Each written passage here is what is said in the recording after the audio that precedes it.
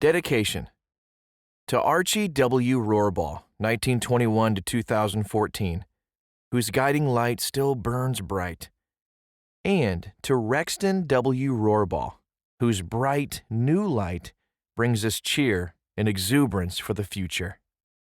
Acknowledgements. There are many people who contributed to this book in one way or another, and I am indebted to each of them. Above all, I want to thank my wife, Debbie, for her love, encouragement, patience, and wisdom on all things big and small. Without her, I'd be a mere dreamer. I would also like to thank my mom for creating a world in which I felt empowered to do anything I wanted, and my dad for the simple yet powerful act of taking me hunting. Thanks to Ed Connolly for reviewing portions of the manuscript, and to Don Thomas for his encouragement and constructive feedback over the years. Thanks to Jerry Gowans for sharing his photo of Fred Bear. Finally, thanks to all the traditional bow hunters who generously contributed photos for the book, and to those with whom I've shared campfires over the years. Forward. Given the number of books on bow hunting in print nowadays, and it certainly wasn't always so, can anyone really find a way to tell the story in a manner that hasn't been used before? The answer is yes, as Ron Rohrbaugh neatly demonstrates in this volume. I've enjoyed a warm long-distance friendship with Ron for years, courtesy of his welcome submissions to Traditional Bowhunter magazine, which I edit. Editors are always eager to find contributors who can bring a fresh approach to familiar topics, and Ron has done that consistently. While capable of telling a hunting story with the best of them, his scientific background, he's a biologist at Cornell University, has consistently allowed him to offer insights into the natural history of the hunting experience that others likely would have missed. No one could have been happier than I to learn he was collecting his observations and stories into a book. Hunting books generally fall into two categories: how-to material intended to instruct, and campfire stories meant to entertain. Ron busts this traditional dichotomy wide open by doing both, a decision that increases the value of the text to novice bow hunter and experienced veteran alike. The book's Part 1 covers a wide range of topics in the first category. Some of the more predictable include subjects that have already received wide attention in print, such as an overview of traditional bows, arrows, and shooting technique. Yet Ron finds ways to shed new light on old material. His chapter on shooting methods in hunting situations outlines an archery style that differs considerably from my own, and I found it fascinating and thought-provoking. Had I read this material 50 years ago, I might well be shooting bows differently today, and shooting them better. To his credit, Ron also laces this section with less frequently visited and occasionally more controversial subjects, ranging from deer biology to the identification of wild flora to the ethics of hunting over bait. While I happen to agree with almost all his conclusions, it's worth noting how carefully he emphasizes that others who feel differently are entitled to their opinions, and how scrupulously he avoids making these differences of opinion personal, as happens all too often in the sometimes contentious world of bow hunting. The tone of the text changes completely in Part 2, where chapters reflect the author's ability for telling a hunting story with the best of them. The venues in these tales range widely, from Ron's home state of New York to Florida, the Great Plains, the Mountain West, the Pacific Northwest, and Southern Africa, as does the list of quarries he chooses to pursue: feral hogs, elk, bears, African plains game, and, of course, our beloved white-tailed deer. A personal favorite anecdote describes a Wyoming antelope hunt Ron makes with a special latecomer to bow hunting, his own father.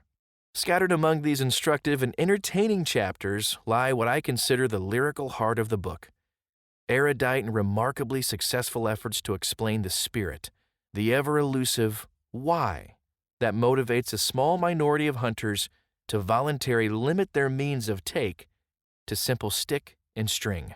That's a tall order. I've been wrestling with it myself for decades, but Ron Rohrbaugh handles it capably with lucid and evocative prose that flows from the page as effortlessly as Eugene Haragel's description of a proper arrow release in Zen and the Art of Archery. The book's final chapter, a summary of the ethical and political challenges today's bow hunters face in their obligation to continue America's tradition of the ethical hunter-conservationist. The book's final chapter, a summary of the ethical and political challenges today's bow hunters face in their obligation to continue America's tradition of the ethical hunter-conservationist, could easily serve as a standalone guide to the subject. Of course, I'm biased. Ron's views on these difficult subjects represent an accurate reflection of my own. The result of all this deftly managed effort is a book that will help the beginner become a better archer and hunter, make experienced bow hunters long for the next opening day, and remind both kinds of readers why choosing to hunt with simple traditional archery tackle can be such a life-changing decision. E. Donald Thomas Jr., Lewistown, Montana. In woodcraft, to bring on discovery and adventure, and to satisfy that primordial thing that lives in the gut, the brain, and the heart of every fair chase hunter. The killing itself plays only a minor but indescribably complicated role in the process of hunting. The overall joy of the hunt doesn't come without a price, as the final act of killing causes a paradox of emotions, including sadness and elation, shame and pride, gratitude and self-indulgence. I wanted to write this book to share my deep relationship with hunting in the natural world, and while doing so, provide some practical insights that I have accumulated over my 20 years with the bow. In the book's introduction, I try to describe what it means to be a traditional bow hunter, and in the final chapter, I tackle the difficult subjects of protecting our hunting heritage and preserving wild places to hunt. The core of the book is divided into two sections. In Part 1, my intent is to provide solid, usable information about buying, shooting, and hunting with traditional bows. I include basic information for newcomers to traditional archery, as well as more in-depth subjects that I believe are too seldom discussed in other books. Where possible, I provide tips for those hunters who are making the switch from compound to traditional bows. In Part 2, I invite you to join me on numerous bow hunting adventures that will take us from humble eastern woodlots to the dark continent of Africa. I hope that the telling of my stories, as if we were new friends sharing our first campfire, connects you with the traditional spirit of bow hunting. Since we'll be sharing this campfire for a while, let's start at the beginning so you know a little more about me beyond my early pursuits of bushy-tailed squirrels. I grew up in south-central Pennsylvania along the banks of the wide, languid Conadaguanet Creek, about 10 miles upstream from where it empties into the 464-mile-long Susquehanna River. To keep me away from the creek and out of trouble, my parents told me that Conadaguanet was an Indian word that meant, "cannot go in it." Their admonishments never worked, as I was always improvising some way to get from one bank to the next. In truth, it is a Native American word meaning a long way with many bends. By the mid-1970s, my side of the creek had been well tamed by a suburban neighborhood and an amusement park my family owned. The opposite side was another matter altogether. It was still plenty wild, consisting of a sizable bottomland forest full of big silver maples, sycamores, hackberries, and the occasional Osage orange. There were numerous overgrown fields left from a bygone attempt to farm the floodplain, and a few tributary streams cut narrow veins across the whole affair before dumping their water into the larger creek. Those little tributaries carried the bobbing forms of freshly fledged wood ducks from their nests high in old sycamores to the relative safety of the open water. To a young boy with an unquenchable thirst for the outdoors, the wild side of the creek might as well have been an unexplored American frontier. It was the ideal space to test my young limits and tune my skills for being in wild places. When I was around 10 years old, or maybe a little younger, a neighbor we called Pappy gave me a used but serviceable Plyflex longbow, which I still have today. It is about 58 inches long and maybe 25 pounds. With a deep green finish and a black, double-shelved handle so it can be shot right or left-handed. Pappy, who really wasn't any older than my own father but seemed so with his bushy beard and backwoods drawl, was a no-nonsense deer hunter who believed in getting the job done expediently with as little fuss as possible. He enjoyed hunting, but didn't need to romanticize it. Pappy was, and still is, a good man and mentor who later in life taught me a lot about the deer woods. I still remember pestering him until he finally climbed into the rafters of his hot, dusty garage to retrieve the old bow I had spied lying prone across one of the wood spans. To him, it was just a forgotten bow. For me, It became a pathway to a life that would eventually shape who I became as a hunter and a man. Thanks, Pappy. With the Plyflex in hand, I'd pull on a fake coonskin cap and sneak to the wild side of the creek in pursuit of muskrats dilly-dallying on the bank or a water snake stretched out on a log. My arrows were crude affairs that I fashioned from wooden dowels gathered in my dad's shop, or kid versions that my mom likely bought at Kmart. When the tips broke, I would resharpen the arrow over and over again with an electric pencil sharpener until it was too short to use. I loved that bow and carried it with me whenever I could. I had some success as a bow-toting Daniel Boone, but mostly I just liked flinging arrows to see them fly. Over and over, I would shoot them from one end of our field to the other, seeing how far I could get them to go by drawing the string past my ear and aiming the bow skyward. There is just something magical about seeing a feathered shaft streak through the air.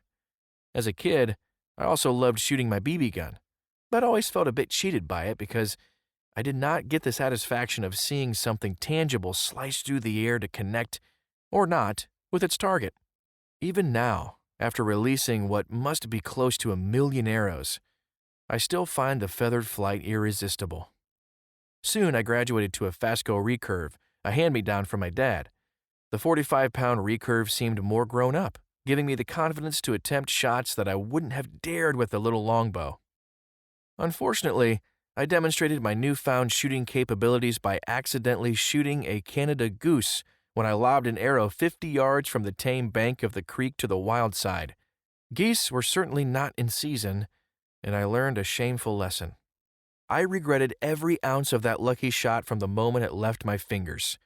Remember, in the 1970s, Canada geese were revered game birds and had not yet become viewed as pests to be dealt with like porcupine quills dotting a bird dog's vulnerable muzzle.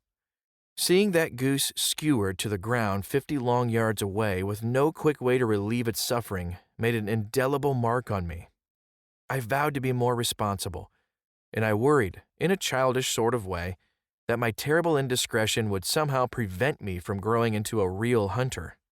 My dad is a first-generation hunter who never bow hunted much, but was an avid gun hunter and made trips all over the United States and Canada during his middle years. As I neared the legal hunting age of 12, I spent less time with the bow in favor of hunting with my dad.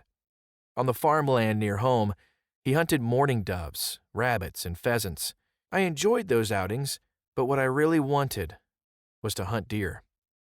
Even as a kid, I never really enjoyed the fast-paced nature of small game hunting. It gave a cursory look at the land, but I wanted to quietly immerse myself in a place, learning every nook and cranny until I knew what made it tick. For our family, deer hunting meant long treks to our cabin in the big woods of northern Pennsylvania. My characterization of it as a cabin is generous. It was a concrete block, 2-room mining shack that we, along with several other members, leased from the state. There was no electricity or running water, just one room with a makeshift kitchen and long dining table. Another room with wall-to-wall bunk beds for the 16 members plus guests, and an outhouse perched on the hill overlooking it all. But what the place lacked in amenities, it made up for in location. I loved it there. Nestled in the heart of the Sproul State Forest, there were more than 300,000 acres of very wild country to roam, and occasionally get truly lost in. As my first deer season approached, I talked about deer hunting nonstop, what gun I planned to use for my first hunt, where I would go, what gun I would use for my second deer, the importance of a good knife, and so on. It was the idle chatter of a child obsessed with hunting, and I'm surprised my poor mom didn't throw me out of the house. When the big day finally came, I found myself with a case of buck fever so bad I couldn't have hit the ground with a round of buckshot. As the morning progressed, I missed deer after deer until my supply of ammunition became troublingly low.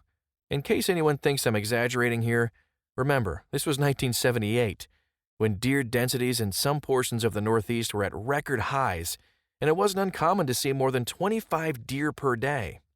I'm sure my dad was embarrassed for me and for himself, but he just kept urging me on and finding more deer for me to miss.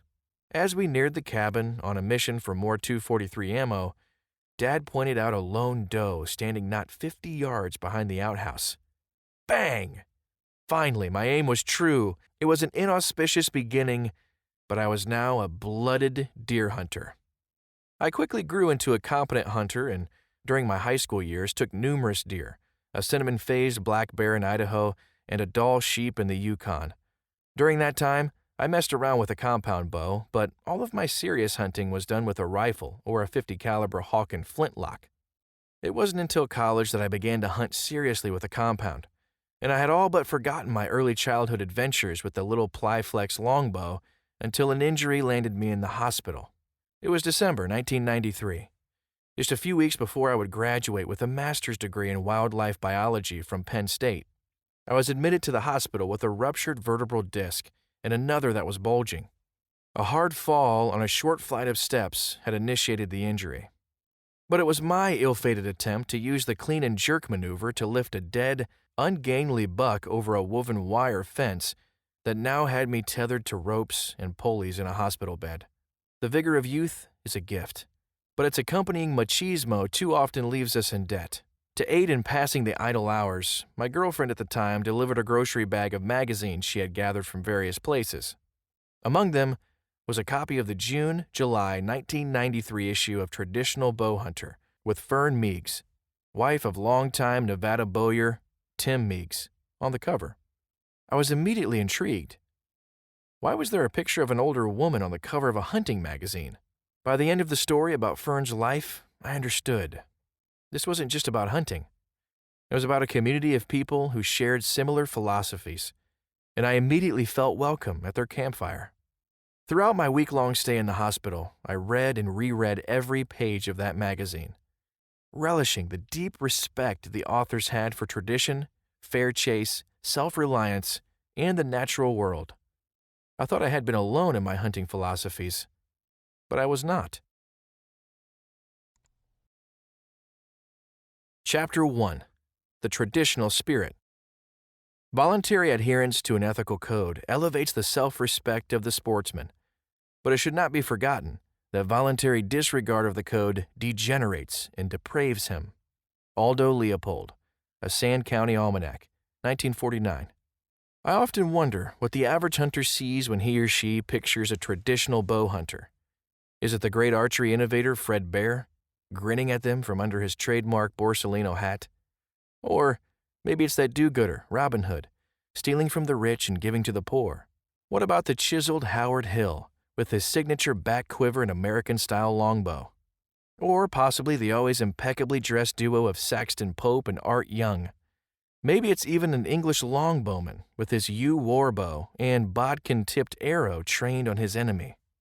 For many, it's likely not someone of European descent at all, but rather a Comanche shooting a stubby ash flatbow from beneath the neck of a galloping paint. Or perhaps it's a crouching Seneca sighting down his dogwood arrow at a tom turkey strutting in a stand of sun-dappled hemlocks. It might even be a sand bushman from South Africa wielding a bow with impossibly long arrows. It's also just as likely that many hunters don't picture any of these images because they don't have a perspective to distinguish traditional bow hunting from any other sort of hunting. It's all the same to them. But still, at least among other hunters, why is there no standard image of the contemporary traditional bow hunter? For an entire human generation, from the early 1970s through the mid-1990s, traditional archery was in a very deep slumber and on the verge of disappearing altogether. The decline and near extinction of traditionalists was brought on by the rapid growth and popularity of the compound bow, which took over the archery industry after being introduced in the early 1970s. The terms traditional archery and traditional bow hunting were coined to refer to archery methods practiced before the compound bow came into wide use. The traditional ways might have become lost altogether, if not in large part for Traditional Bowhunter magazine, which was founded in 1989 and gradually awakened a nation of hunters to a dying art. Today, traditional bow hunting is enjoying a strong resurgence fueled by Americans wishing to return to a simpler, less gadget-filled life that reconnects them with something real. As evidence of this, you needn't look any further than the local food and back-to-the-land movements, the proliferation of do-it-yourself websites, and the popularity of everything retro. I think it is a combination of these motivations that is causing hunters of all types, including many young, urban hipster hunters, to seek out traditional bow hunting. As it turns out, traditional bow hunters are not at all a pure lot. An informal 2015 survey of more than 800 traditional archers conducted on the bowsite.com leather wall forum found that 69% were previously compound bow hunters who had switched to shooting only traditional bows. 20% shot only traditional bows and had never used a compound bow, and 11% shot both compound and traditional bows. In other words, 7 in 10 traditional archers once shot compound bows but switched exclusively to shooting traditional gear. I can only guess that this switch was brought on by the challenge and simplicity of the stick and string, and perhaps by a yearning for a more connected hunting experience. It's also worth mentioning that recent movies like The Lord of the Rings, The Hunger Games, and Disney's Brave have made archery, mostly recurve bows, one of the fastest-growing activities among teenagers. This trend bodes well for the future of traditional bow hunting. So, what is traditional archery today, and what does it mean to hunt in a traditional way? Most would agree that traditional bow hunting involves the use of vertically held bows, such as longbows or recurves, that use a single string and offer no mechanical aids like pulleys or levers for drawing the bow. Beyond that, using equipment alone to define what it means to be a traditional bow hunter is ineffective. Over the years, I've seen a number of authors try to define traditional archery based on the types of equipment and shooting styles that they deem acceptable. For example, some suggest that arrows made of wood are traditional, but those of carbon are not, or that shooting instinctively with no aiming device, such as a sight pin, is the only acceptable way to be traditional. Such arguments are small-minded, provincial, and fraught with endless disagreements about minutiae. Is a hand-cut dogwood stem more traditional than a cedar shaft? Are plastic vanes not traditional compared to feather fletching, when in fact bows themselves contain modern glues, fiberglass, phenolic, and carbon? Is a recurve with a wood handle traditional, but one with a metal handle not? I once ran into an old bow hunter on a wildlife management area in northeast Oklahoma. His weathered cheeks held deep, curving creases like the lines on a hickory nut, and his knotted old knuckles bespoke of hard work and pain. I guessed that he was in his 80s, but he could just as easily have been a weathered 60. One thing for sure, he had been at the game of bow hunting for a very long time. He wore a felt hat and plaid wool shirt, and had a leather back quiver full of carbon arrows slung over his shoulder. In his left hand, he carried a bare Kodiak recurve with a single sight pin protruding from the riser. By contrast, I was carrying a handmade Osage shelf bow fitted with a bow quiver containing 3 neatly made ash arrows, and I wore a head-to-toe outfit of modern camouflage. Who is the traditional bow hunter? Despite the fact that his bow hunting life predated the compound bow, did this old bow hunter's sight pin and carbon arrows disqualify him from being traditional? What about my unorthodox use of a bow quiver on a self bow, or my fancy camo duds? As you can see, any strict definition based only on equipment or shooting style is bound to fail. One way to understand traditional bow hunting is to know a traditional bow hunter's stuff. As much as traditional bow hunting is about keeping it simple, the trappings remain a big part of the lifestyle. Perhaps the best way to illustrate this is by giving you a personal tour of my archery workshop. It's on the second floor of a wood-sided 24-foot by 30-foot garage with a window that overlooks a pond and open area planted with native grasses and wild flowers. Being in my shop, surrounded by the sights and smells of traditional archery, brings a sense of satisfaction that rivals hunting itself. At the top of the stairs leading to the second floor is a rack of vintage bows. Bear, Ben Pearson, Browning, Damon Howitt, Indian, Clan Gordon, that remind me of a simpler time when all archery was traditional. To my right is another rack, similar to the first, with bows hanging vertically from wooden pegs and lengths of deer antler. On this rack resides a more modern fleet of traditional bows, custom longbows and recurves made of native woods like osage, maple, cherry, elm, and hickory, and exotics like bokoti, bubinga, zebrawood, and pau ferro. Most of the bows are unstrung, but several are always braced so I can readily satisfy my instant itch to shoot. At the opposite end from the bow racks, a bag target rests on 3 old milk crates. It's a 10-yard shot, and I use it for at least a dozen arrows each day. Lining the walls around the bow racks and down the length of the shop are artifacts from a life of hunting. Deer skulls and antlers collected from the woods, leather back quivers brimming with arrows, European mounts, and a few heads from successful hunts, Bushman archery kits from South Africa, and pairs of robin-hooded arrows that vanity prevents me from discarding. On the floor below all of this are racks of arrows and unfletched shafts of wood, aluminum, and carbon. Off to one side, a bowyer's bench is tucked under a dull sheep mount. There are tree stands and totes full of clothing.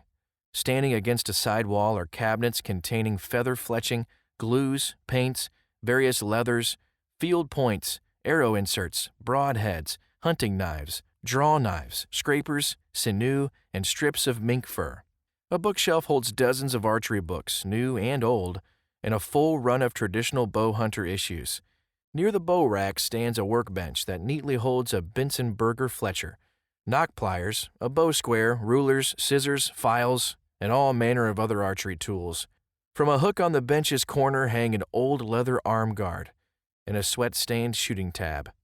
As a reminder of friends now gone, on the wood wall where it meets the floor is an oval-shaped stain where my chocolate labs, first buck, then bear, lay patiently until I put up the bow and turn my attention to them.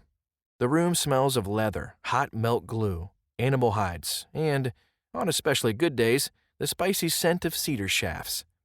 Despite all this stuff, resisting certain gear and technologies in favor of maintaining the traditional way plays a substantial role in what it means to be a traditional bow hunter. It's a ridiculous notion to suggest that we, as traditionalists, should reject all innovations. That would surely drive us to stagnation and eventual extinction. For example, carrying a cell phone when hunting alone is common sense, not a rebuke of tradition. The state of being new is not the problem in and of itself, or at least it shouldn't be. A thing that is new only becomes bad if it somehow cheapens the hunt or defies the basic ideology of what it means to be a traditional bow hunter. When faced with the challenge, our natural instinct is to use the best tool or technique available for the job. Native Americans readily adopted European technologies at every turn: steel arrow points, rifles, saddles, matches, anything that made life easier. So why do traditional bow hunters cling to old ways when there are certainly more effective ways to put meat in the freezer? I think it's in our DNA to revel in the past and challenge ourselves to meet the world as our ancestors did. Furthermore, I think there is a strong desire to keep our traditions alive by teaching them to our own children in hopes that the fire continues to burn. Our culture has lost so much to technology. The urge to preserve some piece of the past, like a living museum, is only natural. If maintaining the primal customs of bow hunting satisfies our busy brains, it's certainly the thrill of traditional bow hunting that likewise rocks our hearts. A hallmark of traditional bow hunting that sets it apart from nearly all other forms of hunting is the need to get very close to our quarry. Some hunters choose to challenge themselves by limiting their interest to trophy animals. Traditional bow hunters achieve this challenge by limiting technology, which means it's not about how far you can shoot, it's about how close you can get. Traditional bow hunters routinely shoot big game in face-to-face encounters that are measured in feet. This requires tremendous woodsmanship, patience, a steely nerve, and a deep knowledge of wildlife ecology and behavior. You haven't hunted until you've been near enough to see the liquid of a doe's eye or smell the meaty presence of a bear. In fact, a primary tenet of traditional bow hunting is the adherence to traditional ways that don't rely on technology to shortcut the apprenticeship of our craft or diminish the ancient hunting instincts that allow us to get close to game animals. There are many ridiculous and scary examples of how traditional hunting skills are being replaced by technology, including the use of portable, electronic fan-driven ozone generators installed on tree stands to mask human odor and negate the need to understand and use the wind. Drones designed to find game without learning to read wildlife sign. High-tech mesh suits developed to make hunters invisible to game by blocking human-produced electronic energy. And smart, computer-controlled aiming and triggering devices intended to eliminate the need for practice. Adoption of such technology only layers an ever-thickening barrier between hunters, the natural world, and the ritual spirit of hunting. When we allow our time-honored skills as archers and woodsmen to be replaced by commercial gadgets designed and hocked to make our enterprise quick and easy, we become disengaged intruders on otherwise wild places. Where we once walked shoulder to shoulder with other predators, we now rumble in, take what we want without preparation or skill, and rumble out. For validation of this, you needn't look any further than commercial hunting shows on television or video. Having been in the traditional archery community for more than 20 years, I can tell you that there are strong, unwritten values that traditional bow hunters pride themselves on following. There is a common peer-to-peer driven expectation within the traditional community that its members will adhere to the highest standards of conduct, fair chase, and land conservation. I call this the traditional spirit. The traditional spirit means doing things the honorable way, which is often the hard way, even when easier but less noble options are available. It means treating wildlife, fellow hunters, and non-hunters with respect. The traditional spirit is more than an ethic. It's a way of being that cannot be summed up by simply adhering to a code. It's about honing our craft as woodsmen and immersing ourselves in the ebb and flow of the natural world. I want to be clear about something. I am not saying that traditional bow hunters are unique amid the hunting community in having high values. This is not about dividing our ranks or disparaging others. All forms of hunting have many fine and ethical members. I have many friends whom I respect immensely who hunt with a rifle or compound bow. What I'm saying is that this traditional spirit is unusually widespread and steadfast within the traditional bow hunting community. I once overheard another hunter refer to traditional bow hunters as bird watchers with bows. Though this might be a flippant thing to say, its deeper meaning likely has some truth. On one hand, I take issue with the implication that traditional archers are complacent hunters, as that is patently untrue. I'd say we work harder at this game than any other type of hunter. On the other hand, if we can agree that bird watching is an apt metaphor for the idea that hunting is about far more than killing, then I couldn't agree more. There are many problems associated with hunting today, but I'm happy to say that I see the traditional bow hunting community as part of the solution, not the problem. I address some of the challenges that hunting faces in this book's final chapter, but for now, the point I want to make is that traditional bow hunters, through their high standards, have a chance to make a real difference in the pursuit of conservation and protection of our hunting heritage. So, where does that leave us? Despite my ramblings, we still have not succinctly defined what it really means to be a traditional bow hunter.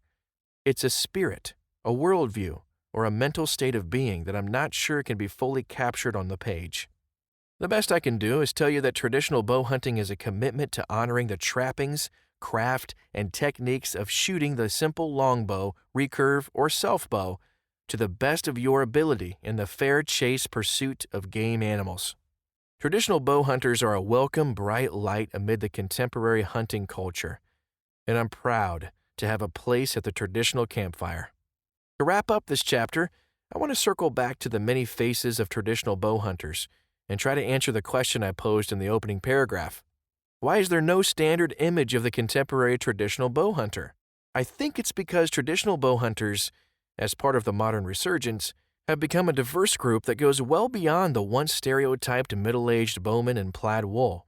Our ranks now include young hunters decked out in state-of-the-art tactical clothing, hunters from all races taking to the field and forest, women not just tagging along with their husbands, but also building bows and following their own hunting passions, and kids enjoying time afield with their parents and counting the days until they can hunt too. We just can't be summed up in a single image. Chapter 2. Bows and Arrows. My first sight was a kitchen match held to the bow with a rubber band. Fred Bear. Fred Bear's World of Archery, 1979. In 1993, when I embarked on my traditional archery journey, it was nearly impossible to find recurves or longbows in Pennsylvania's local archery shops. And worse, no one in those shops knew a thing about traditional bows or where to buy them. With no local options and no internet to speak of at that time, I ended up buying a 1970s vintage Browning medallion recurve for $25 in a secondhand store in Clarion, Pennsylvania. The medallion was part of Browning's Target line, and at 64 inches and 46 pounds, it turned out to be a great starter bow. I still have it today and shoot it often. Around the same time, I picked up a copy of Jim Chin's book, Winds of Change, which proved to be an excellent primer on how to tune and shoot traditional bows. The situation today for traditional archers is very different. There is a dizzying array of information on bows and related equipment. I recently counted 121 bowyers listed on a popular website for traditional archers. Think about that. 121 businesses, from mom-and-pop operations to corporations, specialized in making and selling traditional bows. As more evidence of traditional archery's popularity, bear archery, which had all but stopped building traditional bows by the 1990s, is now back in full production and offering several reworked classics, such as the venerable 1959 Kodiak. By all accounts, the good old days are now. These craftsmen offer recurves, American longbows, hybrid longbows, Asiatic bows, flat bows, bamboo-backed bows, self-bows. The list of styles goes on and on. Add to this the availability in different grip styles, such as low, medium, or high, and dozens of custom options, including working or static recurve limbs, wood or foam limb cores, fiberglass or carbon backing, clear or colored glass, checkered or stippled grip, single or double string nocks, and so on. It's easy to see how confusing the choices can become for even a seasoned shooter, let alone a newcomer. Another twist in this new age of traditional archery is that these bows are expensive. A brand-name mass-produced bow such as a Martin or Bear will cost between $400 and $700, and custom bows run the gamut from $500 to more than $1,500. Purchasing the wrong bow, such as one that's too heavy or too short, can be costly. The purpose of this chapter is to provide some basic advice on selecting the right bow and arrows that will serve you well and suit your shooting or hunting style. Let's start with a discussion of bows. Choosing a bow. First, don't fall into the trap of buying a particular bow just because 10,000 Joe bow hunters on the internet said it was by far the best bow they have ever shot. Seeking advice from online discussion forums or members of your archery club is a good idea, but always measure that advice against your own needs as an archer and bow hunter. Your best hunting buddy, Butch, might extol the virtues of his 70-inch, 75-pound Howard Hill Big 5, but you should make sure that type of bow fits your needs before plunking down your hard-earned cash for something similar. Also, don't judge a bow by its cost. Just because it's more expensive does not mean it is better. Some of my most disappointing purchases have been high-end bows that didn't hold up to their hype. A good option is to attend traditional archery gatherings where custom bowyers and dealers are available to let you try their bows. There is no substitute for being able to test drive a bow before making your final decision. If that's not possible, start with your local archery club or shop to find a traditional archer who might allow you to shoot his or her bow. It's often difficult to give fellow archers advice on buying a new bow because everyone is different. So, before I get started with specifics, I'd like to throw out a few caveats. I'm 5 feet 9 inches tall, a medium build, and middle-aged. What fits me might not fit you. For hunting, I use climbing tree stands, ground blinds, and sometimes a ghillie suit. My style of hunting might not match yours. I shoot 3 fingers under and aim instinctively, more on that later, at less than 25 yards, but use the tip of my arrow for longer distances. My form might not concur with yours. In other words, what works for me, or for the person selling you your new bow, might not be the exact ticket for you. I can give you some tips to get you on the right path, but the fine-tuning will be up to you. The first question many newcomers have is, should I shoot a longbow or recurve? In fact, it's a good question for experienced shooters as well. In the past, most authors have urged those considering the traditional bow to start with the recurve because it's easier to shoot. 15 years ago, that was probably true, but I believe today's modern longbow designs rival recurves in their shootability, particularly because of a convergence in grip styles. Older longbow designs, such as the Hill style with its short riser, straight grip, and narrow arrow shelf, can be difficult to shoot and tune. Today, however, there are numerous bowyers making straight-limbed bows with long risers and pistol-style grips that make hand placement easy and consistent. To understand the difference, imagine gripping a broomstick versus the thumbhole stock of a custom rifle. Don't get me wrong, one isn't better than the other, but the skill required to be successful with each is certainly different. In other words, if you are new to traditional archery or simply struggling with your shooting, choose a bow with a contoured grip and arrow shelf that is cut to center, and don't worry too much about whether it has recurve or straight limbs. The term shootability gets tossed around a lot in archery literature and is an important concept to understand when comparing bows, but no one ever takes the time to define it. For me, shootability means a bow that is forgiving toward errors of form, so that it does not exaggerate shooting mistakes or shot-to-shot inconsistencies. A bow should not pinch the fingers of your drawing hand and should draw smoothly without rapid weight gain, no more than 3 pounds per inch to your draw length, especially the last 2 inches. A little bump or hand shock after releasing the string is fine, but it shouldn't be distracting or uncomfortable. Finally, a bow needs to shoot where you're looking. All bows can be tuned to do this, but I find it bothersome when I have to set up a vastly different arrow than my others to make a bow hit the mark. After deciding on a basic bow style, one of the first decisions you must make is whether to buy a takedown or a one-piece bow. If you plan to do a lot of traveling and need the convenience of a bow that breaks down into shorter sections, then a takedown is often the best option. But there are more reasons to choose one design over the other. Takedowns cost more money but offer the flexibility of buying additional limbs of varying lengths or weights. A nice feature if you plan to use the same bow for hunting spring gobblers and bull elk. Several bowyers even offer takedown models with risers that will accept longbow or recurve limbs. Takedowns tend to have more physical weight, which might be perceived as a negative, but many shooters, myself included, find the extra mass in the riser adds a stabilizing effect. Some bowyers offer 2-piece takedown bows that have a connection such as a sleeve or hinge joining the 2 halves. 2-piece takedowns retain the look and feel of a 1-piece bow, but after owning a few, I'm not a big fan. 2-piece bows don't offer much of an advantage for traveling. With a 2-piece 64-inch bow, you still have 2 32-inch long sections to wedge into your luggage. With a 3-piece bow, no 1-piece generally exceeds 24 inches, making packing much easier. On trips, I often carry a 3-piece longbow in the false bottom of a duffel bag without anyone knowing it's there. On several backcountry hunts, I have carried a 3-piece bow tucked in my backpack or in a horse's pannier until it was time to hunt. If one side of the coin is convenience, the other is simplicity. There is definitely something to be said for the straightforward gracefulness of a 1-piece bow. It's akin to handling a perfectly balanced bamboo fly rod. In fact, if someone told me I had to give up all of my bows but one, I would keep my 1-piece 59er recurve made for me by well-known Michigan bowyer John McCullough.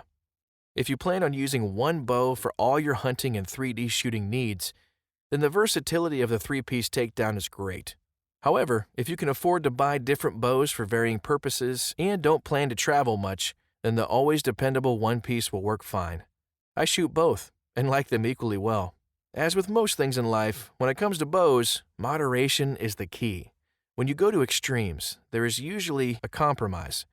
Generally speaking, bows with radical limb designs tend to be fast but finicky to shoot, while more conservative designs, which are less focused on maximizing speed, are more forgiving of errors in form. A radically designed longbow might be advertised to shoot nearly 200 feet per second, but if you can't consistently put an arrow in the kill zone at realistic hunting yardages, then all the speed in the world is irrelevant. A slow hit is better than a fast miss. Look for well-rounded bow designs that don't compromise certain traits, such as shootability, in favor of other factors such as speed. Even within a particular bow design, going to extremes can prove troublesome. For example, very long bows are smooth to draw but inconvenient in the woods, while shorter bows are more convenient but tend to telepath errors in shooting form. The thresholds where these characteristics begin having negative consequences are different for each shooter. For instance, with my 27-inch draw, longbows of 60 to 64 inches and recurves of 58 to 60 inches seem to shoot best for me. However, many archers comfortably shoot bows much shorter or longer. If you're just getting started, I'd recommend staying away from bows less than 58 inches and more than 64 inches. A very important consideration is the bow's grip. Whether you're shooting a longbow or a recurve, the grip needs to comfortably fit your hand to facilitate repeatable hand placement. Even if a bow is otherwise properly proportioned, a grip that is too large or small or that places the hand in an unnatural position can ruin the shooting experience. I currently have a very expensive custom bow, made to my specifications, that I never shoot. It is as refined and fast as a buck pronghorn churning up the prairie. But I hate the grip, and consequently don't shoot it well. Stubbornness alone prevents me from selling it. An ill-fitting grip will contribute to bow torque, hand slippage, and an overall lack of confidence. There are many grip styles to choose from. Traditional style longbow grips that are straight or contoured with a slight locator are the most difficult to master, but offer the ability to be shot with a low, heel-down wrist position, which makes the palm of the hand a natural extension that flows into the bow's riser. Highly contoured pistol-style grips found on many recurves and contemporary longbow designs facilitate repeatable hand placement that promotes consistency. With a high wrist, the bow's grip is more or less cradled in the web formed by your thumb and forefinger. If you're just starting out or switching from a compound, I'd recommend a contoured grip over a straight grip until you master the basics of shooting. One more thought about grips. Unless you have the opportunity to try a bow before you buy it, I would stay away from complicated grip designs, such as those with finger grooves or thumb rests. These features can be fantastic if they fit your hand, but disastrous if they don't. I know you've heard it before, but no advice on bow selection or shooting would be complete without saying it. Don't overbow yourself. Start with a light to moderate weight bow and work up if you feel the need to be shooting something heavier. For most adult men, 40 to 50 pounds at the desired draw length is a good place to start. For women, I would recommend 30 to 40 pounds. The fact is, a 45-pound bow is plenty for deer hunting, and a 50-pound bow is perfectly adequate for most North American game. For many years, I shot bows that pulled more than 60 pounds, but in recent years, I've changed shooting styles and dropped bow weight by 10 pounds. I've seen no difference in arrow penetration on big game, and I shoot far more accurately at the lower draw weight. Many writers recommend hunting with the heaviest bow that you can shoot comfortably. But what does that mean? I can shoot a 75-pound bow very well for a handful of shots. Does that qualify as comfortable? I doubt it. I could never shoot such a bow under pressure or in poor conditions such as cold weather. Some years ago, I hunted in Georgia with shooting guru G. Fred Asbell.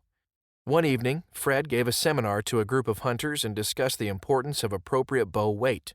He had the group try a little exercise. With your bow in hand, bend at your waist until your back is parallel to the ground. Now draw, and hold your bow for 10 seconds. If this comes easily, you're good. If not, you might want to consider a lower weight. Judging by the primordial howls emitted by Fred's participants, I'd say most were way overbowed, or at the very least expressing some hidden inner Neanderthal. For my physical size, shooting form, and hunting style, 3 bow designs seem to get the job done better than any others. 1950s style recurve built on a pattern similar to the venerable 1959 Bear Kodiak. Reverse handle reflex, deflex longbows like those made popular by the Shrew Bow Company. And 3-piece takedown longbows. The key is to find the design that feels most natural and most easily becomes an extension of your body. Aesthetic qualities aside, look for a bow that hits where you look, fits your hand, has minimal hand shock, is quiet, pulls smoothly without stacking to your draw length, and has good speed. There's no substitute for practice, but selecting and shooting a bow that's well matched to your needs will go a long way toward making you a more successful archer and bow hunter. Arrows. Choosing the right arrows to match your bow and intended form of hunting is every bit as important as selecting a bow. There are 3 stages to this process. First, select the type of shaft material, such as wood or carbon. Second, match the spine, stiffness of your arrow to your bow's draw weight and your physical draw length. And third, tune your arrow and bow for good arrow flight and proper point of impact. In this section, I'm going to cover topics only related to selecting shaft materials. For detailed information on arrow tuning, I suggest the information provided on the Easton Archery website, eastonarchery.com/downloads/tuning-guide. There are 3 arrow shaft materials that are widely used and available: wood, aluminum, and carbon. I have extensive experience shooting and hunting with all 3.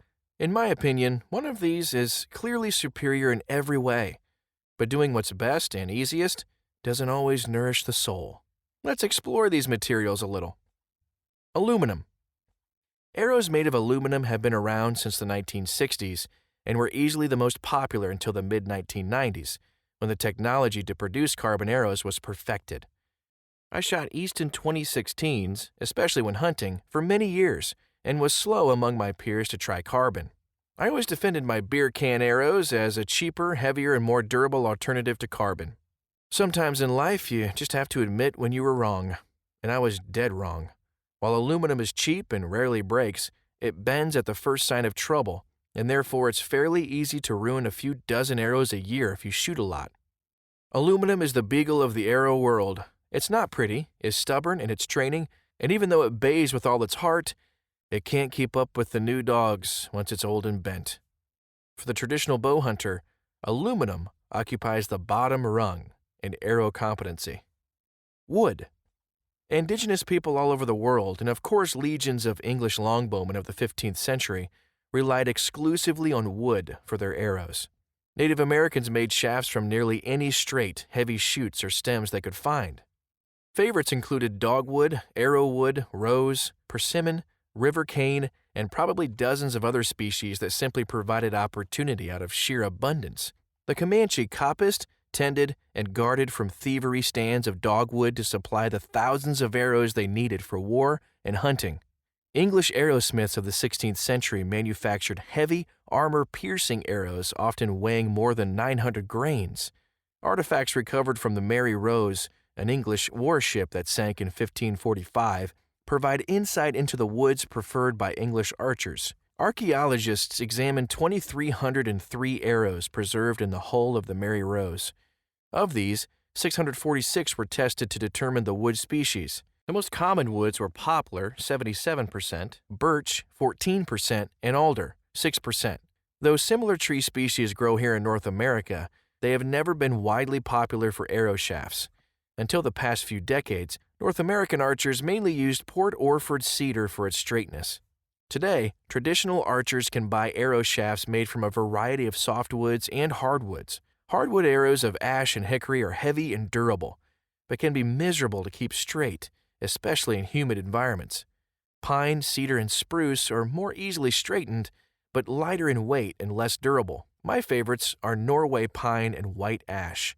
Norway pine is heavier than cedar and nearly as easy to keep straight. Ash is very heavy, and if it has close grain, can be kept straight enough to perform well. I have found that when buying wood shafts to make arrows, it's best to purchase them from a well-respected dealer and get the best quality shafts you can afford. Good shafts are hand-spined, weighed, and checked for grain runout to ensure quality control. Working with poor quality shafting is frustrating and a waste of time and resources. I love making, shooting, admiring, and even smelling wood arrows. I've spent many, many wonderful winter nights capping and cresting matched woodies and enjoying their fragrant aroma. I don't think I will ever end my love affair with a wood arrow, but when it comes down to business, Mother Nature's creation has its limitations. A wood arrow is to the bow hunter as the English bulldog is to the dog fancier. It has a noble look, but requires much attention, and its fierce appearance is just a front for a rather fragile conformation. In a competition of materials, wood is the runner-up. Carbon. As the Johnny-come-lately of materials, carbon was at first demonized by traditional bow hunters as some newfangled substance that wouldn't fare any better than the 8-track stereo. Even worse, it was not seen as traditional, and therefore was an abomination. For traditional bow hunters who wear their Luddite lifestyles like a badge of honor, anything new is met with skepticism. I admit to sometimes being in this camp. But when a material is as good as carbon, it's hard to resist the pull of nascent things. Furthermore, as an arrow material, for me, carbon passes the sniff test, in that it does not violate the basic tenet of what it means to be a traditional archer. With the exception of looks, Carbon is superior in every way to wood or aluminum. It comes in a wide range of spines and weights, and is very durable, especially if you fit the last 2 inches of shaft with an aluminum collar to prevent splintering. Carbon's ability to be tuned for a wide range of bow weights and tolerance of very heavy point weights are what I love most about it. Though I have not done any scientific testing, I'm convinced that high, greater than 175 grains, point weight leads to better penetration and arrow flight. Arrows with a higher proportion of their weight carried forward of center recover more quickly from archer's paradox, the arrow's propensity to bend around the bow's handle as force is rapidly applied by the bowstring upon its release, and the added forward weight is readily transferred to the target, thus increasing penetration. Try the following experiment in an open field where you can clearly see in all directions for safety. Prepare 2 identical arrows, one with a 125 grain point and the other with a 250 grain point. With an arrow at your side, hold the nock end with your thumb and forefinger. Now swing your arm back and then quickly forward, launching the arrow skyward and slightly away so it comes down at a safe distance from your position. Pay attention to how high the arrow flies, how quickly and smoothly it reverses direction at its apex, whether it spins on both its upward and downward flights, and if it sticks in the ground perfectly straight or at an angle. The arrow with a 250 grain point will fly straight and high on its upward path, gracefully turn in midair, spin all the way to the ground, and stick deeply in a vertical position. The arrow with the lower point weight will lumber up on a cant, turn awkwardly at its apex, spin only sporadically, and likely strike the ground at an angle because of its slow recovery. These differences are easy to see in a hand-thrown arrow, but I see no reason to think these arrows would behave differently when shot from a bow. But enough theory. I feel the need for a final dog analogy. The carbon shaft might best be compared to the Labrador Retriever. It has a solid, strong look, is easily trained, can perform under a variety of conditions, and will be eager to work for a long time with just a little care and love. Chapter 3. Shooting Techniques to Improve Hunting Success. Learning to hunt is not the same as learning to shoot, even though learning one certainly seems to help the other, and it's hard to think of a good hunter who is not also a pretty good shot. Richard Ford, Hunting with My Wife. Sports Afield, Winter 1996. As I stepped to the shooting line, a shout came from a group of compound shooters behind me. "Stand back, everyone! Looks like we've got a leaf kicker on the course today." The rest of the group laughed, and I turned to see what all the fuss was about. Not seeing anything out of the ordinary and unaware they were talking about me, I knocked an arrow and drilled the foam standing bare with a Browning medallion recurve and cedar arrow. The group let out a hearty cheer with a few wolf whistles thrown in. I didn't see myself as different, but I suppose my recurve stood out like a cactus on an ice floe. I shrugged and moved on to the next target. Later in the day, a member of the compound group approached and assured me they were just kidding. He said they didn't see many traditional guys at their 3D shoots, and the ones who did come were often kicking at the leaves to find their arrows after missing yet another target.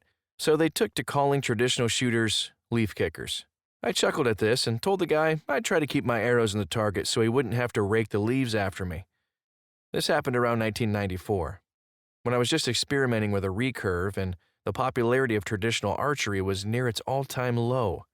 In those days, I saw so few other traditional shooters that I really didn't know what level of accuracy to expect. I knew my consistency with a recurve was poorer than with my compound, but I was mostly keeping my arrows in the 8-ring. And for the time being, that seemed good enough for me.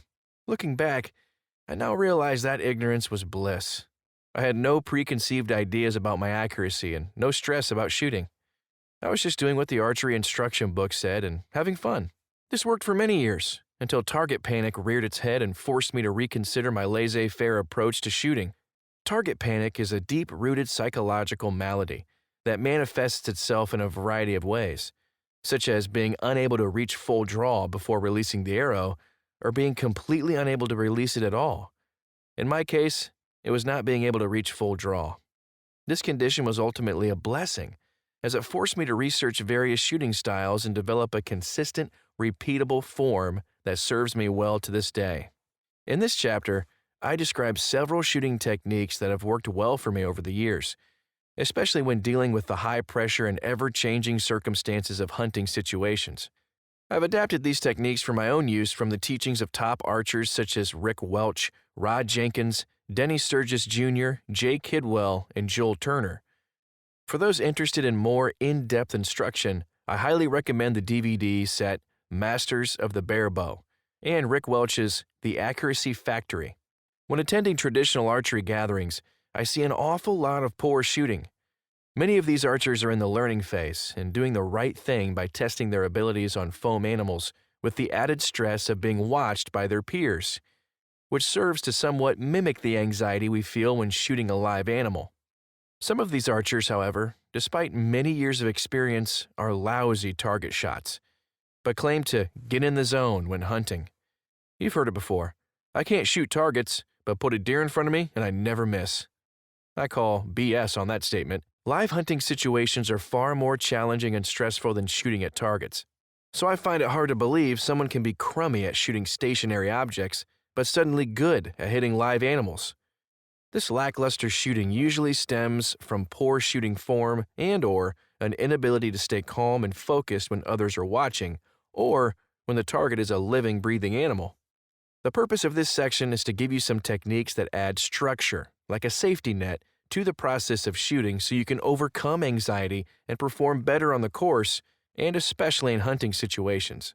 The techniques I cover will be valuable to anyone shooting a traditional bow, but will be especially helpful to shooters with intermediate skills who are looking for a big leap in their consistency and accuracy.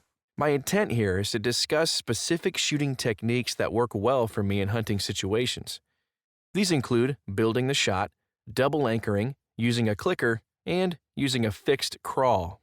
To employ these techniques effectively, you must already have a reasonably good shooting form that is repeatable from shot to shot. These methods are meant to improve your ability to be more effective on game animals, especially when your nerves get the best of you. They are not meant to serve as standalone shooting styles. Before discussing these techniques in detail, I want to comment on the popular acceptability of various traditional shooting styles and our responsibility as hunters.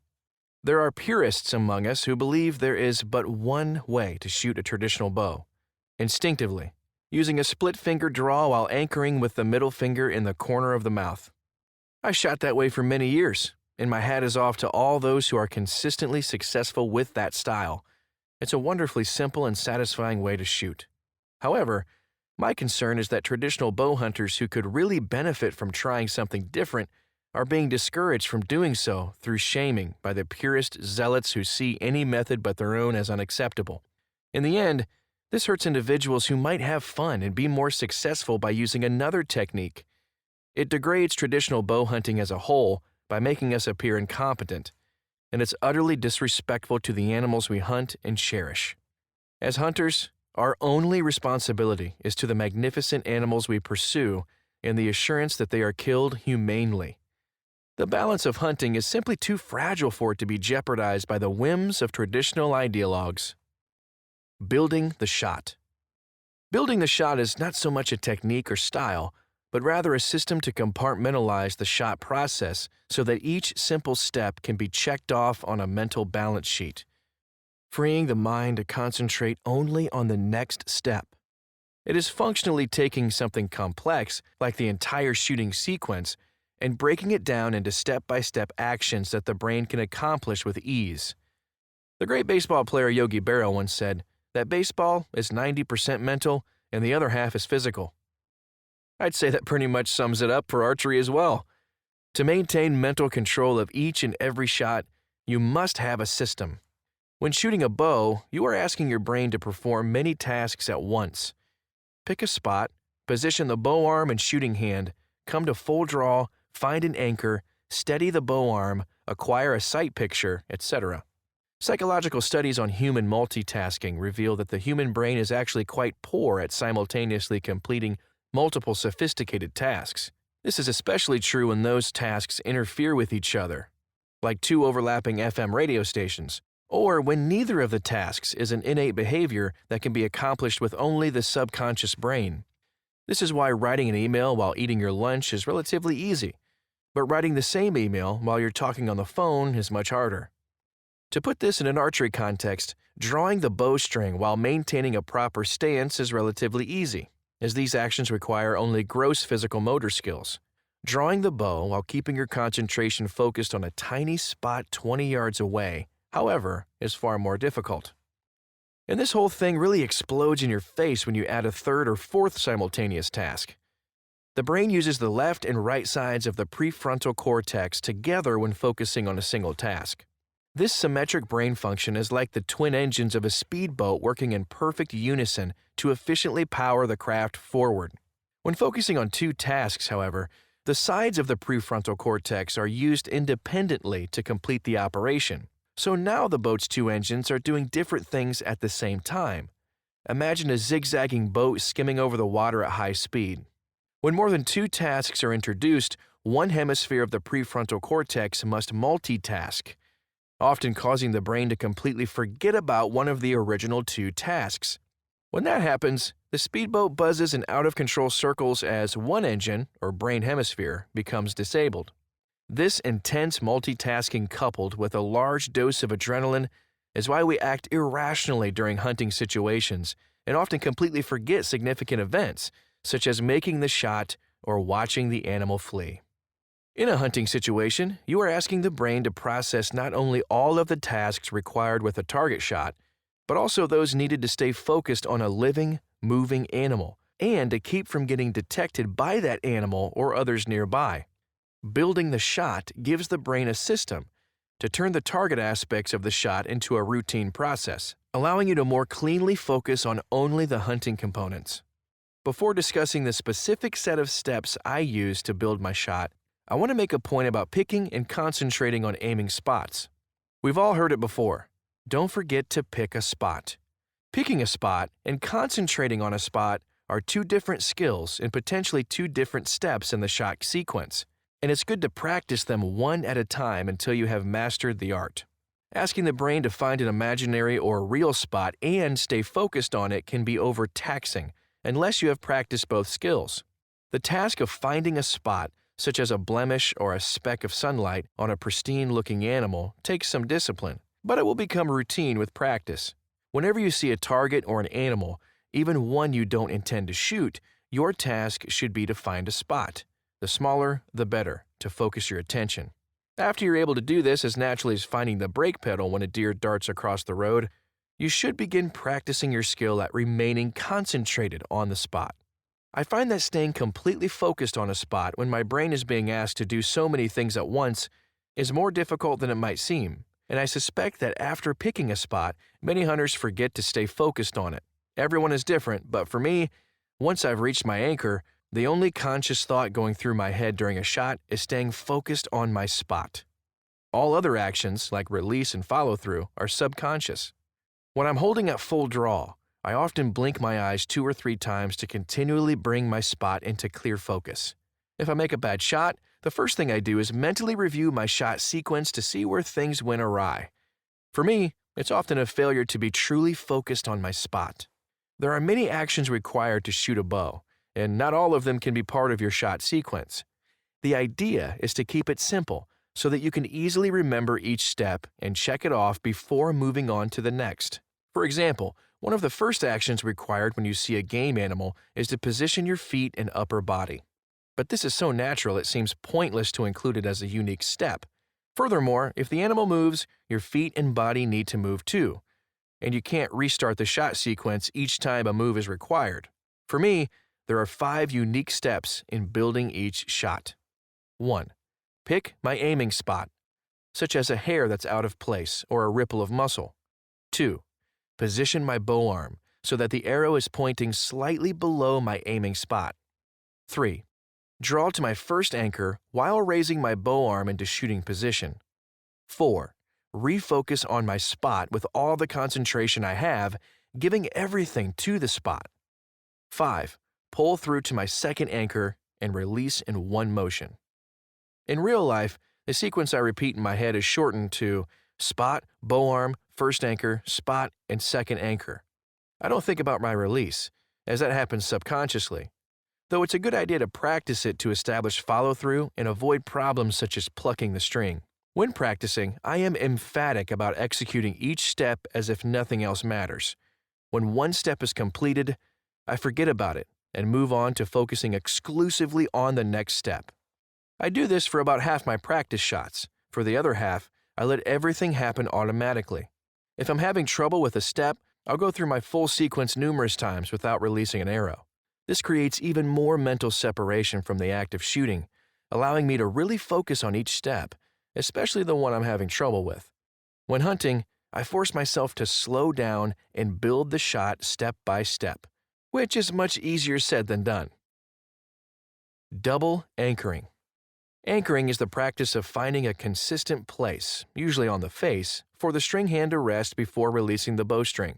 For many archers, this anchor point is the middle finger in the corner of the mouth, as this provides fairly natural alignment of the bow arm, shoulders, and drawing hand. A single anchor point ensures that the hand meets the face at the same point for each shot, but it does not ensure that the face and head is consistently placed.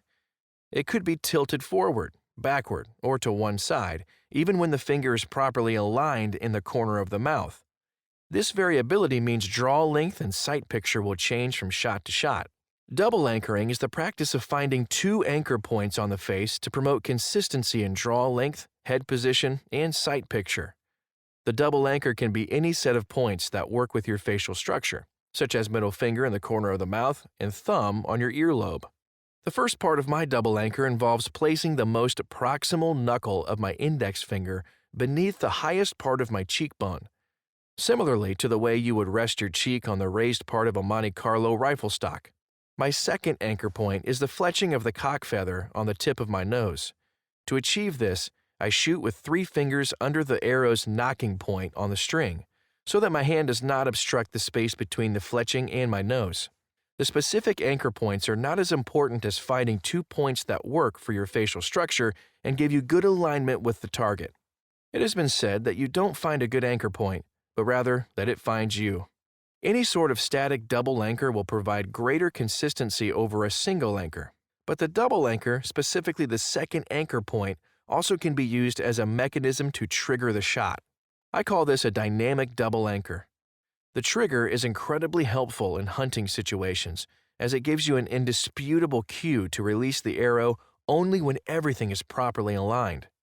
It prevents the short drawing and snap shooting that are so prevalent when your body is amped up on adrenaline, and, if combined with a well-built shot, ensures that you are focused on your point of aim upon release of the bowstring. When I'm shooting, I pick a spot, position my bow arm, draw to my first anchor with my knuckle resting on my cheekbone, and refocus on my spot. Now, here is where the dynamic double anchor comes into the shot sequence. After refocusing on my aiming spot, I continue the draw by expanding my back muscles until the feather contacts my nose. This contact triggers my release of the bowstring, and the rest takes care of itself. For this method to work, you must position your fletching so that it will just reach the tip of your nose at maximum draw. After my first anchor, I like to pull the string another 1/4 inch or so before the feather makes contact. This ensures that I maintain back tension at the time of release so that I don't collapse or inch forward just before the shot. I use 3 5-inch shield cut feathers glued to the shaft so the base of each feather is 11/16 inch from the end of the shaft. I can fine-tune this arrangement by rotating the nock so that the cock feather will contact my nose slightly higher or lower. You will need to experiment to see what fletching and nock arrangements work best for you. I've heard some traditional zealots complain that all of this 3 fingers under and double anchoring business is done so that the shooter can gun barrel the shaft. This isn't true, and even if it were, it shouldn't matter as long as you are hitting the target. Using the dynamic double anchor technique, I shoot instinctively by looking at only the point I want to hit, out to 25 yards. Beyond 25 yards, I can't help but see the arrow in my line of sight and begin using the tip of it as an aiming device. Using a clicker. Each summer, I try to attend the Eastern Traditional Archery Rendezvous, commonly known as Denton Hill, in Coudersport, Pennsylvania. One year, as I was taking a longbow for a test drive at the vendor tryout range, I overheard 2 guys talking. As one watched the other shoot, he said, "You might want to try one of those clicker things. You're not even close to full draw." The shooter was less than pleased with his friend's assessment and replied, "I shoot purely instinctive. I'm not putting one of those things on my bow. I'll look like a fool." The other fellow quipped, "No, you look like a fool with 4 inches of arrow hanging off the shelf when you're supposed to be at full draw." He then went on to say that he had recently installed a clicker on his recurve, and it had completely cured his short drawing habits and markedly improved his shooting. As if to signal the final word, he said, "If it improves my shooting, I don't care what anybody thinks." I'd say this guy had smarts and some cojones to boot. A clicker, or draw check, is a device that attaches to the belly of your bow limb or to the riser and includes a tension line that connects to your bow string. As you draw the bow, the tension line tightens, causing the draw check to make an audible click at a preset draw length. The clicking sound becomes your cue to begin the process of releasing the string, reducing the urge to release before reaching full draw. This is similar to the dynamic double anchoring method, but the cue is auditory and not tactile like the feather to the nose. For some, the auditory cue is a cleaner signal to the brain and makes for a more deliberate release. I remember the first time I tried using a clicker. I had just finished a particularly painful practice session and knew I had to do something to improve my shooting. My target panic had become so bad that I considered hanging up the traditional bow altogether. I hated the thought of gluing something onto the limb of my custom bow, but I forced myself to open the clicker package and at least read the instructions. 15 minutes later, I had it mounted and was experimenting with the tension line to get just the right length to trip the clicker when I reached full draw. Back outside at the 3D target, I began my first draw with an arrow on the string. I kept pulling and pulling, but no click. Surely I was at full draw. Something must be wrong. I let down and inspected the clicker. Everything seemed to be in order. While in my bow shop, with no intention of releasing the string, I had easily come to full draw, producing an audible click. But now, in real shooting situation, my brain was overriding my muscles, telling me to stop drawing and let her rip even though I wasn't at full draw. I focused and tried again. This time, when I thought I was at full draw, I used my back muscles to pull my shoulders together, giving me just a little more, and click! I confirmed the sight picture and released. With flawless arrow flight and more speed than I was used to, my arrow hammered the exact spot I was focused on. Thank goodness the bugs weren't bad that day, as I stood mouth agape for what seemed like 5 minutes. Everything about the shot felt perfect. At that moment, I knew I had crossed some threshold with my shooting. From 20 yards, the next 5 arrows clumped into a softball-sized group. I was tickled. I know of many hunters who use clickers on their bows during the off-season to practice, but remove the clicker for hunting because they think the sound will scare game. I suppose this is fine as long as the good form developed through the repetition and using the clicker holds in a hunting situation, but I suspect this is often not the case. I don't presently shoot with a clicker as I now use a dynamic double anchor, but when I did, I kept it installed while hunting. I never had an animal detect me because of the click, but I do recommend a few modifications for hunting. There are 2 clicker brands available at retail traditional archery stores, the Clickety Clicker and the Crick It. There are some minor differences, but preference is usually a personal choice. Both brands use a tab made of spring steel set in an aluminum frame to produce the clicking sound. To modify the clicker for hunting, disassemble the housing and wrap the string steel tab with a small amount of electrical tape to mute the metallic sound. After doing this, you'll find that you actually feel the click with your fingers on the bowstring more than you hear it. I also like to replace the clicker's short section of metal chain with a nylon string to prevent the noise made by the chain hitting the bow limb. The clicker attaches to the limb with a piece of double-sided mounting tape. I also recommend reinforcing this with a few wraps of electrical tape beneath the spring steel tab and around the bow limb, and waterproofing it with tape on the sides of the clicker frame to prevent water from getting to the mounting tape. While hunting, the clicker will be useless if it becomes loose and pulls away from the limb by even a fraction of an inch. I found this out the hard way on a rainy spring bear hunt. Using a fixed crawl. The term fixed crawl, or simply crawl, comes from the target shooting technique known as string walking, when your fingers are positioned at pre-marked places along the string and below the arrow's knock indicator. The word crawl refers to your hands moving along the string. The lower you grip the string, assuming the anchor point on your face remains the same, the closer the arrow gets to your eye. This functionally reduces the point-on distance, or range where the tip of arrow can be held directly on the desired point of impact. In other words, the tip of the arrow can be used almost like a sight pin. If your point-on distance is 35 yards, you can simply draw the bow, hold the tip of the arrow on the target, and shoot. The trouble is, most archers using hunting weight bows have point-on distances of 30 yards or greater, while most hunting shots are taken at less than this distance. A fixed crawl provides the opportunity to set your point-on at an appropriate distance for your most common hunting shots, and unlike string walking, to leave it there. The technique is remarkably simple and effective. To set up a fixed crawl, tune your hunting bow as you normally would. Then position an index point on your string to mark the location of your fixed crawl. This will take a little experimentation. To start, place a brass knock indicator on the string 3/4 of an inch below your bottom arrow knock indicator. This is the location of your fixed crawl and where you will now grip the string. Place your hand on the string below your index point and slide your hand up until the top of your finger tab or shooting glove hits the new knock that you installed. Now, draw and anchor the way you would normally shoot. You will immediately notice that the arrow is in your line of sight. It takes some practice, but concentrate on holding the tip of your arrow on your desired point of impact and executing the shot as you normally would. It might take a couple dozen arrows for you to get a feel for doing this. For now, don't worry too much about where your arrows are impacting. Just adjust your distance to the backstop so your arrows are staying on the target. Once you get comfortable, you will notice your arrows beginning to group on the target.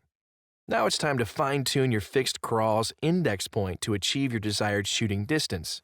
First, you need to determine the most versatile point-on distance for your type of hunting. If you live in the West and commonly hunt elk or mule deer, the optimal distance might be 25 or even 30 yards. If you find yourself most often hunting white-tailed deer from tree stands, then a 20-yard point-on might be more appropriate. Keep in mind that a 20-yard fixed crawl doesn't mean you'll only be able to shoot that distance. The 20 yards simply becomes your reference point for making longer or shorter shots. To fine-tune your fixed crawl, move to your desired hunting distance, let's say 20 yards. Place a prominent aiming point about the size of a golf ball on your target and continue shooting with your fixed crawl index 3/4 of an inch below the arrow's knock indicator. If your arrows are striking below your point of aim at 20 yards, move the brass knock indicator that marks your fixed crawl up the string so your arrows impact higher. If you're hitting high, move the brass indicator down. The goal is to be able to hold your arrow dead on at the desired distance to achieve proper elevation. After this is accomplished, you will need to experiment at various distances to determine how much you will need to compensate, gap, at distances that are less than or greater than your fixed crawl distance. In my experience, the variation is often fairly low, allowing you to more or less hold right on for shots that are within 5 yards of your fixed crawl distance. The techniques described add structure to your shooting when you need it most. Building the shot frees the mind to accomplish just one step at a time, which reduces anxiety and increases control. A dynamic double anchor ensures that your shot is properly aligned and gives you a tactile cue to release the shot only when you are ready. Using a clicker builds a muscle memory to eliminate problems of short drawing and provides an indisputable auditory cue when it's time to shoot. Using a fixed crawl does not by itself improve form or consistency, but it does provide a simple aiming technique that takes the guesswork out of establishing a sight picture that will produce accurate shots. Each of these techniques can vastly improve your hunting success, especially in high-pressure situations. Chapter 4. Buck Fever, a traditional bow hunter's biggest demon. Any sportsman who can kill his deer without the tingling spine, the quick clutch at his heart, the delicious trembling of nerve fibers when the game is finally down, has no place in the deer woods. Lawrence Collar. Shots at Whitetails, 1948. The setup was perfect. I was in the heart of Texas brush country in 2008, tucked away in a natural ground blind overlooking a favorite watering hole for the local band of javelina. I suspected that as the sun inched toward the horizon, the animals would stop by for a cool drink. With the anticipated relief of evening's cool air still hours away, I was surprised to see a lone coyote loping down the sendero in my direction. I have mixed feelings about shooting coyotes and often prefer just to watch, but in this case, I decided to give it a try. He came in at a trot, but pulled up short at my shadowy boot prints in the dry gravel. Sensing no immediate danger, though, he tentatively moved on toward the water. Now he was as good as mine. Or was he? Arrogance, especially with regard to taking an animal's life, is a misleading state of mind. I don't remember making the shot, but I do recall the unwelcome sound of my broad head skittering through the gravel and the blur of an unscathed coyote disappearing like the Tasmanian devil for parts unknown. I didn't have to wonder what had happened. I knew it, because it had happened to me before. I lost my head and just plain blew the shot. I know the importance of making methodical shots on game animals. I've done it successfully many times, but for some reason, on this day, my brain couldn't handle the pressure and frantically went straight to let's get this over with and release the bowstring as fast as possible mode. The result was a clean miss. As hunters, we tease each other about buck fever, and especially like to rib new hunters for being susceptible to the dreaded ailment. But I think the affliction runs much deeper than occasionally plaguing only the uninitiated. In fact, I would suggest that buck fever probably accounts for more missed shots than any other cause among hunters of all experience levels.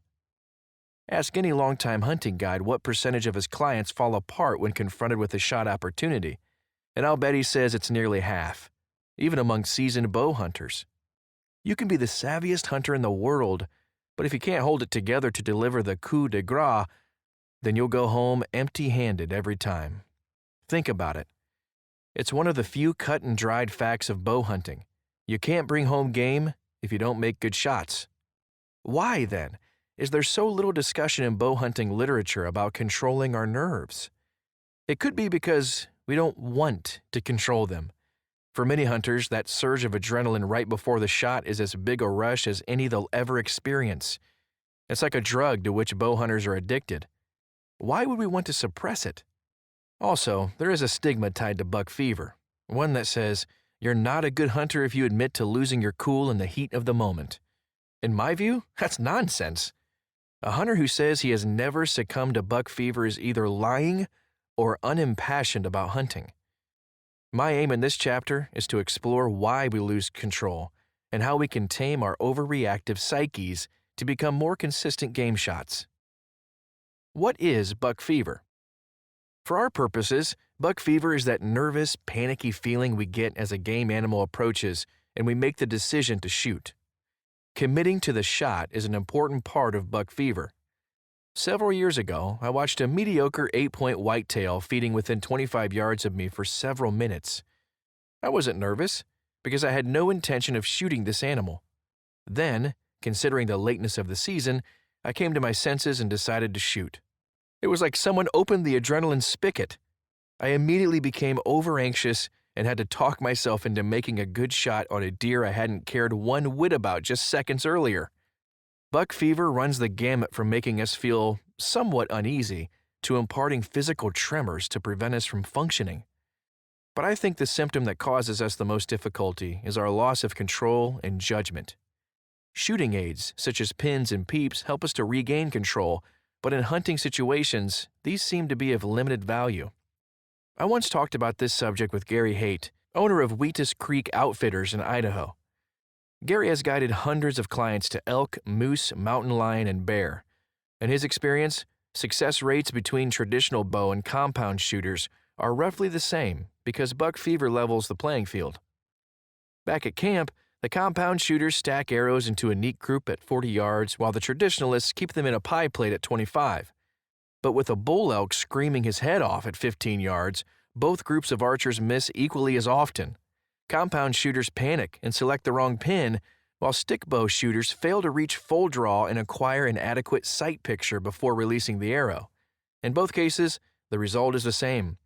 A lack of control and good judgment brought on by the panic of buck fever prevents us from employing the consistent, methodical approach we use during our practice sessions. Why does buck fever bring on a loss of control, and how do we mitigate it? Acute stress is something the human body dislikes and wants to end as quickly as possible. When going into a job interview, preparing to give a public presentation, or confronting a problem coworker, we often say to ourselves, "I just want to get this over with." We want to make the anxiety go away. In terms of stress, having a trophy animal enter our shooting lane is akin to packing 10 job interviews into one 30-second encounter, with one big difference. In most of life, there are rules and accepted practices that govern our actions. If you entered a job interview and frantically shouted, "Hi, how are you? I hope you give me a job. Bye," I doubt you would be too successful. We don't do that because others around us are expecting us to follow the accepted rules. In other words, we have a support system because the rules are being enforced for us. In a hunting situation, there are still rules, but no support system. It's up to us to act appropriately. The problem is, our minds become overwhelmed with stress. We forget the rules and jump right to the "I want to get this over with" part, which often results in a missed shot. Too many whitetail hunters. I have been lucky enough to hunt in 3 countries in about a dozen different states, pursuing critters from the feral hog to the Greater Kudu. In my experience, there is no animal more wary than a mature white-tailed deer. Some other species, such as pronghorn and impala, are just as reactive, but none display the same level of caution and flightiness as a whitetail. Regardless of whether it's a buck or doe, if a mature whitetail senses something is amiss, it will rarely stick around to exercise its meager curiosity. Most hunters have been schooled to believe that if a whitetail gives you a chance, you better take it. It's my theory that the millions of us who cut our bow hunting teeth on whitetails are preconditioned to be impatient and nervous just like our quarry. A whitetail's nervousness rubs off on us, exacerbating the effects of buck fever. In hunting other species, I've learned to relax and not worry that the critter in front of me will evaporate at any second. Each species has its own unique behavior. Each hunting encounter should be judged on its own merit and not by the whitetail standard, on which many of us learned. I'm afraid whitetails have given us some bad habits when it comes to bow hunting other species. But there are ways we can prevent buck fever, or at least learn to be successful despite it. Slow down. Whether you're hunting whitetails or 3-toed sloths, don't rush. Our instinct is to shoot at the first chance or risk losing the opportunity. Sometimes this is the right decision, but often it is not. Think of it this way. If we panic and rush the shot, or if the animal slips away with no shot, the end result is the same. Nothing is gained. On the other hand, if we are slow and methodical, we might run a slightly higher risk of the animal disappearing, but that risk is clearly offset by the much greater probability that we will make a clean shot when it presents itself.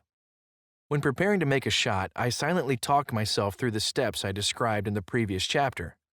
By building the shot step by step, I'm not worried about the final outcome, but rather making sure that each step is done properly. The rest will take care of itself. It only takes a few seconds to run through this checklist in my head, and it greatly improves my shooting. The steps might be different for you, but the important part is to be methodical in your approach. These things come naturally when practicing, but in a hunting situation, we need reinforced to help us follow the rules. Reciting the proper steps can act as our support system. A friend of mine used to have a sticker on the riser of his bow that said, "Pick a spot." This simple reminder made him slow down and run through the checklist in his head. Setup. Having confidence in your setup will go a long way toward keeping your nerves under control. If we anticipate being detected at any second because of a skimpy ground blind, silhouetted tree stand, or poor positioning with the wind, then we will lack the confidence to be patient and methodical. In these situations, I've found that I'm better off hunting somewhere else or fixing the problem with the existing setup. Confidence is everything. If we are confident that we can make a relaxed shot without being detected, then chances are we will. This lesson was driven home to me when hunting in South Africa several years ago. Much of Africa's waterhole hunting is done from fantastic rock hides set below ground or from well-concealed elevated box blinds. In either situation, you can get away with a lot of movement, permitting cool as a cucumber shooting. One afternoon, a buck klipspringer, a tiny antelope, standing only about 20 inches tall and weighing just 30 pounds, cautiously slipped into the back of the waterhole and stood facing me at more than 25 yards. The frontal shot created a vital target about the size of a baseball. Normally, I would have waited for a better angle, but klipspringers nearly always come straight in to drink and then turn immediately back into the scrub by swapping ends. I was having some shooting trouble and really wasn't keen on the angle or the distance, but with the confidence afforded by the absolute concealment of the elevated blind, I coolly made a perfect shot. I'm certain if I had felt more exposed, I would have declined the shot, or perhaps not performed as well. Don't get too close. As a stick bow shooter, I naturally like close shots, but there's a limit to the advantages of being close. In my experience, anything less than 15 yards becomes dicey. At very close ranges, the risk of being detected is magnified, thus accentuating our own anxiety. I'll take an 18-yard shot over an 8-yard shot any day of the week. For me, 15 to 20 yards is ideal, and I try to set my stands and plan my stalks to put me in this range. This gives me some freedom to get into shooting position and come to full draw undetected. Practice like you're really hunting. Practicing on 3D targets in the backyard is great for honing your form, but does little to simulate real hunting situations. Shooting from tree stands and ground blinds or at stumps while roving adds a bit more realism, but still doesn't capture the psychological stress of shooting at live animals. Recently, I discovered a trick that adds some realism if you let your imagination take over. This will sound somewhat hokey, but trust me, it works. As you practice, make up hunting scenarios in your mind. Imagine that your 3D target is a burly whitetail just about to step into your only shooting lane. Or that it is a bedded doll sheep, and when it stands up, you'll have a split second to make the shot before it disappears behind a boulder. Or that it is a rutting bull elk that has caught a whiff of you and is about to bolt behind a stand of Douglas fir. In each of these scenarios, you must make the shot expediently but methodically to ensure a clean kill. Try shooting 6 arrows the way you would normally practice, and then 6 arrows while imagining your 3D target is a live animal on the move. I'll bet you'll be surprised by how your group widens a bit on those imaginative shots. Another way to practice like you mean it is to shoot from your actual bow hunting setups. I always carry 1 arrow with a judo point and old broadhead in my quiver.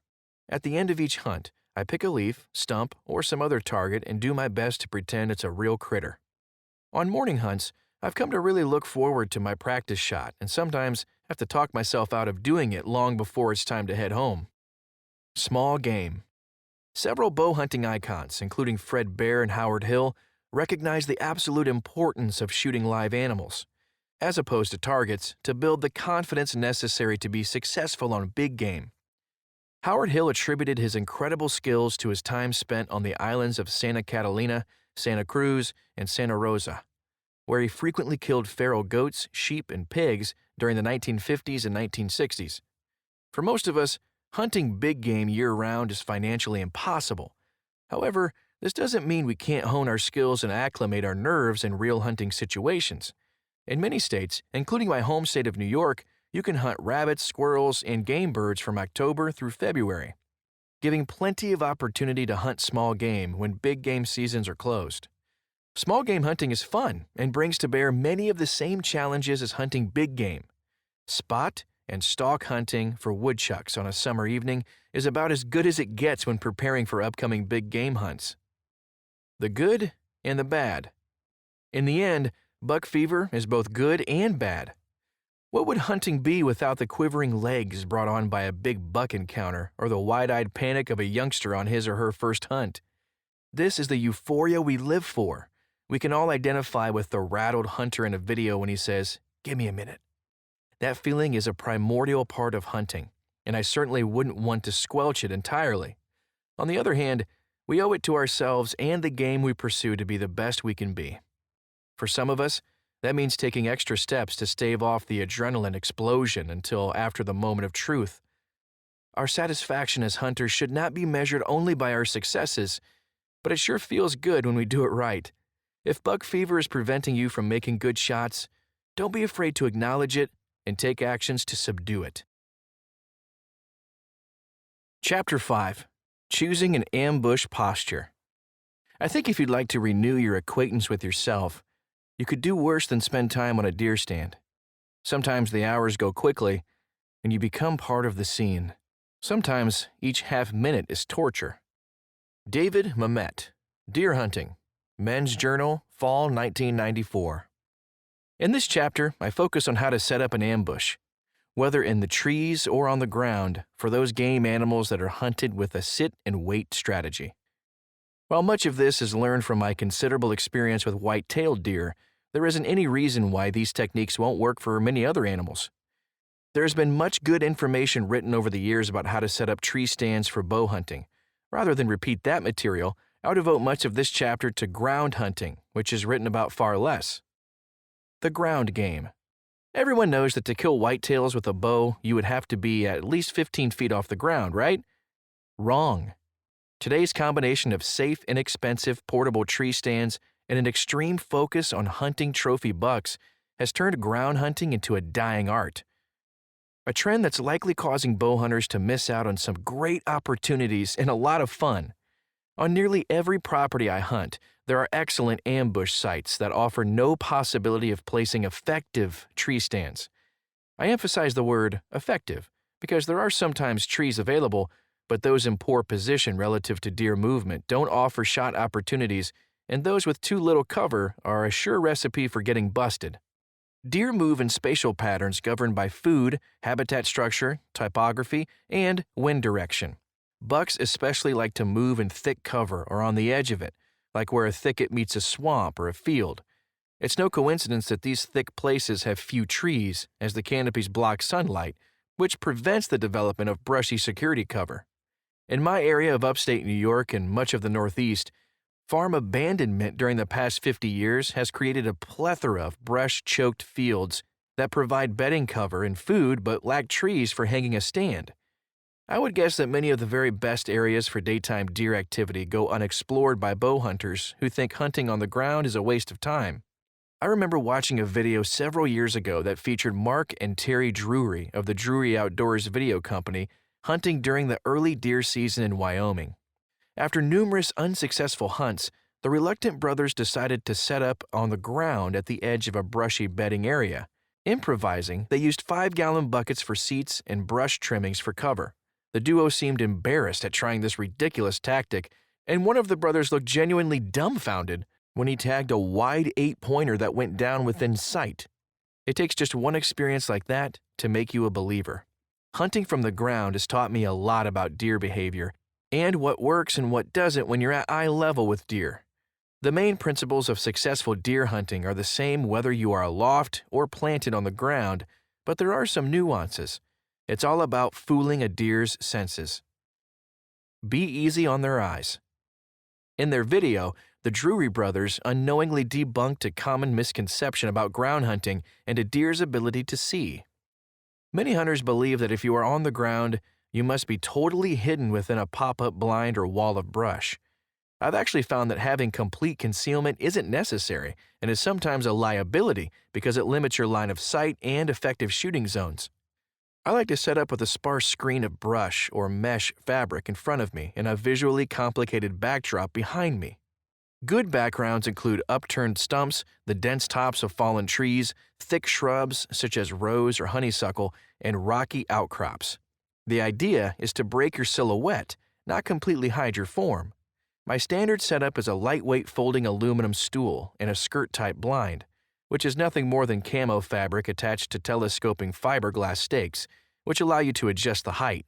With these items attached to my backpack, I can set up in a few minutes. Natural brush blinds work great if they are built ahead of time, but for shrewd whitetails, building an impromptu blind can cause too much visual disturbance and leave behind a web of human scent trails. If I'm hunting in an open area where I know it's difficult to find a good backdrop, I'll often wear a ghillie suit. One note of caution, ghillie suits are great at breaking the human silhouette, but they are not so great for unfettered bow hunting. I strongly suggest practicing in your full suit and trimming the cloth strands that interfere with the travel of your bowstring. When evaluating your ground setup, try to imagine how a deer might see the situation. As prey animals, a deer's eyes are positioned on the sides of its head, allowing for a 310-degree field of view and an excellent ability to sense movement, but leaving it with poor depth perception. Deer are able to see some color, especially in the blue to yellow-green spectrum, and there is evidence that their color vision might help them see shifting patterns of dark and light, which could contribute to their uncanny ability to sense movement. For example, deer probably do not see the color orange as we do, but it's likely that they can make out the unusual brightness of fluorescent orange, especially if it's moving against a darker background. To minimize the relative difference between ourselves and our backgrounds, I like darker colors for ground hunting and lighter colors for tree stands. A number of studies conducted by the University of Georgia's Deer Laboratory point to another difference between the vision of humans and deer. The human retina contains a region called the optic fovea, which supports a high concentration of cone cells in about half the eye's optic nerves. These characteristics give humans an unusual ability to see fine details. In contrast, a deer's cone cells lie in a dispersed horizontal streak across the eye. This suggests that deer vision in human terms should be about 2200, meaning that a deer's ability to detect detail at 20 yards is about the same as a human's at 200 yards. This is likely why deer are often more puzzled than scared by a motionless hunter. In my experience, the keys are to stay in the shadows. Make sure you have adequate back cover, and most importantly, limit your movement. If you're nestled in heavy cover, such as a cattail marsh or standing cornfield, cut a few narrow sight windows to either side of your shooting lane so that you can see deer coming and be prepared. Otherwise, if a deer pops from the cover unexpectedly, you'll have to make too much movement to get ready.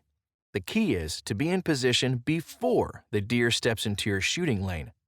In open habitats such as field edges and power line cuts, it's good to give the deer something to focus on other than you. Deer decoys work best, but they are often cumbersome and can be dangerous to use when hunting from the ground, especially during firearms season. As a safe alternative, a turkey decoy will focus a deer's attention and give it confidence that everything is safe. Several years ago, during New York's late archery season, I pushed the limits of good sense by setting up on the ground in a large opening with little cover. It was too cold to crawl up in a tree, and the unusual east wind didn't allow me to hunt from my usual ground blind on the opening's opposite side. I hoped my doe decoy would keep any passing deer well distracted so that I could draw my bow unseen. It worked.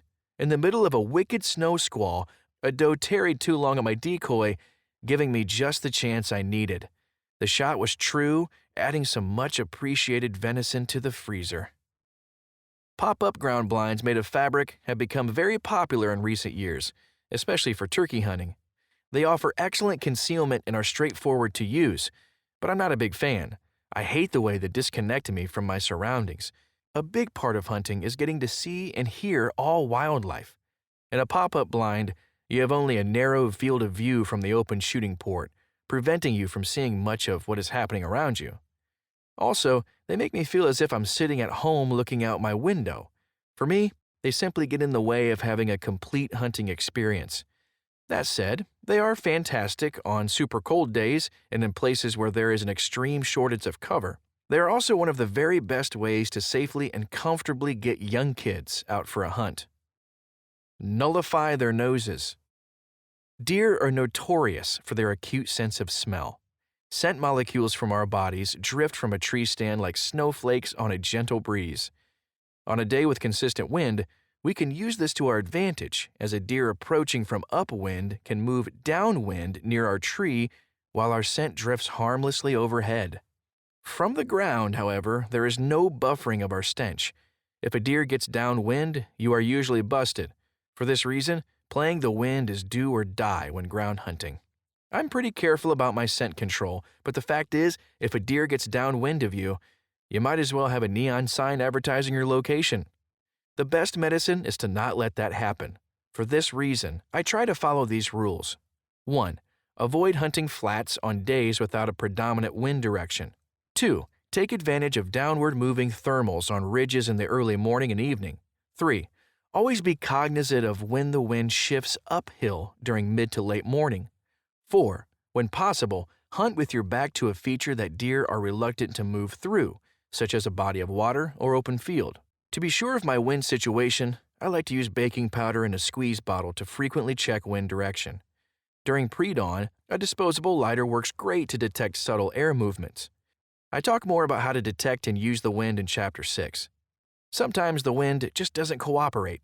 A few years ago, I was after a good buck that I'd seen a handful of times on one of my favorite hunting properties. After arriving at the property one day, I discovered that the weather forecasters must have been smoking something funny, because the wind was not behaving as predicted. I knew that hunting the blind I had hoped to would just send my scent sailing through the main bedding area, so I headed for the other end of the property. Decked out in my ghillie suit and tucked into the top of a fallen white pine, I was eager to see how my setup performed. I didn't have long to wait. Just after knocking an arrow, I saw legs approaching through the dogwood brush to my left. Before long, the old doe was nearly in my lap. With the steady wind in my face, I focused on remaining completely motionless. After browsing some multiflora rows not 25 feet from me, she moved to the far side of the opening, turning away at a hard angle. I remember thinking that the angle might be too hard as it really narrowed my effective target, but I was already committed and the string slipped from my fingers. I shouldn't have worried. The arrow angled forward, providing plenty of penetration to reach the vitals. Don't underestimate their ears. In my opinion, a deer's sense of hearing is its most underrated ability. We hear a lot about how deer see, and of course, how to beat their ultra-sensitive olfaction, but what about their ears? How many of us have missed a shot opportunity because of some unintended sound? I'm not talking about egregious errors, like an aluminum arrow bouncing off a bow's sight window. I'm thinking of the whisper of fletchings brushed against a pant leg, or the muffled swish of clothing during a draw. When deer aren't making much self-noise from walking or feeding, they have an uncanny ability to pick up sound and locate its source. I like to clear sticks and debris from around my feet to reduce the chance of unintended noise. Also, a small piece of old carpet carried in your pack or left at permanent blinds really deadens noise made by your feet. Quiet clothing like wool or fleece is also a must.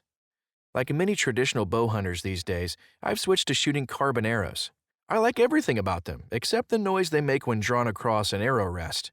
Make sure your arrow is dead silent as it slides over your rest material. If shooting off the shelf, I find that Velcro works about as well as anything. A strip of Teflon tape on an elevated rest will reduce noise while having no impact on arrow flight. Finally, don't overlook noise from your stool. I learned this lesson the hard way while hunting in West Central Illinois. I was wearing a ghillie suit and seated on a stool under a scrubby osage tree. About 20 minutes before dark, a buck popped out of the creek bottom about 60 yards away.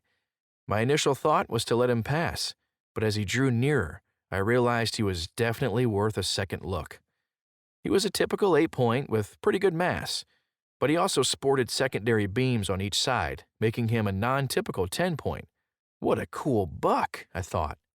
By now he had covered 30 yards, and I still wasn't in shooting position. The stool creaked under my shifting weight as I swiveled to ready myself for the shot. Startled, the buck stopped, staring in my direction from just 25 yards away. He knew something made the noise, but he couldn't pick me out among all those camo strips of cloth. Obviously unnerved, he picked up the pace to a trot, never giving me the chance for a shot. Had I moved into shooting position when I first saw the buck, or spent some time beforehand silencing my squeaky seat, the story may have ended differently. In the 1980s, Barry Wenzel and Rick Blaze produced a video called Bow Hunting October Whitetails. It has become a cult classic, but beyond that, it was one of the first hunting videos to teach a systematic approach to scouting and positioning stands. The video stressed an important lesson. Scouting is used to find the right general location, but actual hunting is the only way to fine-tune the setup to put you in the sweet spot. How many times have you watched a deer pass out of range from your tree stand and said, "Geez, I wish there was a tree over there that would work"? Well, maybe you don't need a tree. If it's not already a part of your hunting strategies, give ground hunting a try. I think you will be surprised by its effectiveness. Tree stand strategies. As I mentioned earlier, a number of good books offer information on how to use tree stands for bow hunting, and I don't intend to tread over their already plowed ground. Many of those books, however, were written by and for compound bow hunters. Though most of the basic tactics are the same for traditional and compound hunters, there are a few differences that I will explore here. First, there is one important physical difference that I'd like to point out: bow length. Tree stands are made for hunters using guns or compound bows. Most modern compounds are less than 35 inches long, while the majority of traditional bows are more than 58 inches.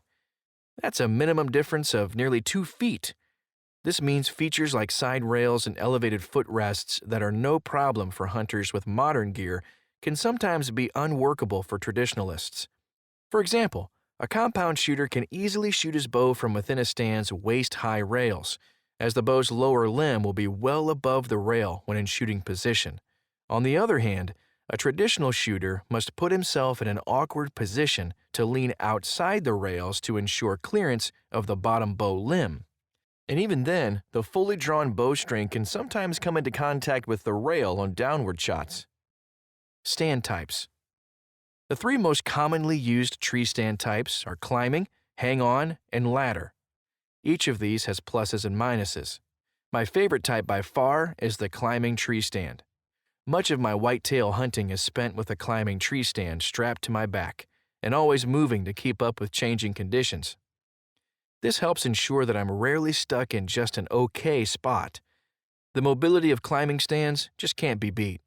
I've heard lots of hunters grumble about having to lug around a heavy climbing stand, but once you realize the advantages of being able to set up at the perfect spot every time, it's hard to live with any alternative.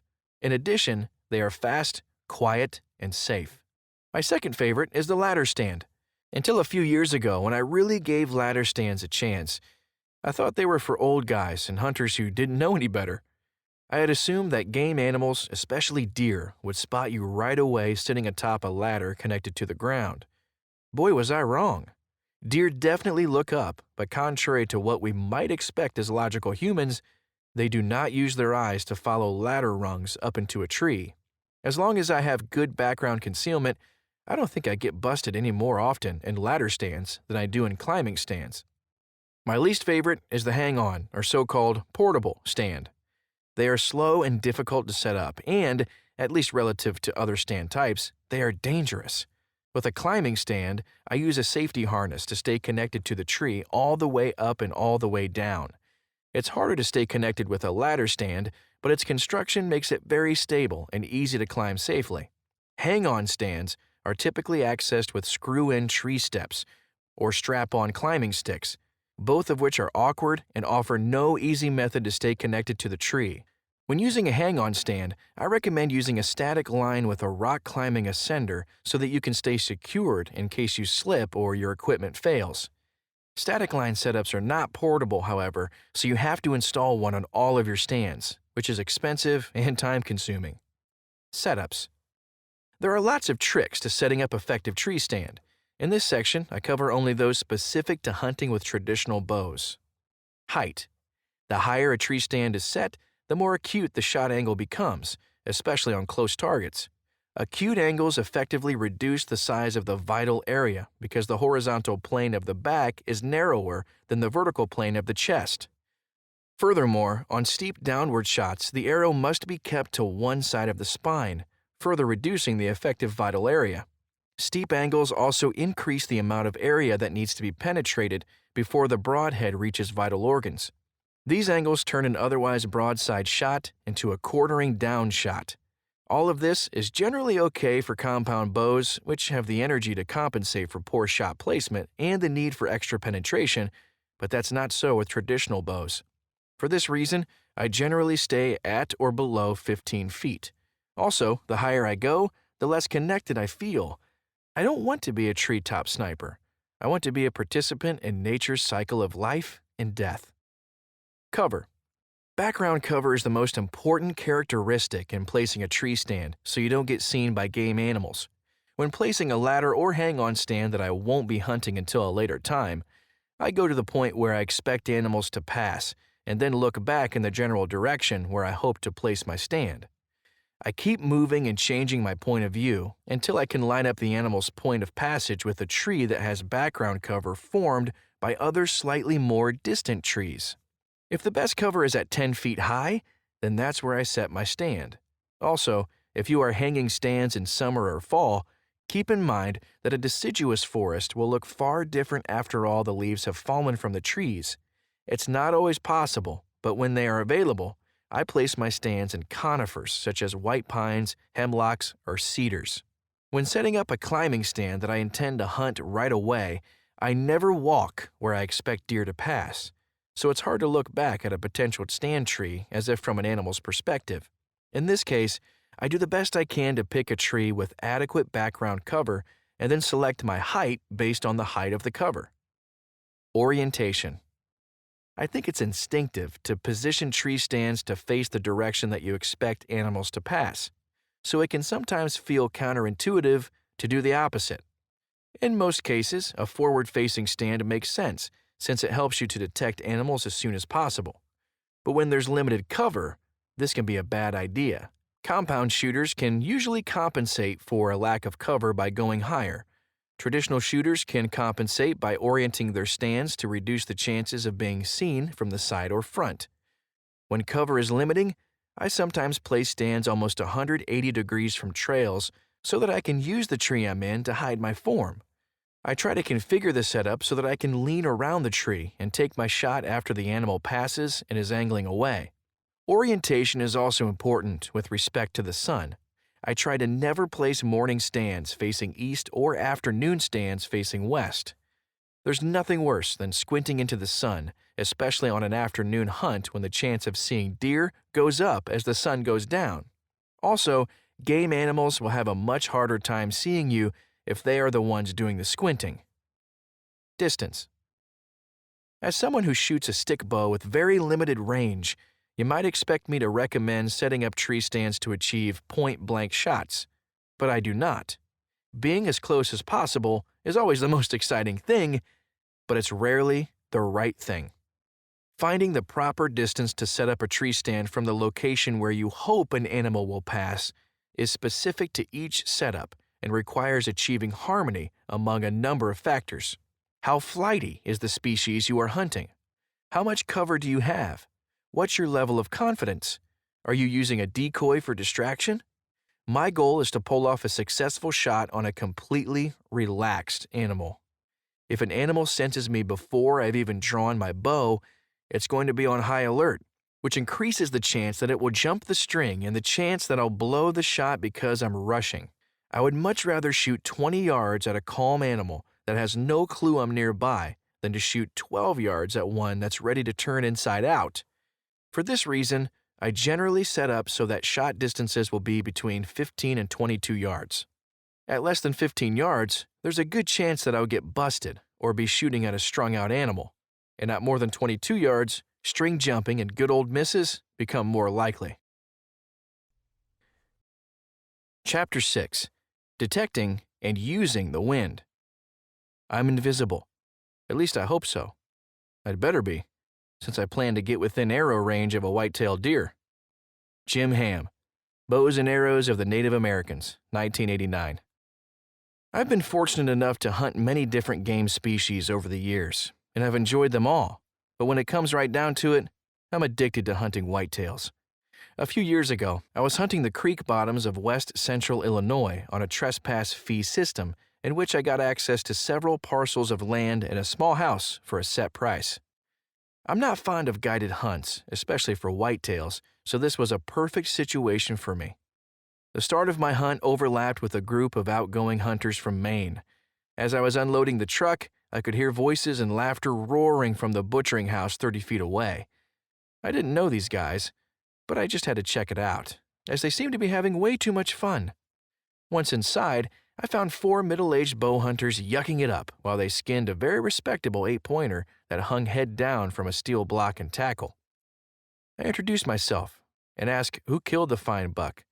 A tall, ruddy-faced fellow pointed to the oldest member of the group and said with a sly grin, "Old Windy over there arrowed this brute." Old Windy just smiled and nodded in my direction. I noticed he didn't seem to fit in with the other 3. Instead of wearing the latest camo patterns and synthetic materials, he was dressed in drab wool pants and a buffalo plaid wool jacket. I suspected he might be a traditional shooter, but I didn't say anything. The guys resumed skinning, and we chatted about hunting for a while until one of them said, "Hey, Windy, how high did you have to fly your weather balloon before you got a shot at this old buck?" I think these guys were feeling the effects of the dozen or so empty Budweiser cans neatly stacked on a stainless steel table. The other 2 snickered and laughed at the obvious attempt to get Old Windy riled. Curious, I finally said, "So why do they call you Old Windy?" This brought a belly laugh from the other three, and one of them said, "Go on, Windy, show him." Sheepishly, old Windy began emptying his pockets onto a decrepit kitchen table that stood in the corner of the room. By the time he was done, the table was full of paraphernalia: a Bic lighter, a film canister, a plastic bottle, dental floss, feathers, and some small balloons.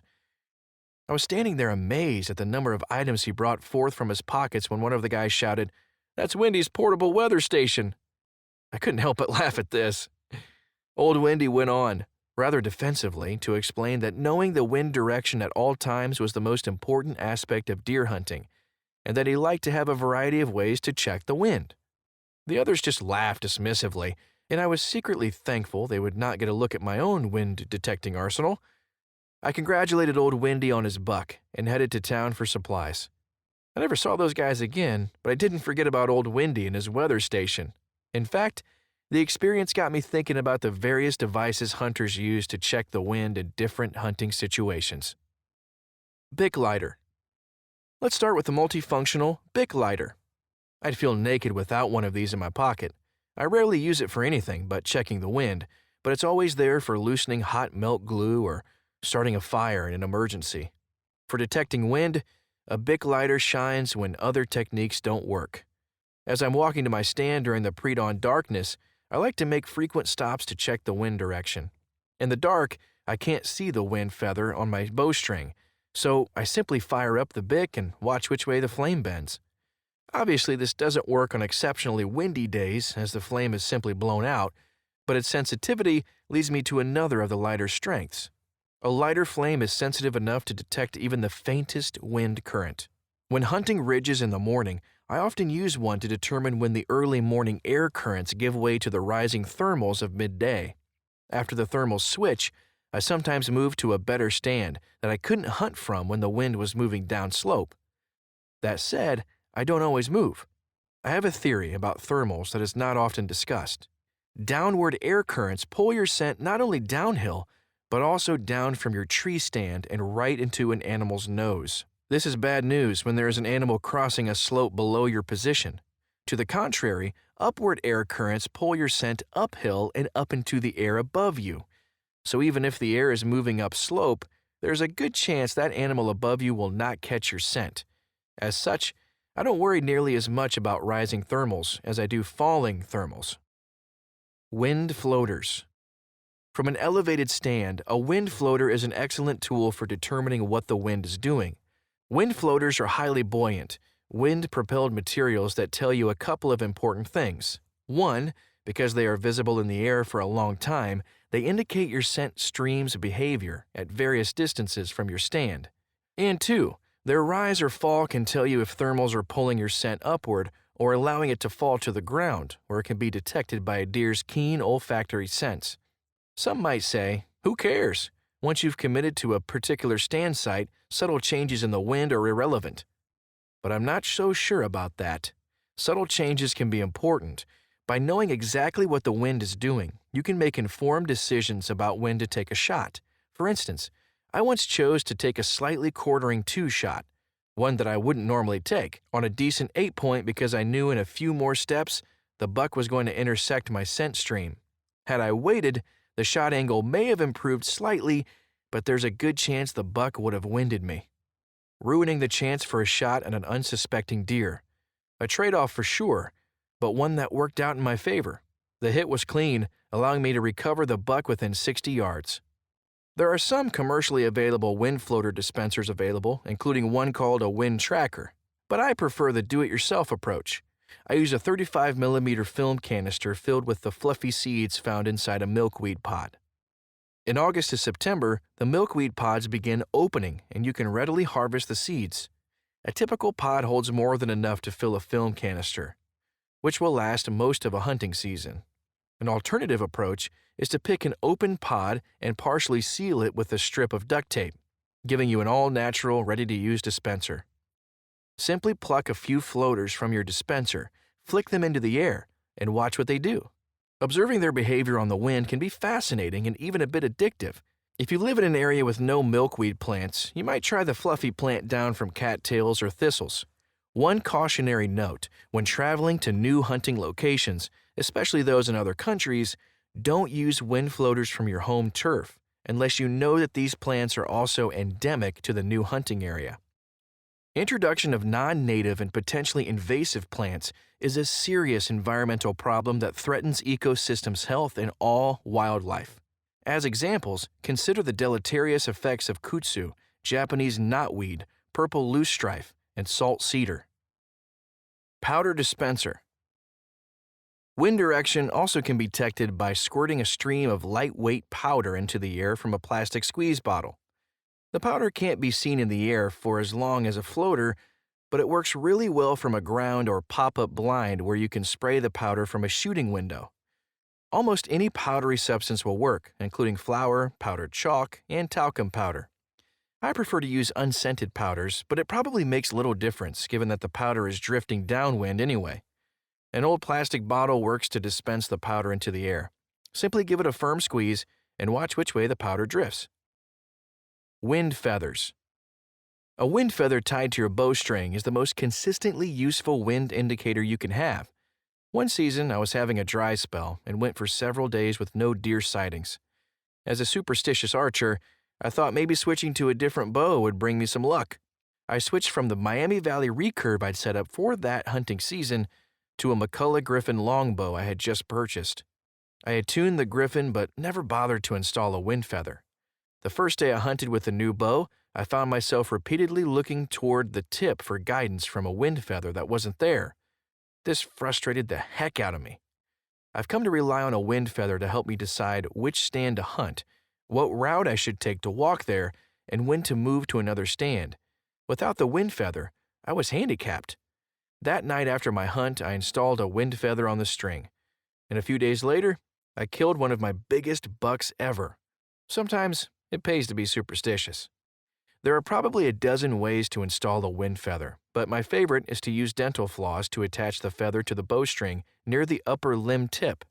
First, prepare your feather. Because they are more symmetrical from side to side, I like to use tail feathers as opposed to wing feathers. Feathers from a medium-sized game bird, such as ruffed grouse, small turkey, or quail, will work great.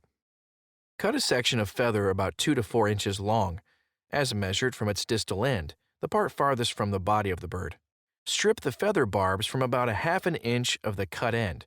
Spool off a piece of dental floss about 12 inches long and tie it to the stripped portion of the feather by wrapping and knotting it to the quill. Secure the knot with a few drops of fletching cement. Before attaching the wind feather to the bowstring, you'll need to adjust the length of the dental floss to give you a total of 6 to 8 inches of floss and feather after it's tied on. Using a nail knot or something similar, tie the free end of the dental floss to your bowstring 1 to 2 inches below your upper string silencer.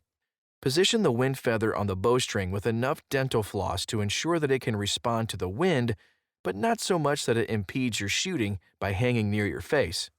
Secure the knotted dental floss with fletching cement and you're ready to go.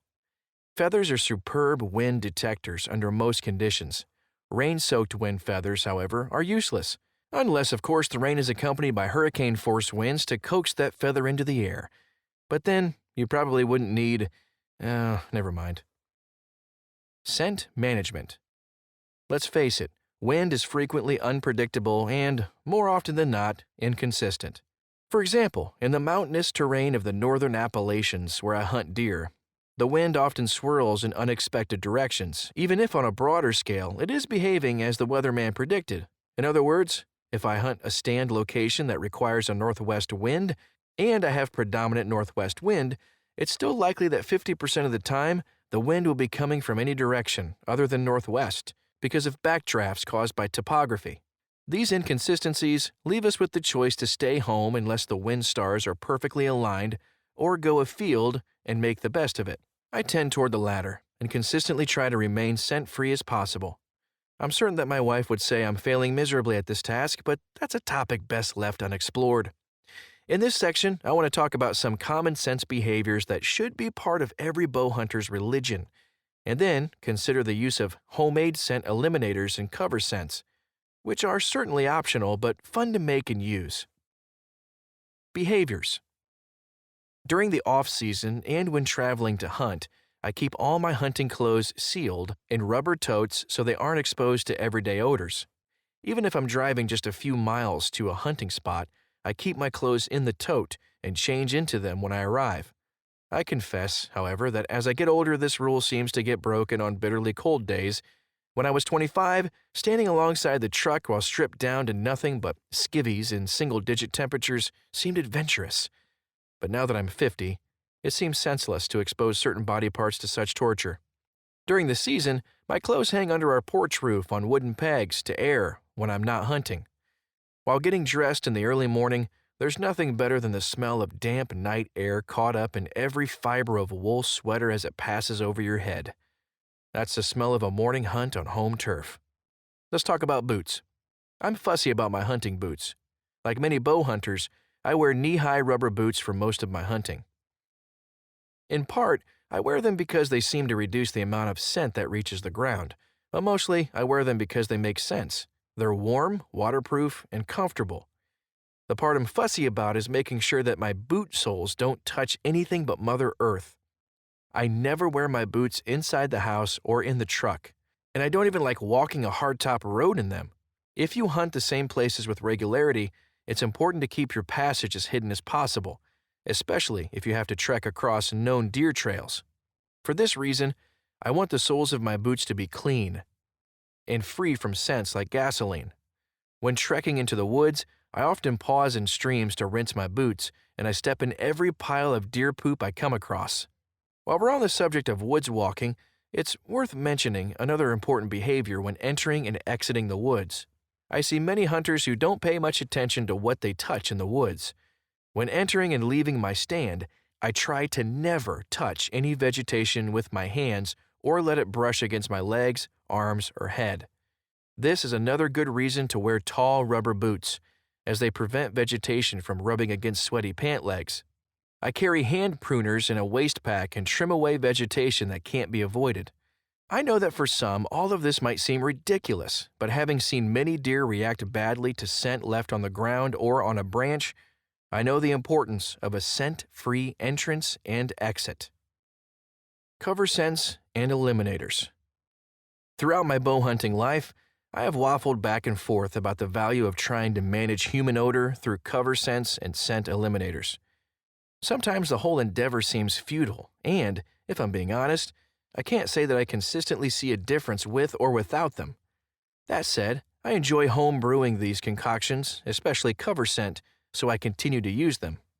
The odor you give off comes from a variety of sources: body odor from bacteria growing on your skin, odor from your breath, synthetic and human odors trapped in your clothes, and unnatural odors from hunting gear such as quivers and arm guards. In fact, it's basically impossible to completely eliminate your human odor. It's this notion that often ignites the debate over usefulness of odor-altering products. Many hunters believe that if they can't eliminate their odor altogether, why bother trying to reduce it or cover it up? After all, a deer is going to win me anyway, right? In part, those hunters are correct. If a deer gets a snoot full of you, his honed evolutionary response will be to seek escape. The question is, how close can you get before a wary old buck smells you and heads for the next county? Olfactory acuity functions in much the same way as visual acuity.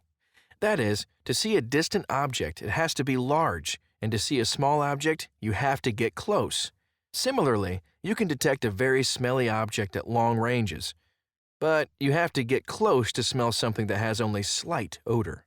Try it. Put out one open can of tuna in the yard and see how far away you can smell it from downwind. Now put out 10 cans and try it. You get the idea. My point is, the less foreign odor you're putting off, the closer an animal has to be before detecting you. Shooting range is largely a function of weapon choice. If you use a firearm with an effective range of more than 100 yards, then scent reduction isn't all that important.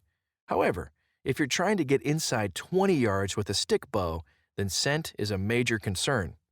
There are numerous commercial products for covering up and eliminating human scent, but what fun is it to buy this stuff off the shelf?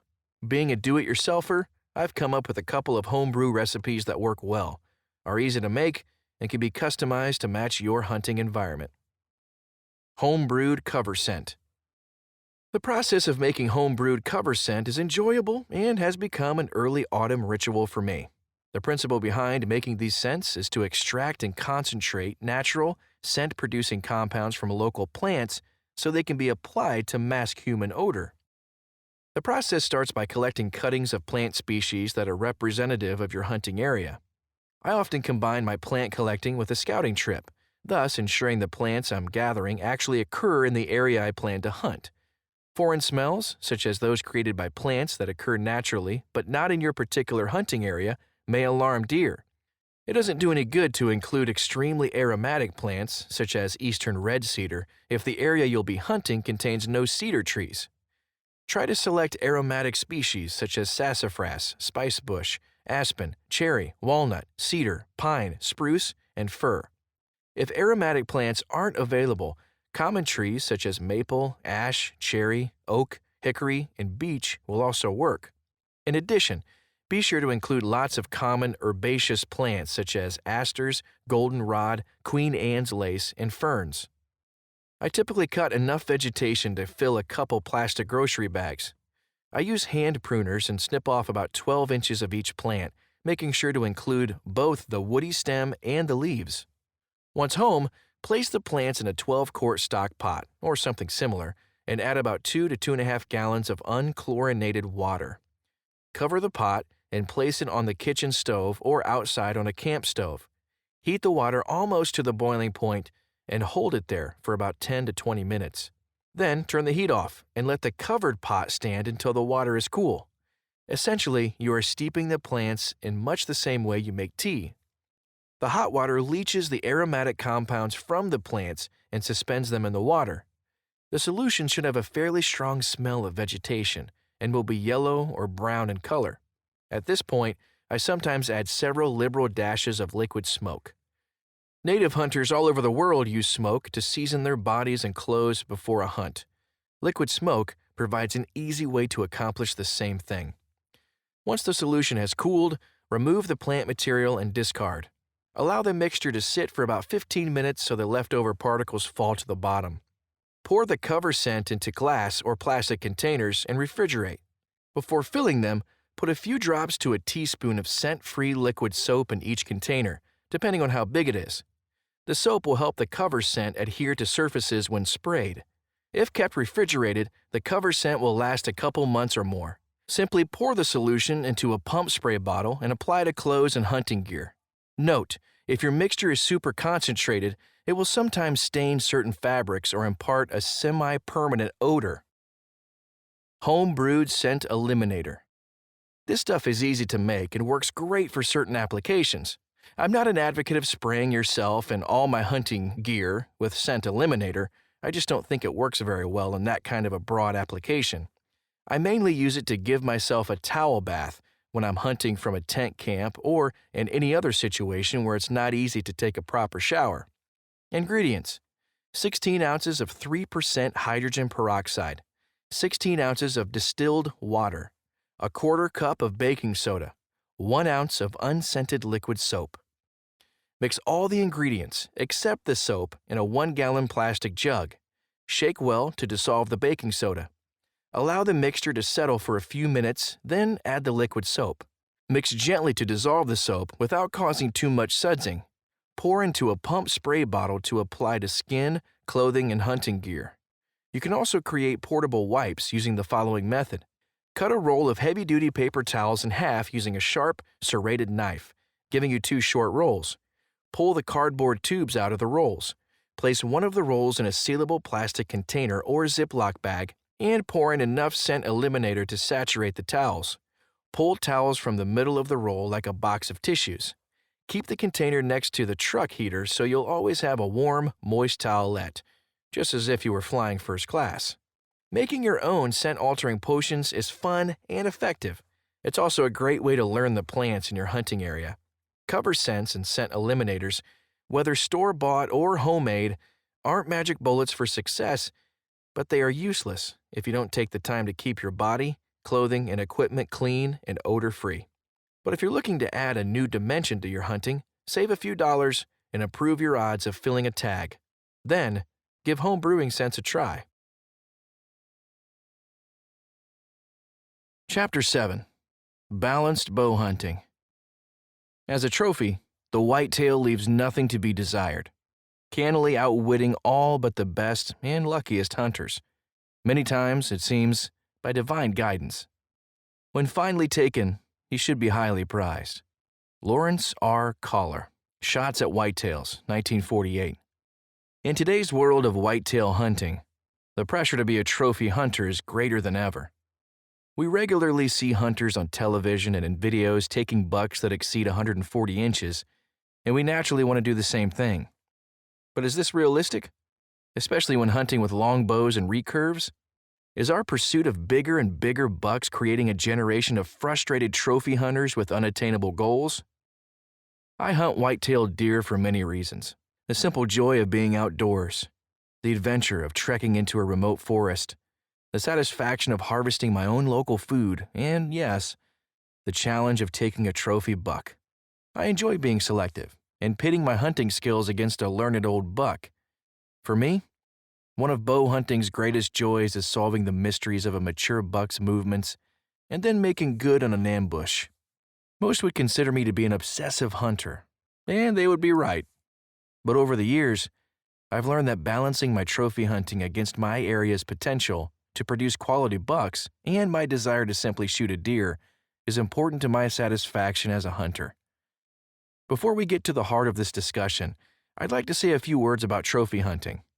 It's a shame that in contemporary times the term trophy hunter has developed such a negative connotation among both anti-hunters and non-hunters. Within those groups, trophy hunting is often equated with the ego-driven, non-ethical removal of the biggest animals without regard for proper wildlife management. In forestry terms, this is often described as high grading, the practice of cutting only the biggest and best trees, leaving behind an inferior gene pool. In reality, trophy hunting is the exact opposite. At its best, it is the ultimate expression of respect for our quarry, and one of the simplest ways average hunters can contribute to good management by protecting young, quality animals in favor of shooting only the mature. As fair chase trophy hunters, it would behoove us to effectively articulate the positive aspects of our sport while admonishing those who perpetuate negative stereotypes by engaging in high-dollar, canned hunts, characterized simply by ego and the wherewithal to pay. In this discussion, however, I want to focus on the internal struggles of the trophy hunter, zeroing in on that moment when you let a buck walk and silently lament your decision even before he's out of range.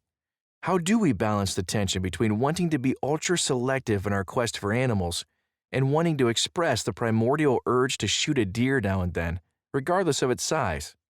For many big-game species, such as elk or moose, the number of shot opportunities per season is something you can count on one hand without using all your fingers.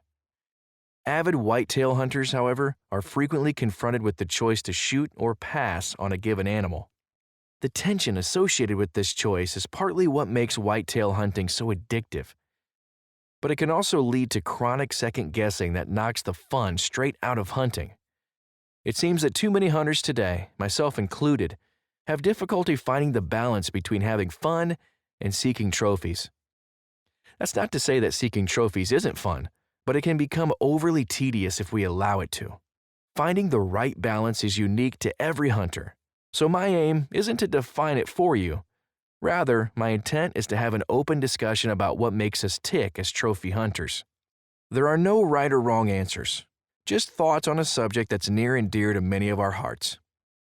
Stage and tackle. A trophy hunter can take many forms depending on your stage as a hunter and your chosen tackle.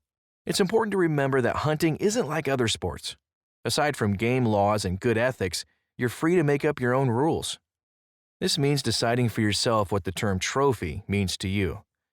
Like art, a trophy animal should be in the eye of the beholder.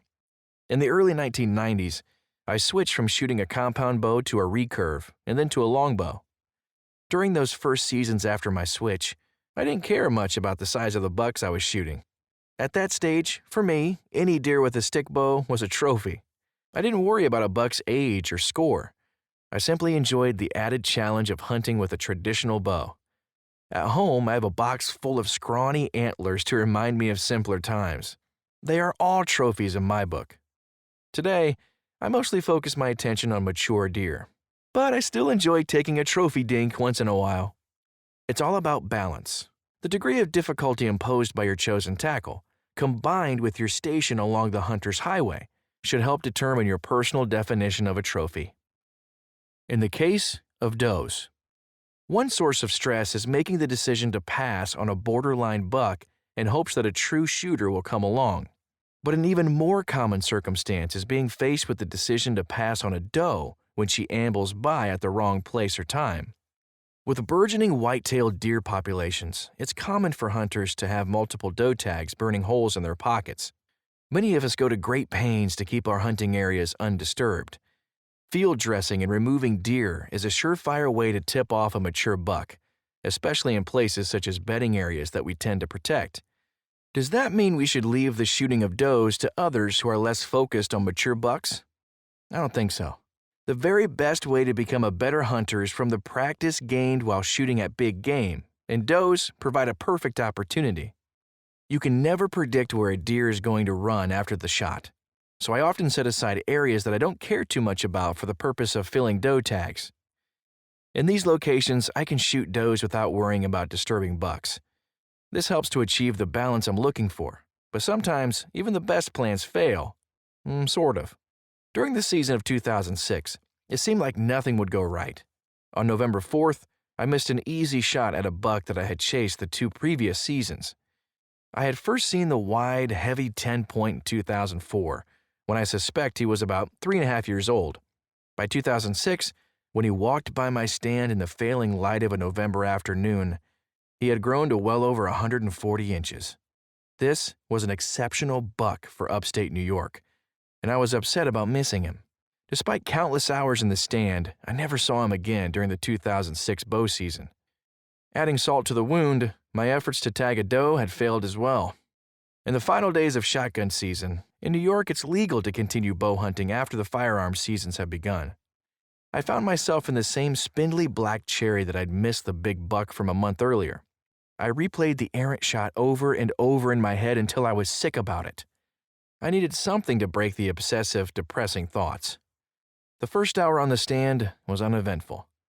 Around 1:30, snow began falling, lightly at first, but then much heavier, with a bitter northwest wind. I bundled against the cold and watched the sparkling flakes pile up around me, occasionally risking the movement needed to clean the white stuff from my bow and string silencers. By 3 o'clock, it was snowing so hard I could scarcely see 15 yards. I smiled.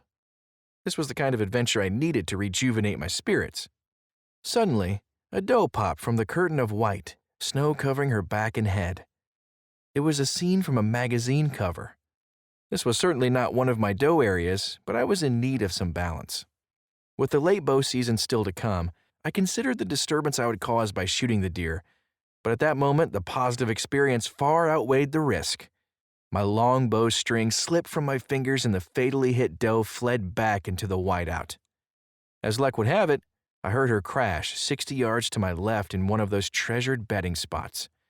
When recovering the doe, I found a new way to hunt this buck's sanctuary, and on the final Saturday of the late bow season, I got one last look at the big buck I'd been chasing as he slipped from his bedroom. Choosing to shoot the doe nourished my hunter's spirit and led me to fit a new piece into the puzzle of a mature buck's movement pattern. Location, location, location. Television and videos would lead us to believe that granddaddy whitetails are lurking around every tree. The fact is, they aren't. In general, a trophy class animal from the mountainous northern Appalachians of New York where I hunt is much smaller than the record book bucks commonly taken in the Midwest. Regional differences in food, genetics, soil, habitat, and hunting practices determine a buck's size at a given age. Furthermore, age is the biggest factor in a buck's size. For simplicity's sake, let's define a trophy as any mature whitetail. For heavily pressured eastern states, this might be any buck at least 2.5 years old. For the Midwest, the cutoff might be 3.5 years, and for some Canadian provinces such as Saskatchewan, it might be 4.5 years. In most cases, older bucks will be larger than younger bucks, and younger deer will be more abundant than older deer. Learning what your state has to offer and tailoring your expectations accordingly will reduce frustration and genuine disappointment. For example, in the mostly big woods habitat that I hunt in New York, consistently taking 2.5-year-old bucks and the occasional 3.5-year-old can be considered highly successful. Finding the balance. As we move along the hunter's path, the urge to shoot progressively larger deer is natural. But it's important not to get sucked in by whitetail hype or pressure from your hunting buddies. It's easy to fall into the ego trap when big bucks are seemingly being shot all around you. Hunting isn't, or shouldn't be, about keeping up with the Joneses. Decide for yourself what a trophy is to you and stick with it. If at your stage as a hunter a 6-point makes you happy, then you shouldn't feel pressured to wait for something larger.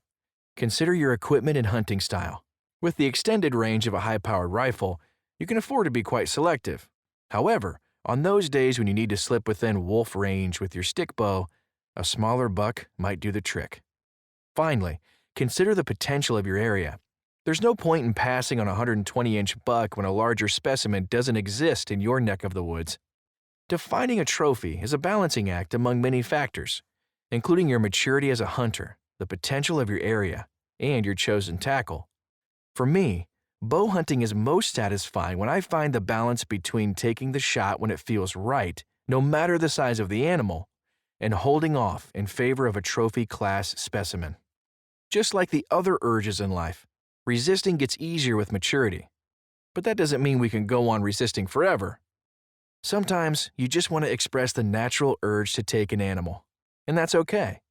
Every animal doesn't have to be a wall hanger. Hunting is supposed to be fun, not stressful. Find the balance that's right for you and your hunting area, and you'll find great satisfaction in your hunting pursuits.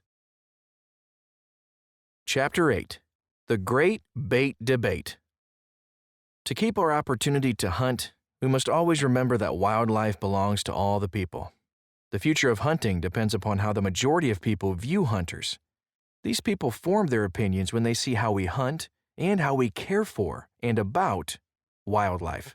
Jim Posewitz, Beyond Fair Chase, 1994.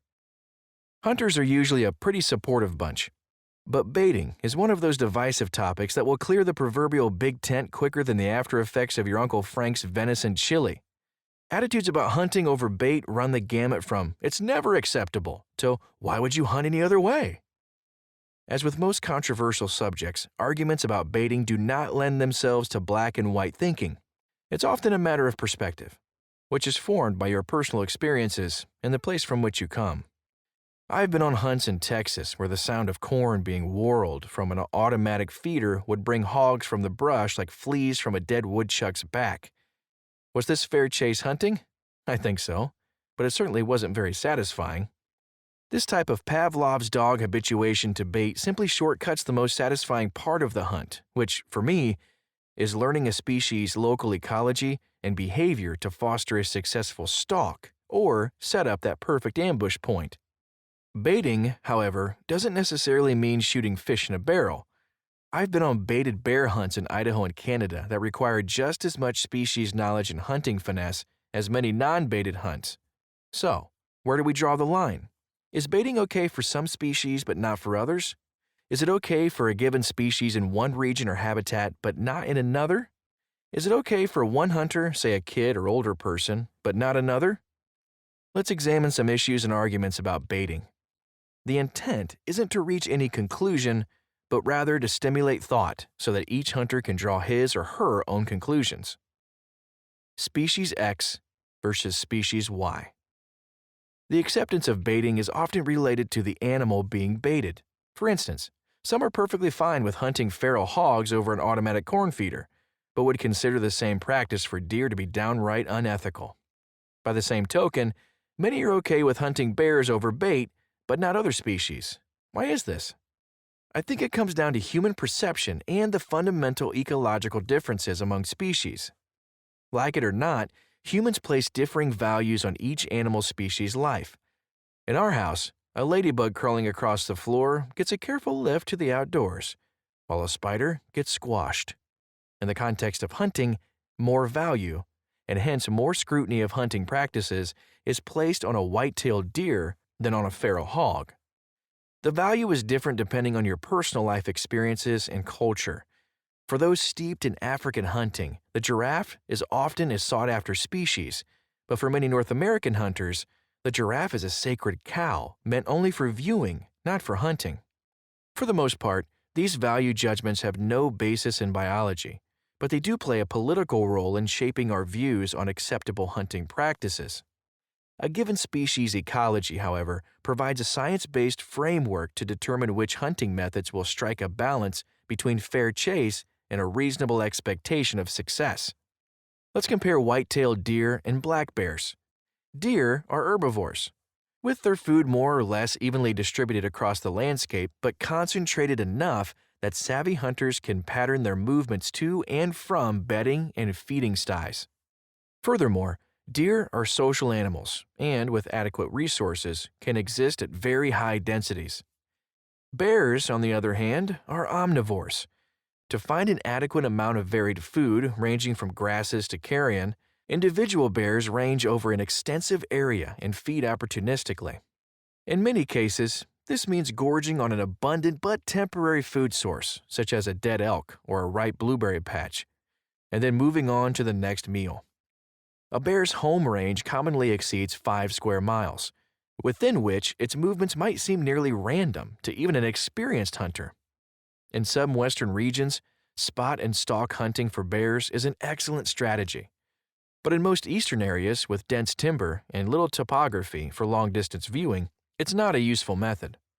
When spot and stalk isn't possible, the extremely low odds of a successful bear hunt are unacceptable for most bow hunters with limited time and resources.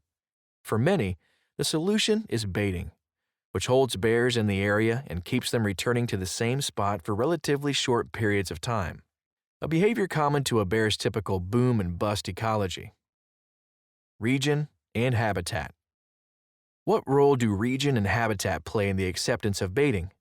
Let's look at two popular deer hunting states. Texas and Pennsylvania rank near the top when it comes to numbers of both deer and hunters. Yet the deer hunting culture and methods in these two states couldn't be more different. In the Longhorn State, where there is precious little public land, the emphasis is on intensive management of massive private ranches. Within the confines of the law, this gives hunters some autonomy to do things in their own way, with little impact to other hunters or neighboring landowners. Supplemental feeding, baiting to lure deer from thick brush, and even culling of genetically inferior bucks have all become common practices. In Pennsylvania, public land is abundant, and with a little effort, deer can be effectively hunted without bait in even the most heavily forested areas. In the Keystone State, deer management is practiced mostly at the state level, and the majority of hunting takes place on public land or small farms. The allowance of baiting would likely ignite conflicts among hunters on public land and start baiting wars on small parcels of private property. Differences in culture, land ownership, and habitat across a species range dictate whether baiting is an accepted and useful means of hunting in one place versus another. Having successfully hunted whitetails in 7 states without bait, I have no desire to use bait for deer hunting. That said, I have never hunted deer in Texas and might find baiting there to be perfectly suitable. I see no reason to condemn another hunter's approach without a full understanding of his or her circumstances. The food source comparison. I often hear deer hunters who are pro-baiting defend their practice by comparing it to hunting over a concentrated natural food source, such as a food plot, apple tree, or cornfield. Sorry guys, but for me, this line of reasoning falls flat and simply comes off as defensive. The hunter using bait has far more control of the situation than a hunter who is focused on a natural food source. Bait can be positioned to give the hunter every advantage when it comes to wind direction, shot angle, and distance, and proximity to important habitat such as bedding areas.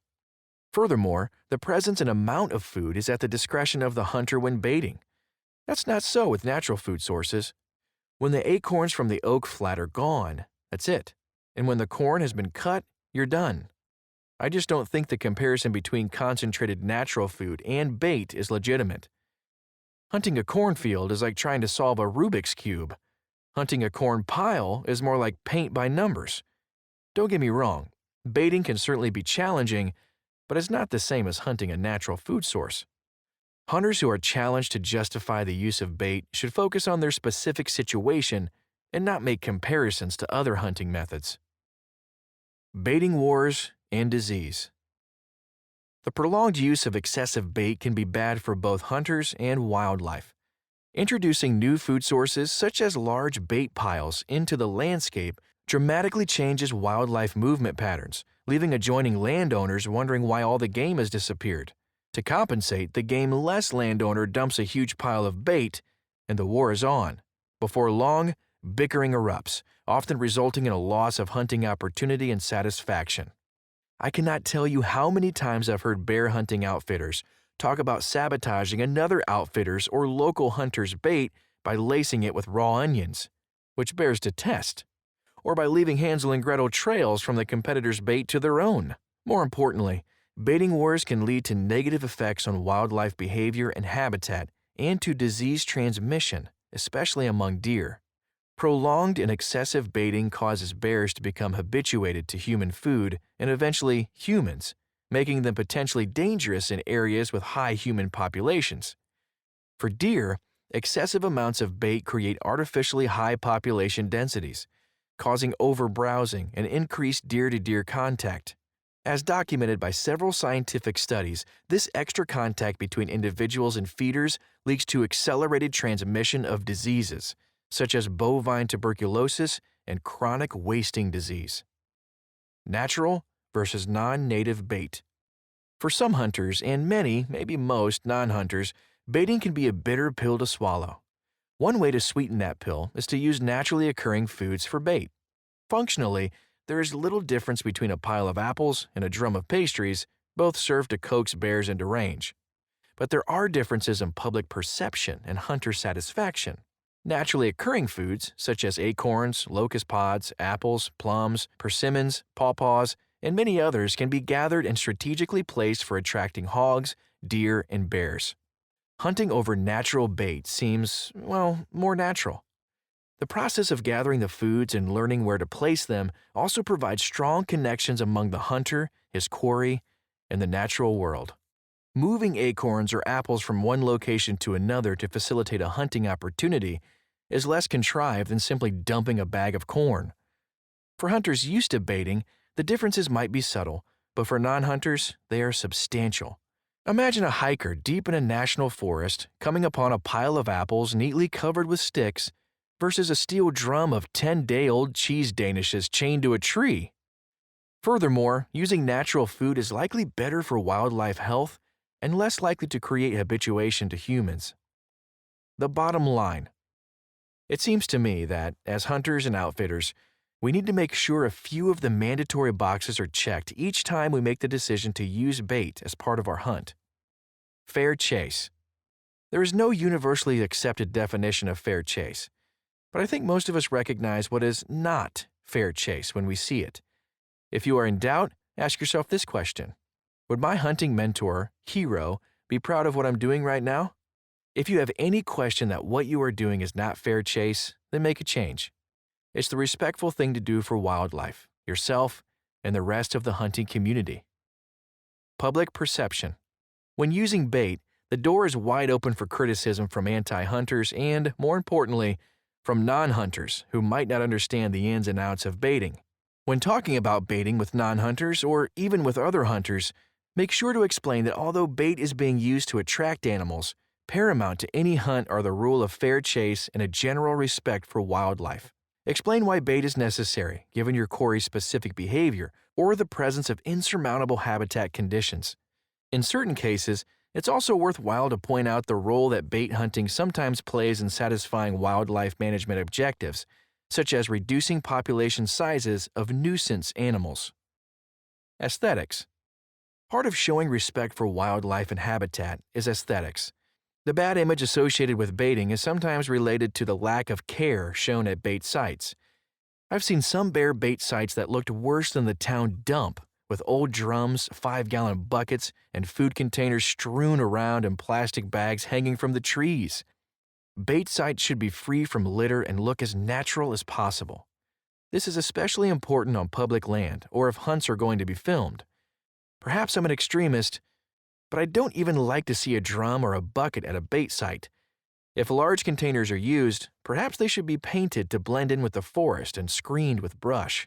The bears might not care about a tidy bait site, but I think that the public and most hunters do. For me, there is no simple line in the sand. I prefer non-baited hunts. However, I am not opposed to baiting under the right circumstances. If I'm hunting over bait, it has to be a do-it-yourself hunt or with an outfitter who permits me to get involved.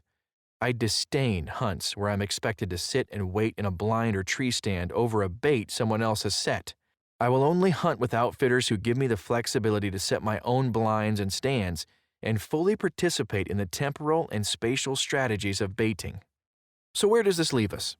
If it's legal, then it's up to the hunter to decide the appropriate level of challenge he or she desires and what constitutes fair chase. I have my own lines, but I don't pretend that one size fits all for every region, habitat, species, or hunter. If your baited hunt is conducted in an ethical, fair chase manner that is satisfying to you, and if you behave in a way that reflects positively on the hunting community, then there's little left to debate. Or is there? What is ethical? What is fair chase? These questions are why the great bait debate rages on. Chapter 9. Seeing the world more like a deer and less like a hunter. By the time a buck is truly mature, and therefore possibly in the trophy class, his habits and patterns of movement have become so different from those of ordinary deer that he evades common methods effortlessly. John Wooders, Hunting Trophy Deer, 1997. When my longbow string slipped from my fingers, I knew the hit was not your classic bow hunting shot. The buck had been walking stiff-legged and quartering away at just under 20 yards. I considered stopping him with a grunt, but knew the chances were slim that he'd end up in my narrow shooting lane. I had two choices: let him pass or anticipate the timing and make sure my arrow arrived at the right moment. In situations like this, your instincts, hopefully savvy ones, take over, and logic goes the way of the computer floppy disk. The hit, though not terrible, was too far back, and the stricken buck bolted from sight and into a gnarly thicket of aspen and dogwood. I didn't know whether to smile or hang my head. I did know that waiting was the best course of action, so I returned early the next morning with a friend. After battling head-high dogwood brush and wading through icy beaver ponds for nearly 7 hours, we had discovered only a few spots of blood in a single bed. What we didn't know during our frustrating search was that the buck lay stone dead just 300 yards from our miserable thicket. So, why didn't we expand our search sooner, choosing instead to keep beating the brush in the same 20-acre patch? Some might say stupidity, but I'd say we fell into a common trap when it comes to predicting deer movement. You see, an open field with not a stitch of cover occupied the 300 yards separating our 20-acre thicket from the dead buck. Why would a mortally wounded buck choose to leave the safety of a large, protective thicket in favor of crossing an open field? That's the question I kept asking myself during our search, and the reason I didn't bother to look on the other side of the field until I had convinced myself that the buck was not in the thicket. Clearly, humans, even experienced hunters, can be pretty poor judges of animal behavior. My trailing efforts were myopic because I mistakenly assumed I knew something about the buck's behavior in relation to the habitat. The experience made me realize how we subconsciously set spatial boundaries where none exist as far as deer are concerned. As humans, we don't see the world as limitless. We see geographic boundaries represented by rivers, creeks, steep ridges, gorges, roads, and private property, all of which represent physical impediments to our movements. For ease of scouting and hunting, we compartmentalize the landscape by circumscribing boundaries around our hunting areas. For example, we might restrict our scouting and hunting to one side of a creek or the other, but to a deer, the creek is simply another land feature. To see the world as deer do, we have to view the landscape as nearly limitless and interpret every habitat as if it means life or death. A deer's home range is about 1 square mile, or 640 acres, and bucks will roam much farther during the rut. Few of us have hunting properties that equal or exceed this size, So we have to consider why deer move out of our hunting areas and when, and which barriers truly impede deer movement and which do not. Water as protection. In early October 2005, I was given permission to hunt a new property near my home in the Finger Lakes region of New York. A wide creek on the south side and a busy state highway on the north side sandwiched the 300-acre farm into a long strip that was composed of woodlots, crop fields, and a single large swamp near the center. With archery season close at hand, I didn't want to risk being too invasive with my scouting, so I made some assumptions from what I knew of the habitat. Numerous trails leading from the swamp into the bordering fields and forests seemingly confirmed my suspicions that deer were using the swamp to bed. Not wanting to disturb the core bedding area, I marked a few ambush points just inside the swamp's edge and vowed to come back in 2 weeks for opening day. To make a long story short, I hunted those trails periodically for 3 weeks without seeing a buck, yet new rubs and scrapes confirmed that they were using the trails after nightfall. Being so close to the bedding area, I couldn't understand why I was failing to see deer during the day. Finally, frustrated and unconcerned about the damage I might do, I followed the trails deep into the swamp. Although conditions were near perfect, I found no sign of bedding. I was baffled. If deer weren't bedding in the swamp, where were they spending their days? The swamp was the only decent bedding cover on the property. Eventually, I popped out of the swamp and ran smack dab into the creek bounding the property's south side. On its bank, I found several well-worn trails where it looked like deer had been crossing for eons. Looking to the creek's opposite side, a light finally went on. The creek wasn't a barrier stopping deer movement. It was protection. On my side of the creek was a farming operation and the stench of humans. On the other side was a steep forested ridge inaccessible except by boat or chest waders. The swamp was good, but not good enough. Deer bedded on the south side of the creek, only swimming to the risky farmland side at or near dark. In this case, I fell into the trap of judging the creek as some kind of barrier when it was not. Had I not assumed that movement was contained to my side of the creek, I might have arrowed one of several good bucks that use the area. Other types of watery environments can also offer deer cover. Working as a professional wildlife biologist, I've spent considerable time in the flooded bottomland forests of eastern Arkansas's White and Cache River basins. The cypress and tupelo-studded bayous and muddy back channels are wild places evoking the environs of 19th century Cajun fur trappers with stocking caps and names like Pierre.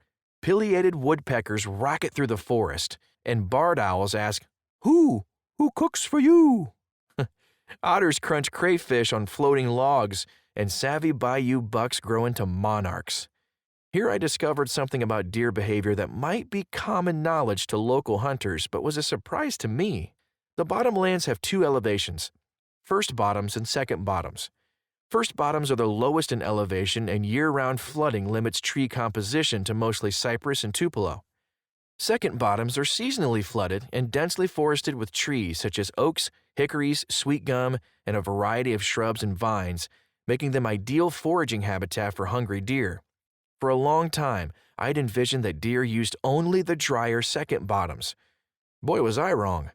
Deer, especially mature bucks, regularly bed on tiny patches of high ground and even beaver lodges in the flooded first bottoms and swim to the second bottoms to feed. What looks like a barrier to deer movement turns out to be a watery sanctuary. In fact, during aerial wildlife surveys, members of my research team observed several outstanding bucks splashing through the water after being startled from their beds by the approaching helicopter.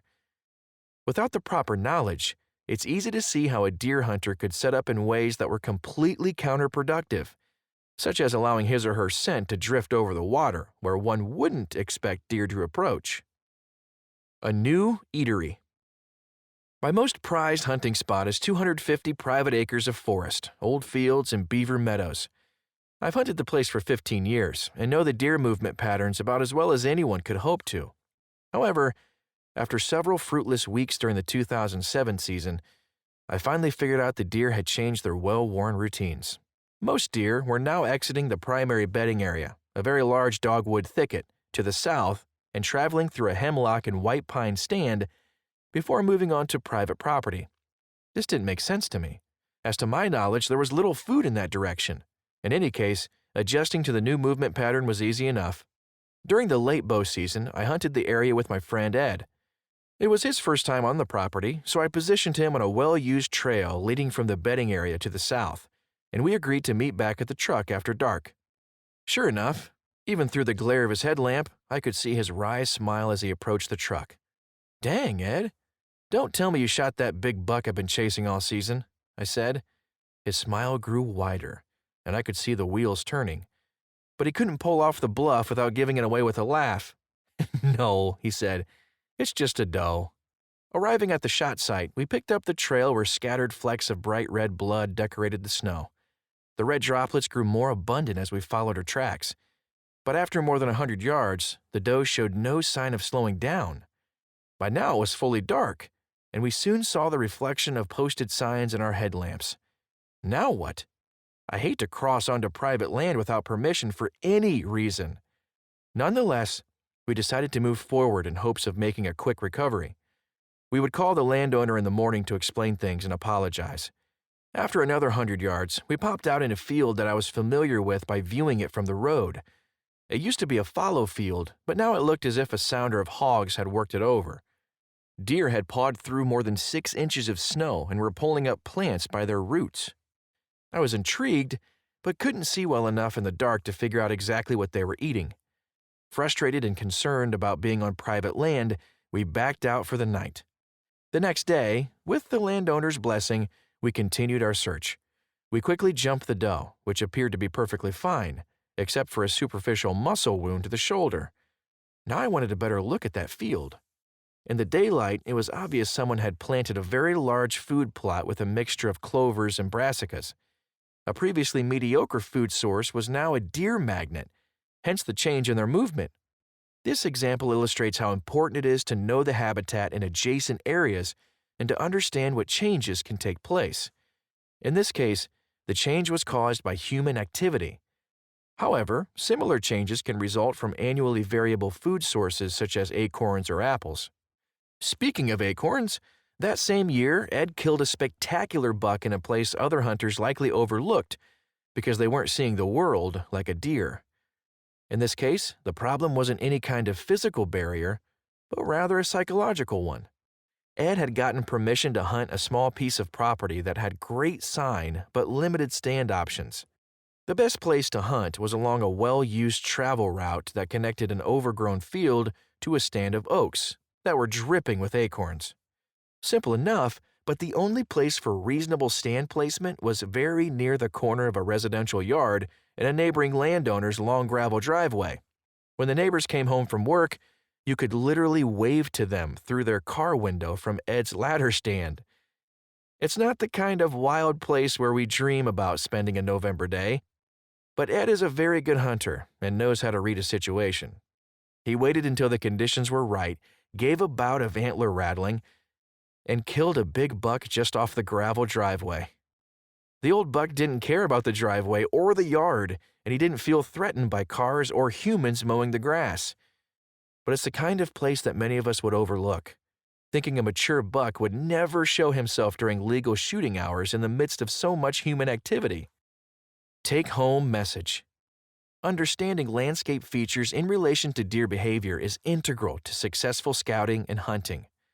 Misjudging these features as physical or psychological barriers to deer movement shortchanges our hunting experiences by tricking us into thinking too narrowly about the geography of our hunting areas. Similarly, failing to consider the habitat resources on nearby private property or on the other side of the ridge from our hunting spot can lead to mistaken assumptions about deer activity. Deer movement patterns only come into clear focus when we fully understand all of the landscape features that are at play. So, go back and re-examine those topo and Google Maps and aerial photos with an eye toward not only your hunting property, but also the landscape that surrounds it. Chapter 10. Food and Lodging. Not just for humans. It is generally agreed that anyone who can successfully hunt these wily animals, white-tailed deer, will have little trouble with other game. Fred Bear, Fred Bear's World of Archery, 1979. Like most wildlife species, a white-tailed deer's life cycle is driven by three primary forces: food, security, and reproduction. Any whitetail hunting book worth its salt covers these topics in detail, but in my experience, there are often misconceptions and nuances in this material that aren't brought to light. In this chapter, I want to focus on specific aspects of deer feeding and bedding, security behaviors, to better understand how we can be more successful bow hunters. Specifically, I want to dispel the notion that hunting bedding areas should be avoided at all costs, and also discuss the importance of old apple orchards and other concentrated food sources in not only providing nutrition, but in also shaping deer behavior and movement patterns. Hunting bedding areas. In my early years as a bow hunter, I concentrated most of my efforts on food sources, travel routes, and natural funnels. I shied away from bedding areas because I was afraid of disturbing deer, especially mature bucks, in or near their sanctuaries. During those years, I killed many does and young bucks, but mature bucks always seemed to elude me. I guess in some ways they still do, but that's why I keep coming back. My strategy was to hunt the food sources and trails farthest from bedding areas early in the season and work my way toward the buck sanctuaries as the season progressed. I heeded the published advice of successful whitetail hunters and kept a safe distance from these sensitive bedding areas, even during the rut. Since then, I have developed my own hunting style based on observed deer behavior, my own hunting experiences, and the literature I've read. This includes setting up near and sometimes within bedding areas during all phases of the season, which I find works very well for orchestrating close shots at relaxed deer. A must for hunters using traditional archery equipment. Think about it. Where do you feel most comfortable and secure? In what room are you bold enough to dance to that old-time rock and roll in your underwear? Your bedroom, right? The same need for security is true for deer. They feel most secure and confident in their bedding areas.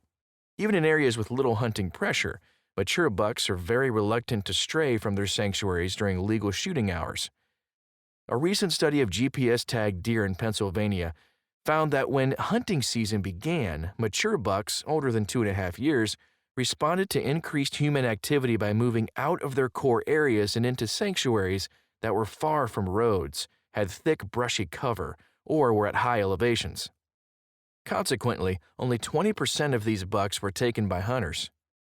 My question is, why hunt where mature bucks aren't just because you might spook them by hunting where they are?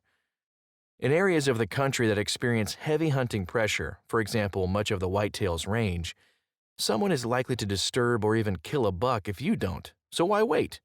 That's not to say bedding areas can't be hunted haphazardly, but with the appropriate approach, you can effectively hunt many bedding areas without pushing bucks into the next county. So, how do you go about finding and hunting these buck sanctuaries? Regularly used bedding areas take on different forms depending on the landscape you're hunting and the habitat that's available. Most bedding areas, however, have two things in common. They are relatively undisturbed and they contain protective cover. In Gene and Barry Wenzel's book, Tree Stand Strategies, they suggest that bow hunters would do well to think brush. This concept is especially true when looking for buck sanctuaries. My hunting areas fall roughly into three categories: remote forest, abandoned farmland, and active farmland. Bedding areas in remote forest, which is what I hunt most often, aren't always obvious. Some places to investigate during the off-season include thick brushy areas created by past timber harvesting, conifer stands, brushy creek bottoms, natural blowdowns, brushy fingers of high ground, benches running parallel with ridges, and steep slopes. In abandoned farmland, look for old fields that are dense with shrubs and saplings. These old fields are particularly attractive to deer if they are associated with cattail marshes, dogwood thickets, or food sources such as old apple trees. Other top-notch bedding areas include aspen thickets, cedar groves, overgrown orchards, and undisturbed goldenrod fields. In active farmland, bedding areas are usually found in standing corn, wet, unfarmed grass, grassy waterways, and undisturbed woodlots. These buck sanctuaries often can be found by examining Google Maps or aerial photographs for areas of dense vegetation, wetlands, and conifer stands.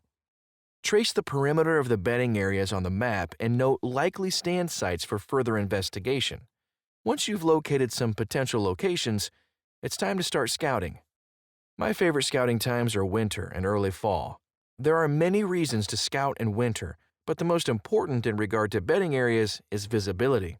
Bedding areas typically have heavy cover, and the presence of foliage during spring and summer conceals important features such as subtle topographic changes, funnels, trails, and old rubs and scrapes. In winter, you can penetrate dense thickets to determine why deer travel the way they do within and around the bedding area. From the outside, bedding areas often look uniform, but they frequently contain wet areas, high ground, openings, and food sources that all serve to influence deer behavior.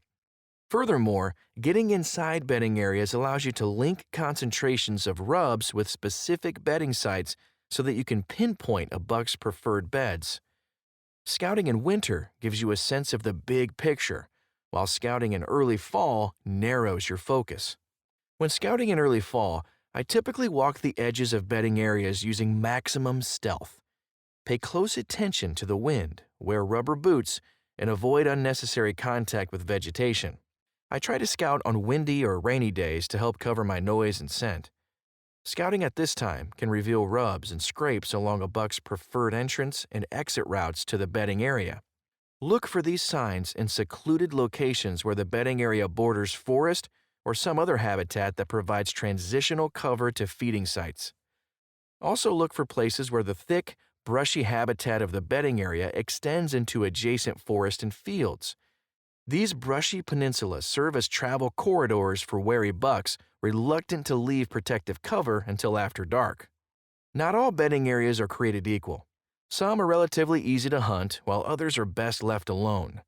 Unless I have very stealthy entrance and exit routes, I avoid hunting bedding areas that are smaller than an acre.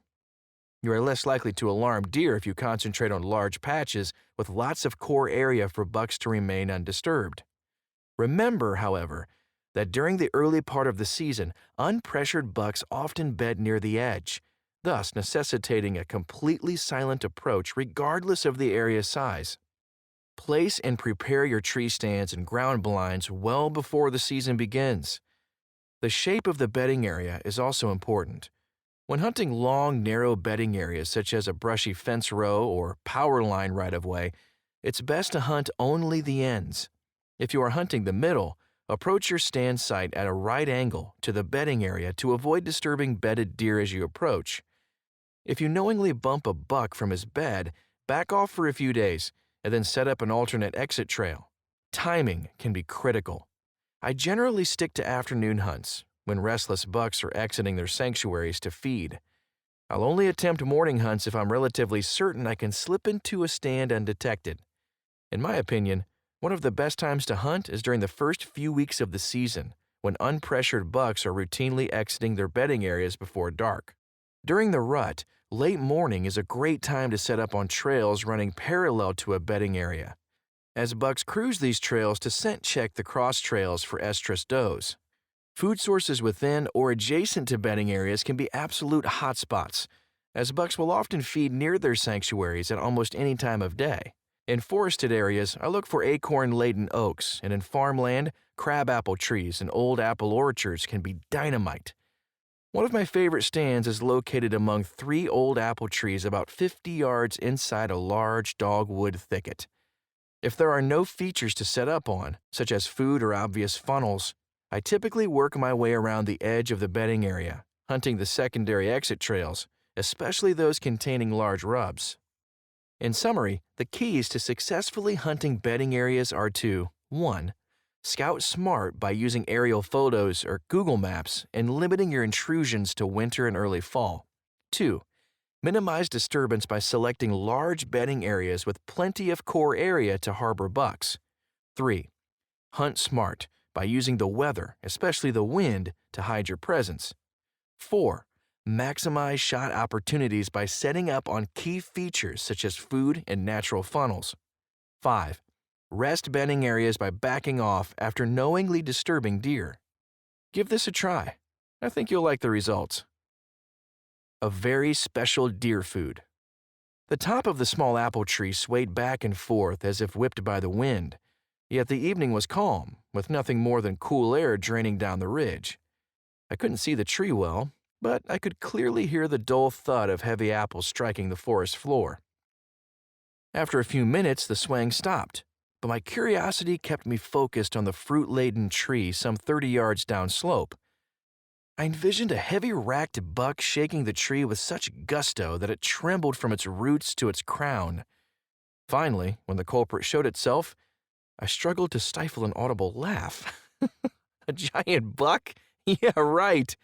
A small woodchuck was laboring uphill with a red apple wedged in its mouth just below his nose, making him look like a furry four-legged Bozo the Clown.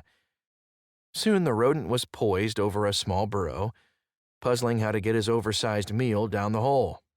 With each attempt, the comical woodchuck would start in head first, only to be stopped by the protruding apple. On one attempt, he charged ahead with such force that his hind legs left the ground and arched over his back like a pudgy, out-of-control gymnast. Finally, after sizing up the situation, he turned around and successfully slid down the hole backward with the apple in tow.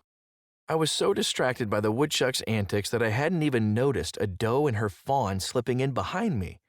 The two deer passed by out of range and headed straight for the apples, littering the ground beneath the trees in the ancient orchard. Over the next 2 hours, a steady stream of deer drifted in and out of the orchard. In all, more than a dozen came to feed before shooting light gave way to darkness on that crisp October evening.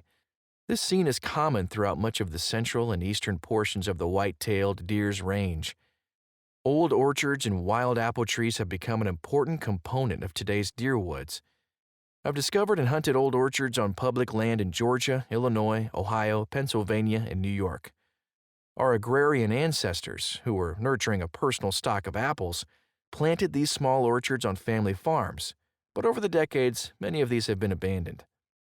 Once well cared-for islands of fruit trees, these forgotten orchards now sit amid tangled thickets and secondary forests, providing a source of sweet nutrition for deer populations. When ripe apples begin falling in September, the trails leading to these prized feeding sites become rutted and pockmarked with cloven hoofprints into early winter. What is it about an apple tree that draws deer like a magnet? One might say, it's the apples, stupid. And in part, I would agree with that. But as with most things in the natural world, there is likely more to the story than the obvious. On a day-to-day and year-to-year basis, deer are driven by the need to eat and reproduce. Food is essential for growth and survival, and evolutionary biology teaches us that any species' ultimate goal is to pass its genes on to the next generation. It is obvious how apple trees satisfy a deer's hunger, but what role do they play in reproduction and the communication associated with it? Old orchards consistently bustle with deer activity, creating a hub of interaction throughout the year. In winter, deer frequently visit apple trees to scavenge any remaining fruit and to browse heavily from the drooping branches. Deer love apple browsing, and when the fruits aren't available, stems are the next best things. Inspect nearly any apple tree in fall and winter and you'll find the frayed ends of browsed stems going up to 6 feet or more. In Charles Alzheimer's book, Quality Deer Management, The Basics and Beyond, he lists wild apple as the most highly preferred browse by the captive deer he keeps for research, which are given a choice of many natural browse types from which to select. In spring and summer, a new and often overlooked food becomes available in old orchards. Mushrooms and other fungi play an important role in the white-tailed deer's summer diet, and any experienced morel hunter can tell you that old apple orchards are the place to find a bounty of fungi. In autumn, the annual cycle is completed when deer once again beat paths to old orchards in search of sweet, ripe apples that often fall from August to December. This year-round activity leads to what I call the bulletin board effect. I believe old apple orchards and the habitat immediately surrounding them are analogous to the message boards on which humans leave notes or flyers for each other.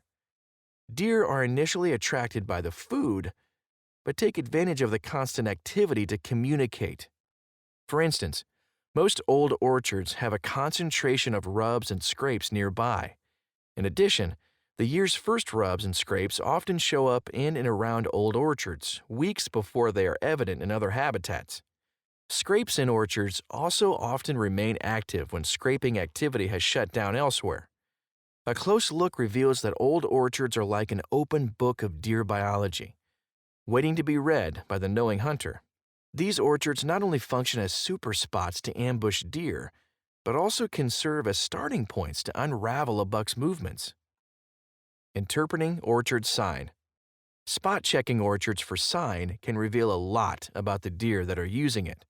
For instance, tracks, rubs, and scrapes can tell you about the number of deer and quality of bucks visiting the site.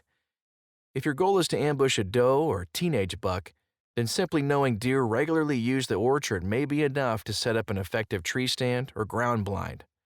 However, if you've got your sights on a mature buck, you may want to investigate further.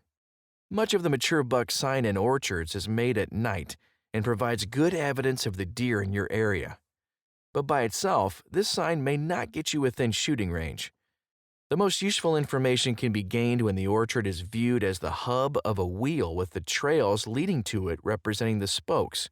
Most food sources, such as large crop fields and oak flats, have scattered trails that are often difficult to backtrack to bedding areas.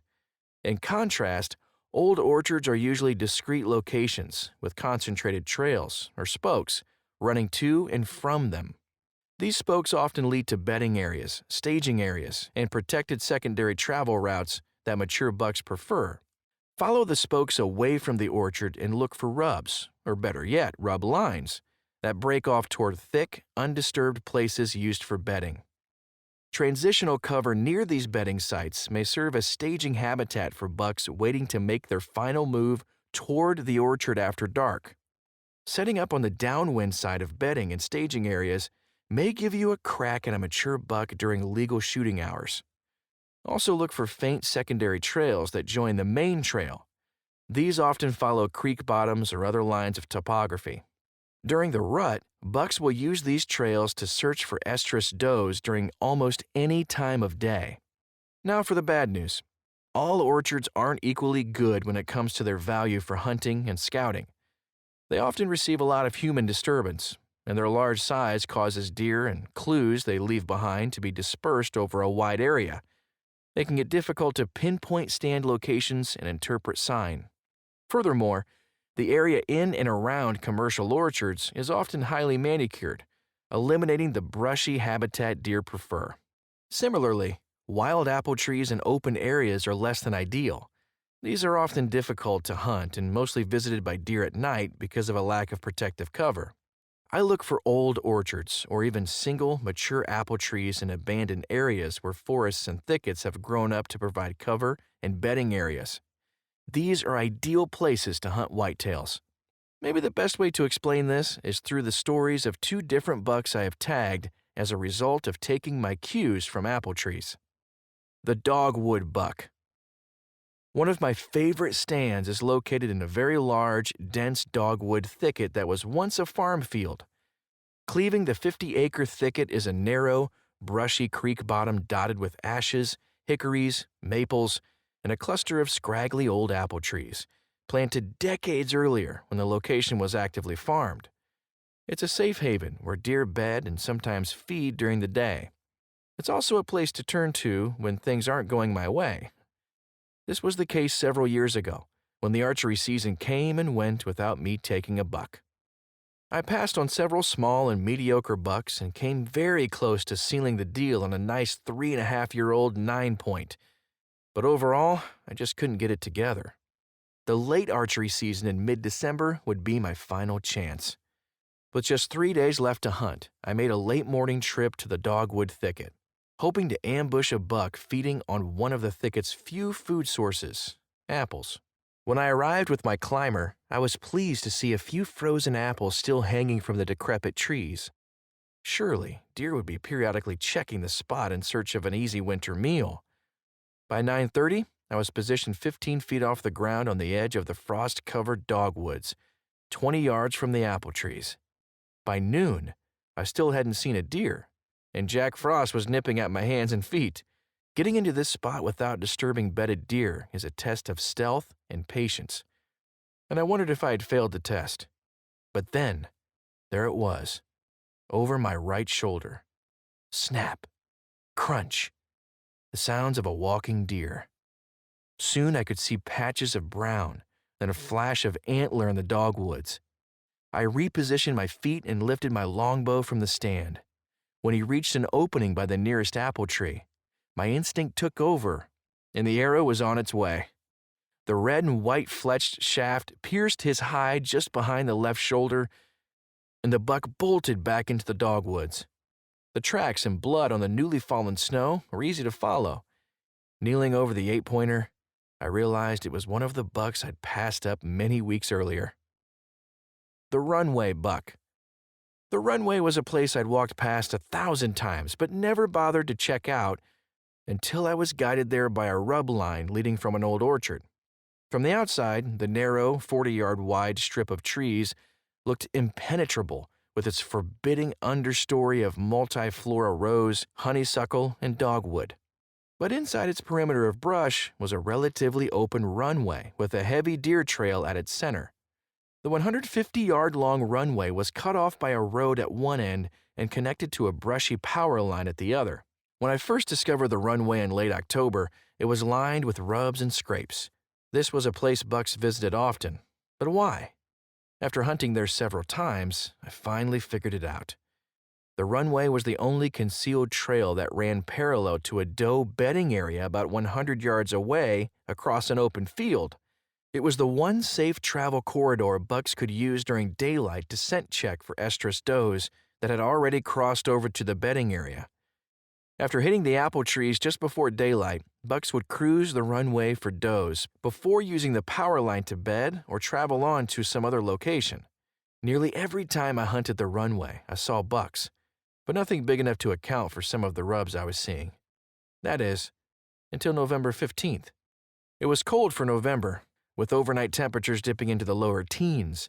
I arrived at the runway as the first glow of pink sunlight cracked the eastern sky. My perch was in a small red maple just downwind of the main trail. For the first hour, nothing stirred. It seemed all the forest's creatures were sleeping in to avoid the cold. When I first heard the sound, I wasn't sure what it was. Tick, tick, tick.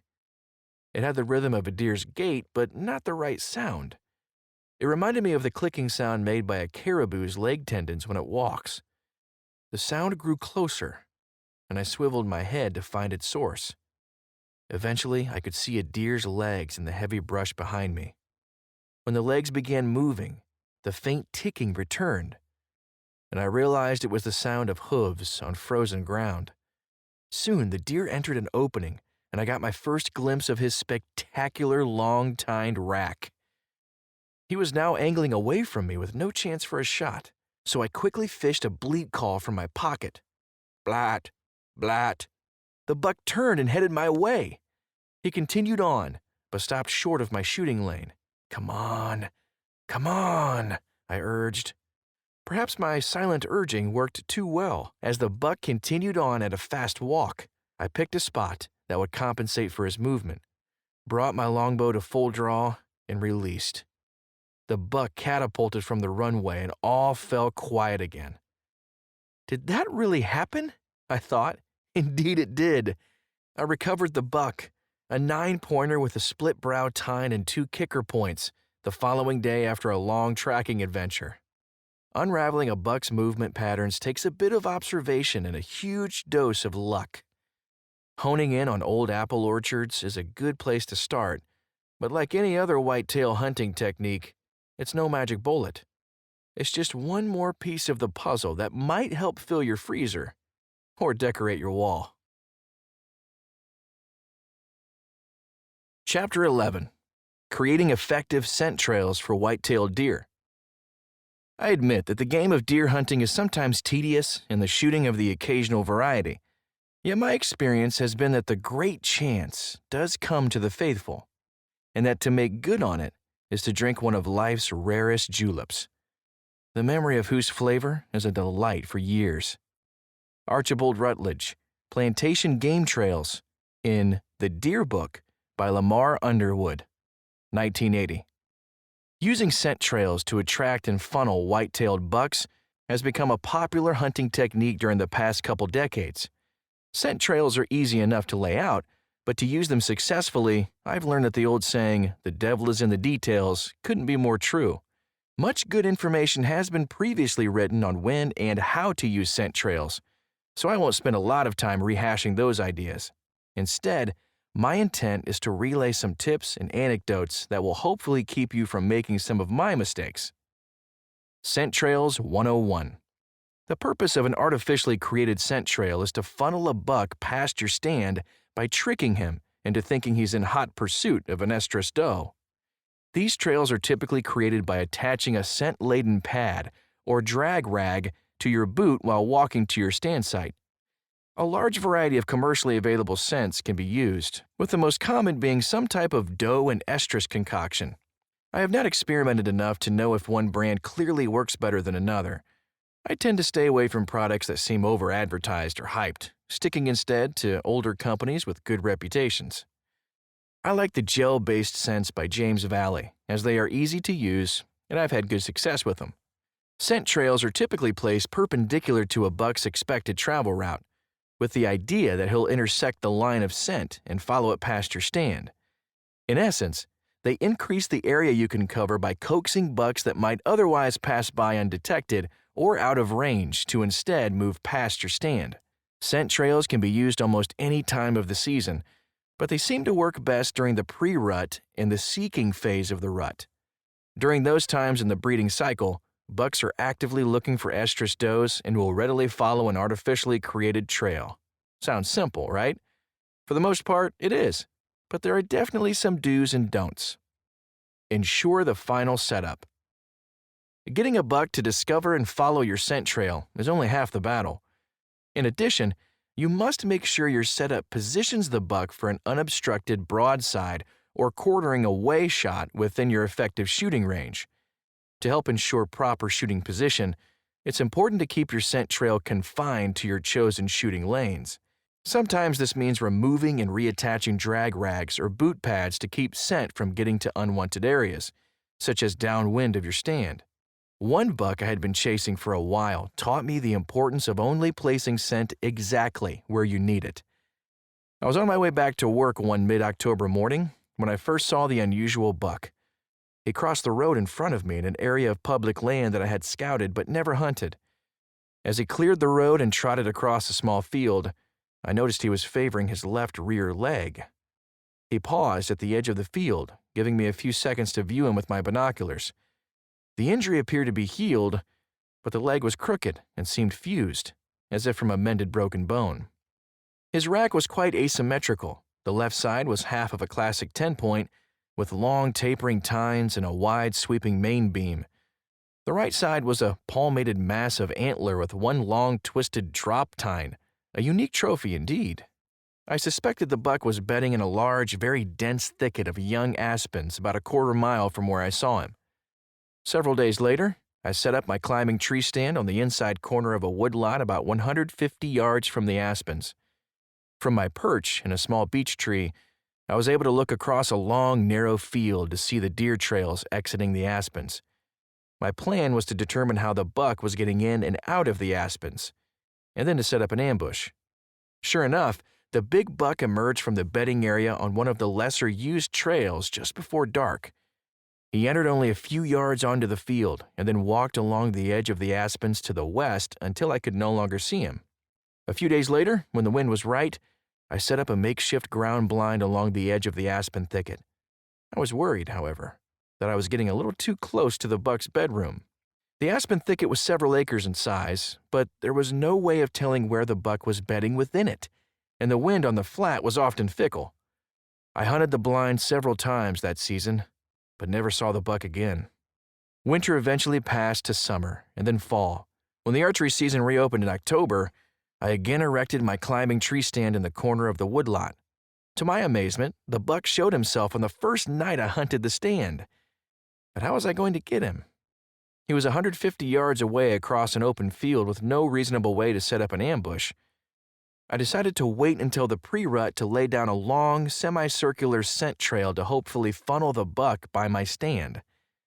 On the afternoon of Halloween Day, with the wind out of the northeast, I used a drag rag tied to my boot to create a scent trail that paralleled the aspen thicket and then gradually turned almost 180 degrees to enter the north side of the woodlot and continue past my stand. When I finished making the trail, I angled directly back to my stand and ascended into position with my climber.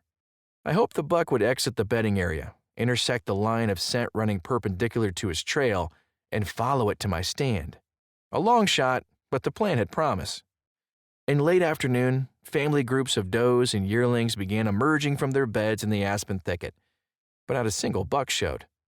Finally, with only about 30 minutes of shooting light remaining, I heard a deer walking behind me and to my right.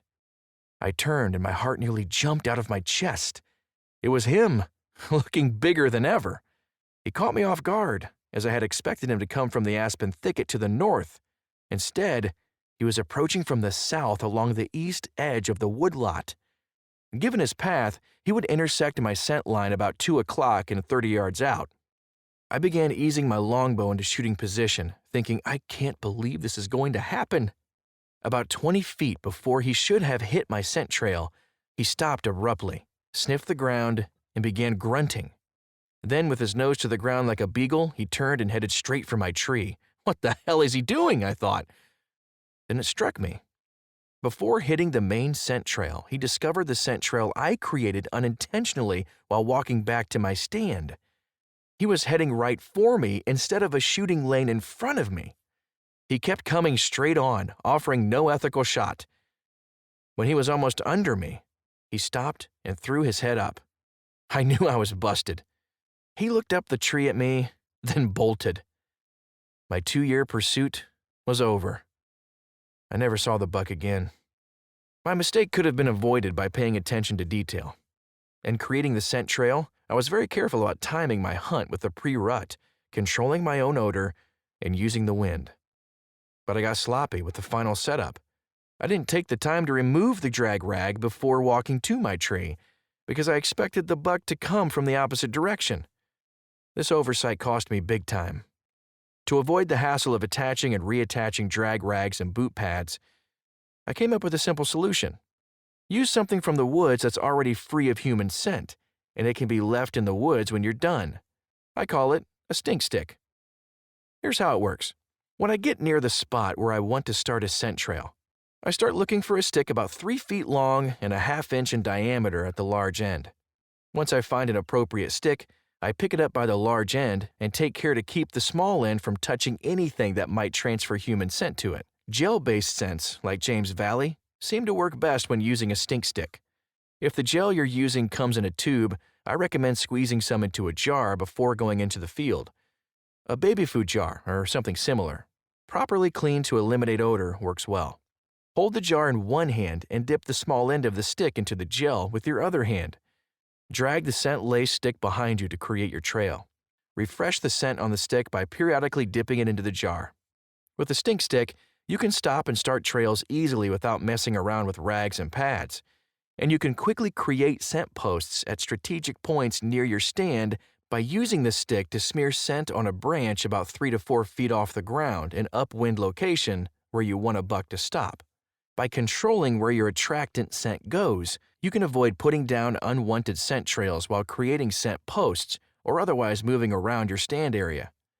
When I get to my tree stand, I typically take the stick up with me to avoid leaving human scent at the base of my tree. If the stick is long and awkward, you can break off the part you've been touching and put it in your pocket. I discard the broken piece once I've left my hunting area.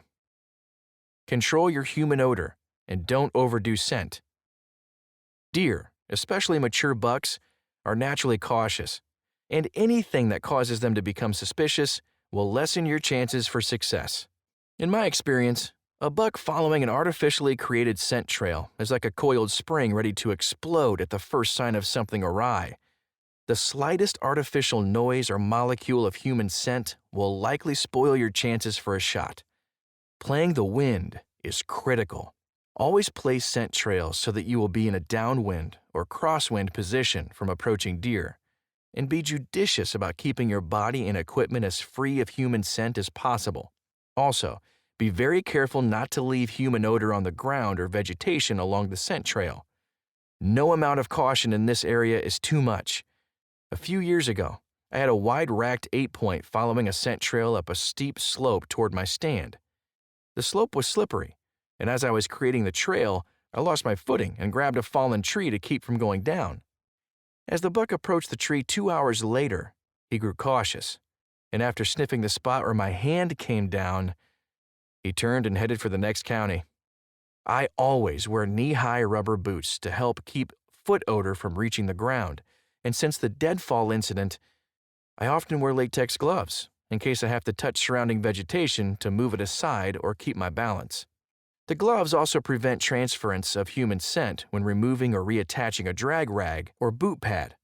Unlike most deer hunting situations, when a buck is following a scent trail, he is investigating your every footstep, increasing the necessity to keep human scent to an absolute minimum. Deer have a finely tuned sense of smell. They can detect odors that might indicate danger, such as humans or other predators, from hundreds of yards away.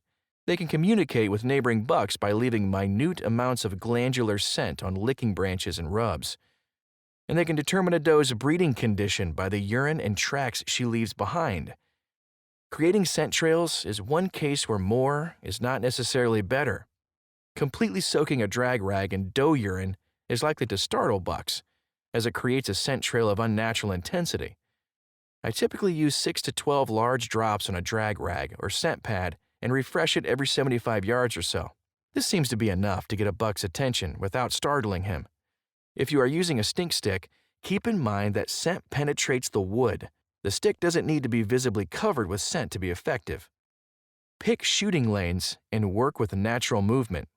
When the timing and conditions of the breeding cycle are right, a scent trail is like a magnet for a rutting buck. They will follow the trail with the single-minded purpose of finding the doe or rival buck at the other end.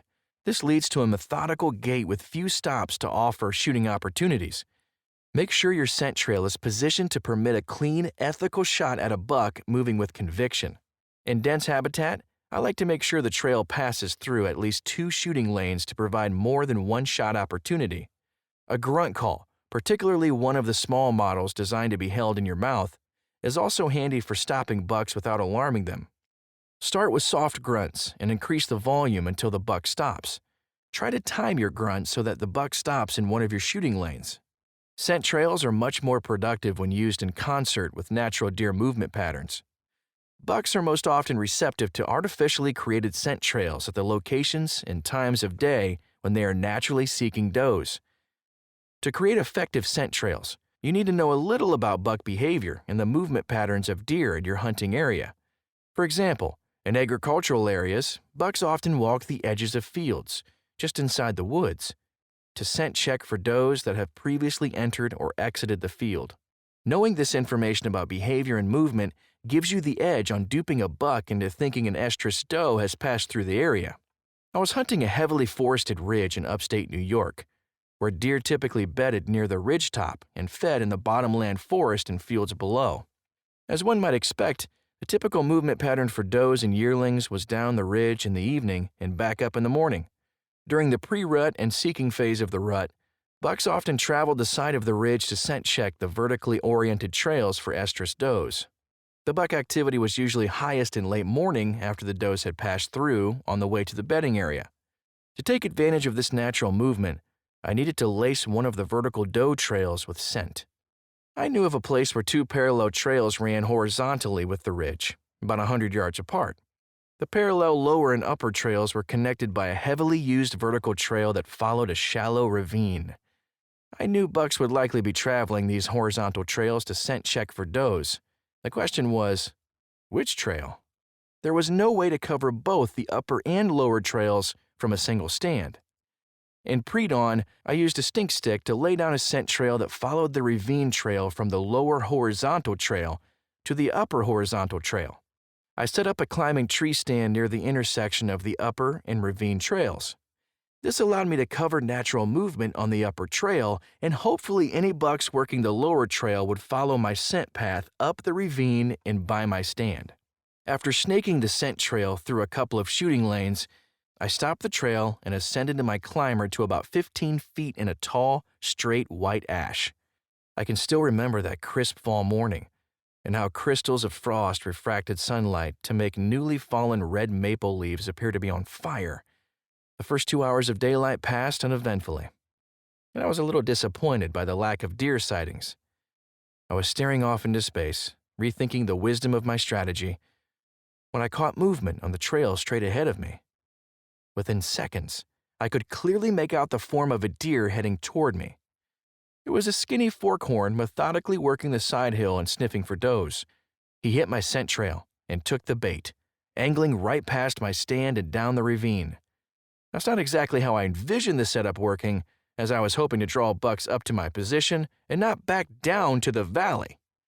Nonetheless, it was gratifying to finally see a deer and know that my scent trail held some sway over at least this young buck. Soon after the forkhorn disappeared, I heard a ruckus below me and thought I caught a buck grunt. Perhaps the forkhorn had encountered another buck in the ravine. I continued looking toward the noise, but didn't see anything for 10 minutes or so. Finally, when I was beginning to think I had imagined the sounds, I saw a deer coming up the ravine. I knew right away that it wasn't the forkhorn. He continued up the trail without hesitation. He wasn't moving fast, but his progress was steady.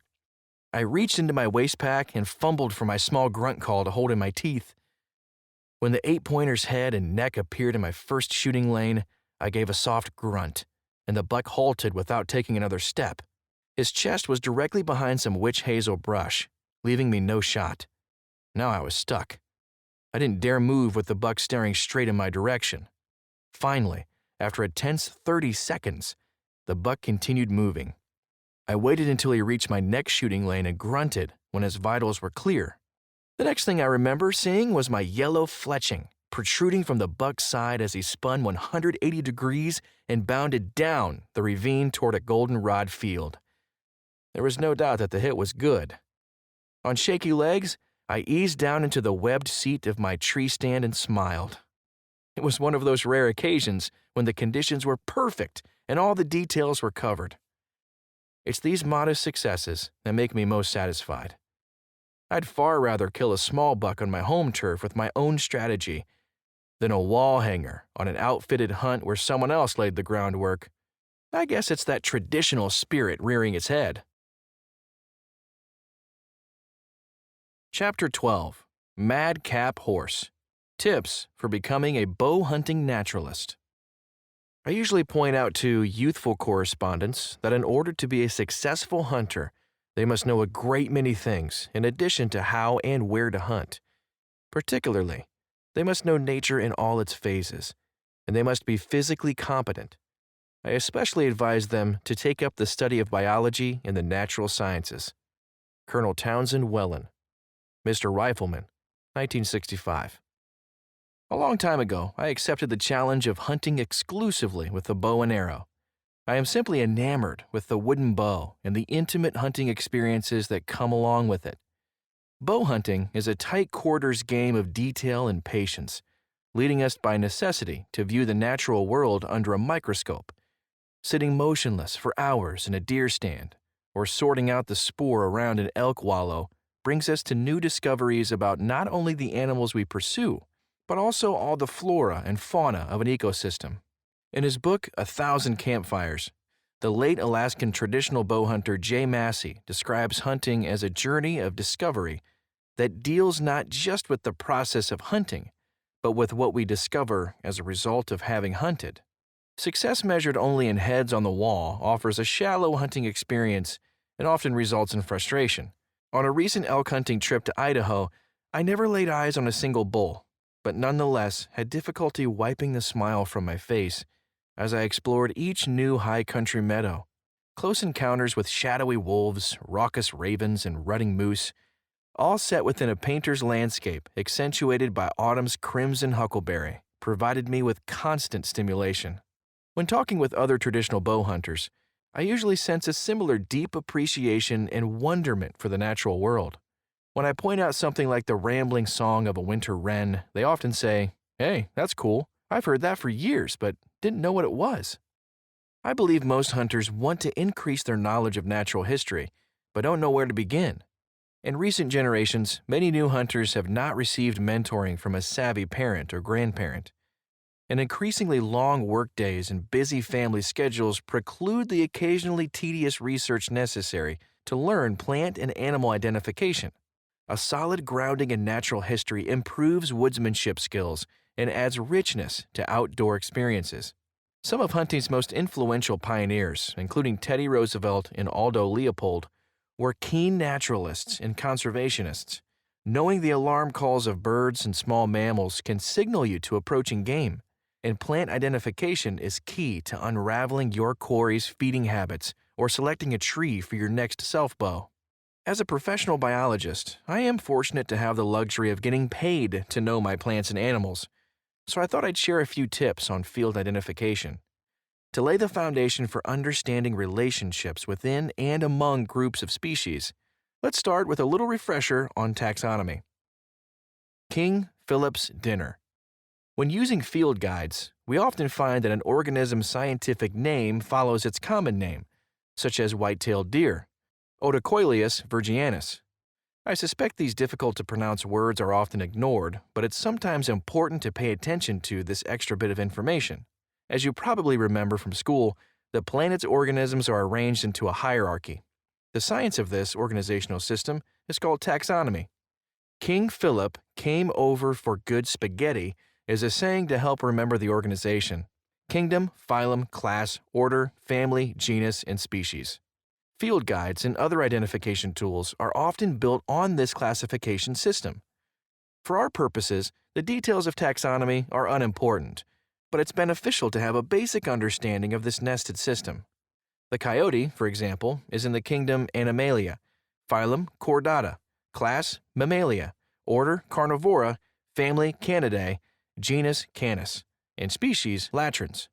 When written, the scientific name for coyote is shortened to just the genus and species, Canis latrans. Knowing how scientific names are derived and used is important in understanding the relationships among species. The red fox, Vulpes vulpes, and gray fox, Urocyon cinerio argenteus, for example, are in the same family, Canidae, but entirely different genera, indicating that their taxonomic relationship to each other is more distant than their similar appearance might suggest. This becomes evident when examining the skulls of these two animals. But that's a story for another time.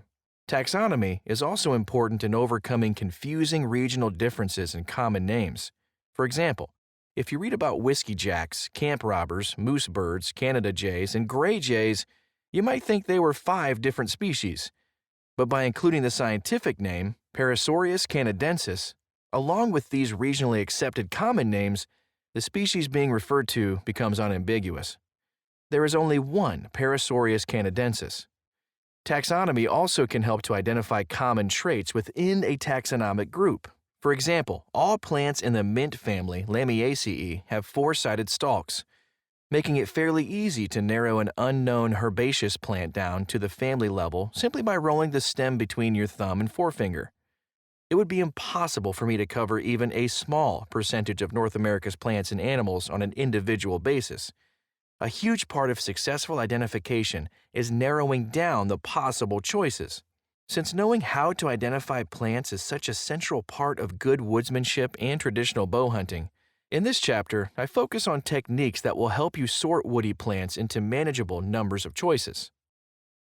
Madcap horse. Madcap horse stands for maple, ash, dogwood, caprifolaceae, and horse chestnut. These are the groups of woody plants with opposite branching patterns. The 2 primary branching patterns of deciduous woody plants are opposite and alternate.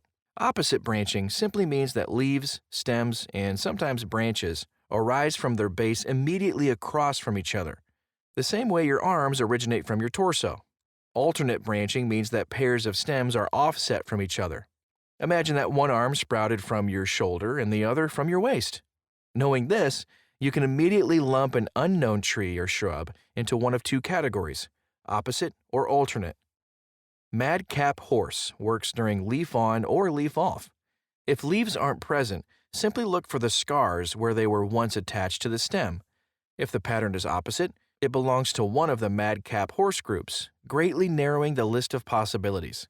There are many familiar species of maple, acer, ash, fraxinus, dogwood, cornus, and horse chestnut, Asleus, occurring throughout North America. The name that is likely foreign to you is Caprifolia ace, a large family of plants that includes dozens of species with a mostly shrubby growth form. Some common Caprifolia ace plants include viburnums such as arrowwood, Viburnum dentatum, known for its straight stems that were used by eastern Native American tribes to make arrow shafts, honeysuckles, lonicera, elderberries, sambucus, and privets, ligustrum. If your unknown tree, shrub has an alternate branching pattern, then you have to look outside the madcap horse group. Some common trees with alternate branching patterns are oaks, quercus, hickories, caria, walnuts, juglans, beeches, fagus, cherries, prunus, elms, ulmus, and aspens, populus. Bark and form. Madcap horse will often get you halfway there with very little effort. But what is the next step in making a full identification? After branching pattern, bark and growth form are the next best diagnostic characteristic because they are ever present, unlike leaves, and easy to see from ground level. In eastern deciduous forest, I can identify nearly every tree species from a long distance simply by looking at the bark and growth form. How is this possible? It's no different than your ability to recognize specific neighbors from many blocks away. In your mind, you don't go through a checklist of your neighbor John's features, 5 foot 8 inches, beer belly. Instead, your mind automatically calculates these things from many past encounters with John and returns an identity. World War II British aircraft spotters coined this general impression of size and shape, jizz. They used jizz to instantly identify friendly versus enemy aircraft from miles away, as waiting to see what nation's emblem was painted on the side could mean certain death. Once you've learned the bark and growth form of individual tree species, jizz works spectacularly well. For closely related species, more detailed inspection is often necessary. For instance, northern red oak, Quercus rubra, and black oak, Quercus velutina, have very similar bark, but black oak has horizontal fissures, making it look a lot like alligator hide. Scarlet oak, Quercus coccinea, and black oak have similar growth forms, but scarlet tends to carry its dead branches, while black drops them. Leaves and buds. Leaves can be very helpful, but it's not best to rely on them because they're only present during the growing season. Nonetheless, it's important to learn basic leaf shapes and growth patterns, such as simple, compound, and whorled. Leaf veins can be important too. Almost all dogwoods have veins that form the line of an arc from the stem to the tip. Sugar maple, Acer saccharum leaves have 5 veins, while Norway maple, Acer platinoides leaves have 7. Buds are especially important when identifying young trees that haven't developed their adult bark and growth forms. Take red maple, Acer rubrum, and sugar maple, for instance. Winter saplings of these species can look remarkably similar, but a closer look reveals very different buds. Sugar maple has brownish-colored buds with alternating light and dark bands, while red maple buds are small and red. Some buds are so distinct they are diagnostic by themselves. Yellow poplar, Liriodendron tulipifera buds are shaped like a duck's bill. Shagbark hickory, Caria ovata buds look like a candle flame. Bitternut hickory, Caria cordiformis buds are covered in bright yellow fuzz. And black walnut, Juglans nigra buds look like a thumb and 3 fingers brought together in an Italian display of culinary perfection. Field guides and websites. The information I've presented is just the tip of the iceberg when it comes to identifying woody plants.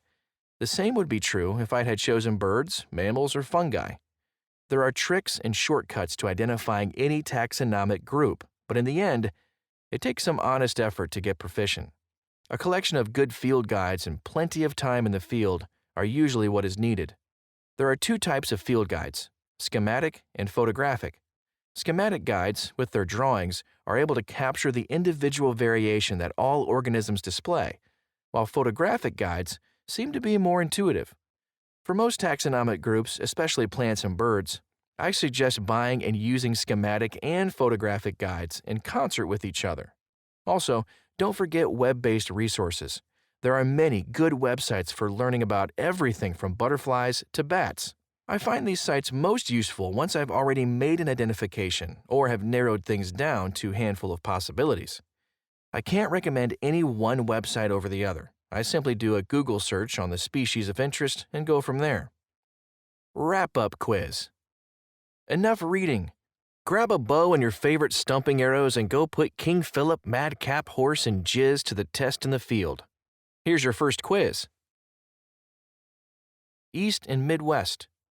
Name a tree with alternate branching, compound leaves, and thorns with fruits that white-tailed deer devour in early fall. West. Name a tree with opposite branching and a shrubbery growth form that is sometimes used to make self-bows. Hint: think Pacific Northwest. Good luck!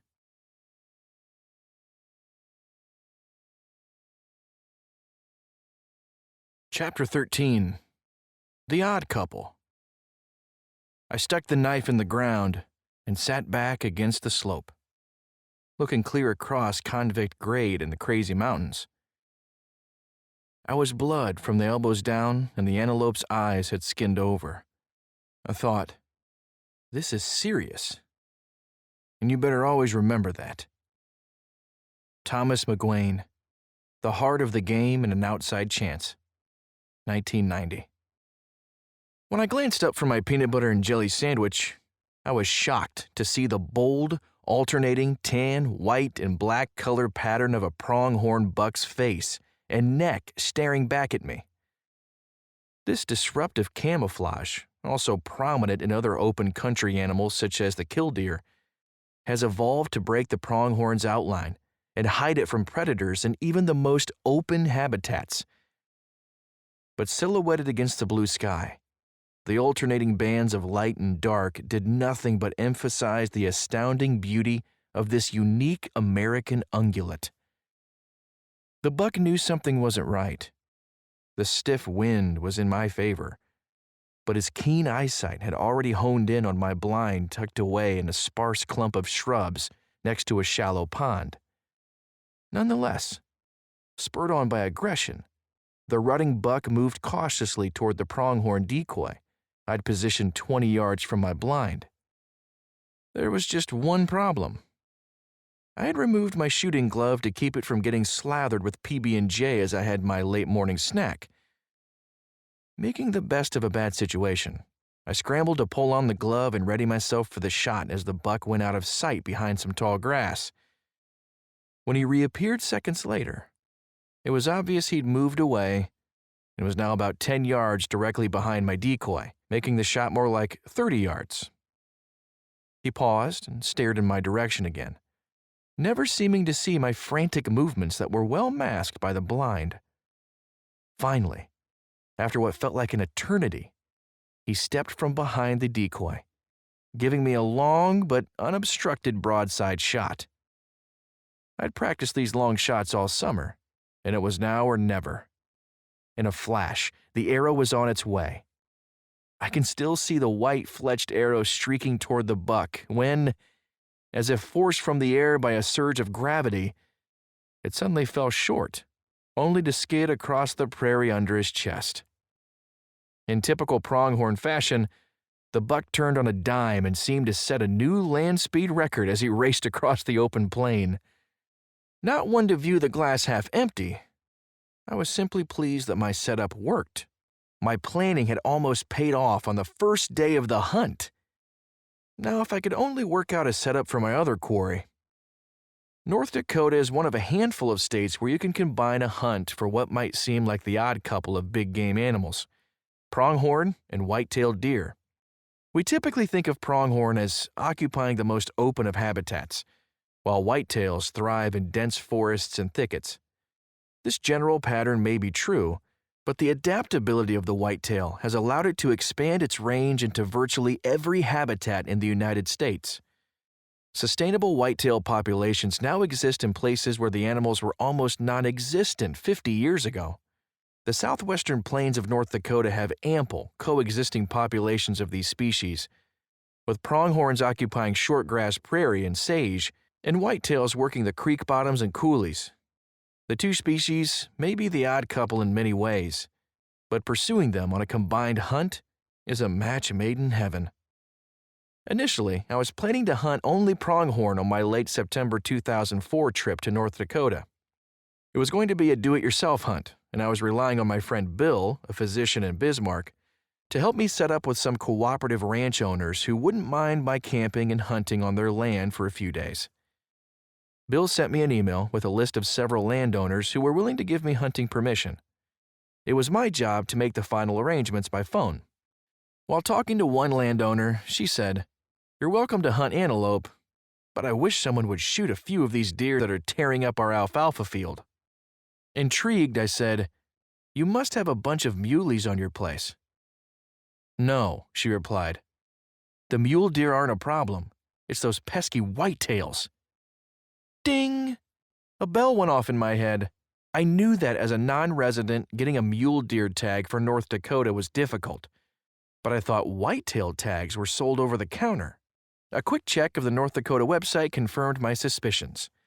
Pronghorn and whitetail tags were readily available, and the archery seasons overlapped. Thus, my quest for the odd couple began. My trip was planned for the last week in September, roughly coinciding with the pronghorn rut and a time when whitetails would still be adhering to predictable summer movement patterns. I knew from past experience with pronghorns that their daily movement patterns were a bit unpredictable and certainly different than whitetails, in that they didn't confine their activity to morning or evening. Therefore, my plan was to hunt whitetails early and late, and pronghorns throughout the hottest part of the day, when they would be most likely to visit waterholes. On September 22nd, with the truck packed to the gills with gear, I headed west from my home in the Finger Lakes. The drive was mostly pleasant and filled with the anticipation of a new adventure. For me, there's nothing better than exploring new country with a bow in hand, and that's exactly what the next 10 days held in store. After arriving in North Dakota, my first stop was a ranch on the South Dakota border near the town of Hettinger. This was classic North Dakota cattle country. Undulating hills of grass spooled off in every direction before merging with the blue sky at some distant point that seemed impossibly far away for someone steeped in the tight places of the Appalachians. The people were no less classic. Even though it was a weekday and I'm sure there was work to be done, I was invited to join the Howe family for a formal sit-down lunch of chicken, mashed potatoes, and all the fixins. It was a hot day, and I remember the coolness of the mudroom's concrete floor where I sat to remove my shoes. Barn coats hung on hooks in a neat row. Beneath, rubber boots splashed with manure were lined up so perfectly it seemed unnatural in this working household. Clearly, this was a family that respected order.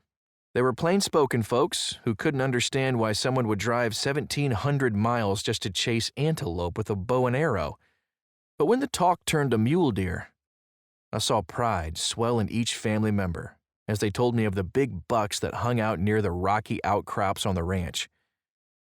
During this discussion, I could see Mr. Howe's wheels turning. He abruptly interjected, "Ron, I'd appreciate it if you didn't shoot any of my mule deer." I nodded empathetically while working on a bite of chicken.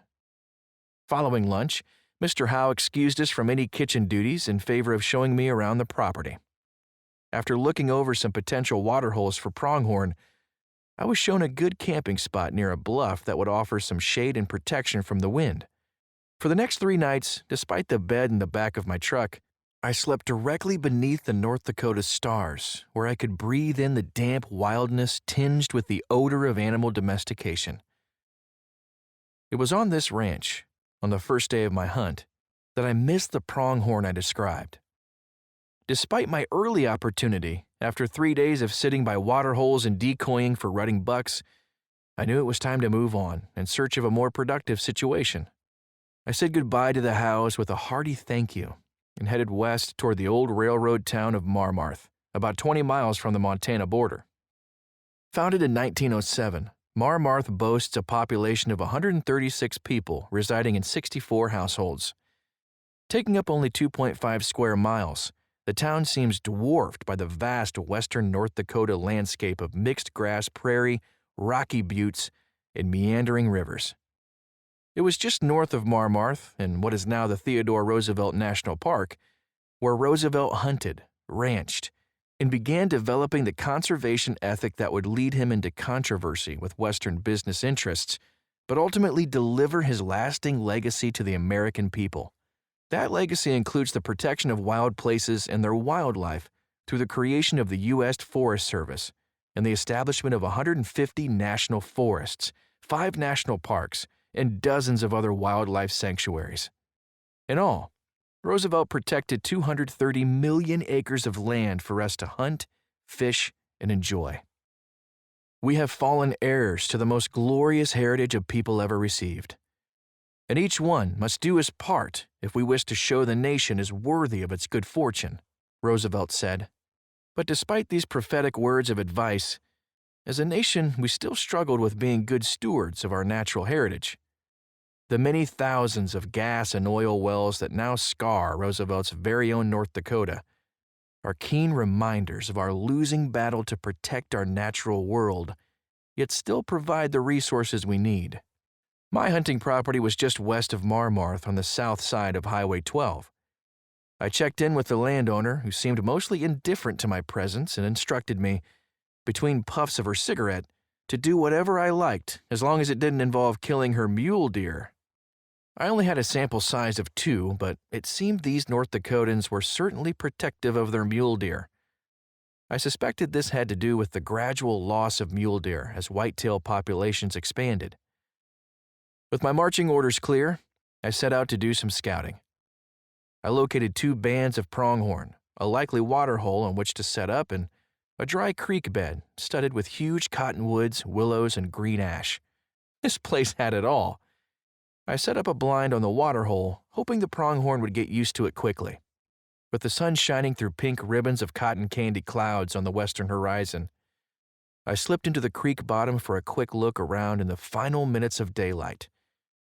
I jumped a big mule deer doe immediately upon entering the trees, and within the next 100 yards, kicked out 2 whitetail does. Further scouting revealed several rubs and scrapes. That was all I needed to see. I backed out and set up camp on the other end of the property. That night, after a bowl of venison chili, I lay on my back watching the stars wink on and off in an impossibly black sky. The sharp scent of sage filled the damp air, and coyotes yipped in the distance. It was hard to imagine a more perfect place to lay my head. Dawn found me clad in my ghillie suit at the north end of the creek, slowly still hunting into the south wind. The old creek bed snaked back and forth in oxbow fashion, leaving 100-yard wide crescents of high ground in between each serpent-like bend. I followed a heavy deer trail that ran with the creek bed until it intersected with a cross trail coming from an adjacent sage flat. Here, I found a comfortable seat on a downed cottonwood log. Sitting motionless, I wondered how I appeared to other animals in my shabby suit of rags.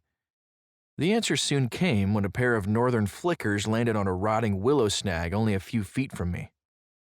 Oblivious to my presence, the birds worked with efficiency, using their stiffened tail feathers to support their vertical weight, while extracting insect larvae from crevices with their barbed tongues. After scouring the snag from top to bottom, the pair moved off, and I refocused my attention on the deer trails that lay in front of me. It was just after 9 o'clock when I saw antlers poking through the brush along the main trail about 40 yards from me. Soon, I could see a second deer moving behind the first, then a third, and eventually a fourth popped out into the open. The deer, a small 8-point, a 4-point, and a doe and her fawn, leisurely fed along the trail only 20 yards from me. As I was enjoying the show, I again caught movement in the brush to my right. This time, the antlers coming toward me were much larger. I gripped my leather-wrapped handle of my McCullough recurve and twisted slightly to get into shooting position. The buck was a very respectable 8-point with a classic symmetrical rack. If he followed the same path as the other deer, I'd have a 20-yard broadside shot. But of course, as mature bucks tend to do, he didn't play follow the leader. He veered off the trail and fed along the opposite bank of the creek bed, staying just out of range.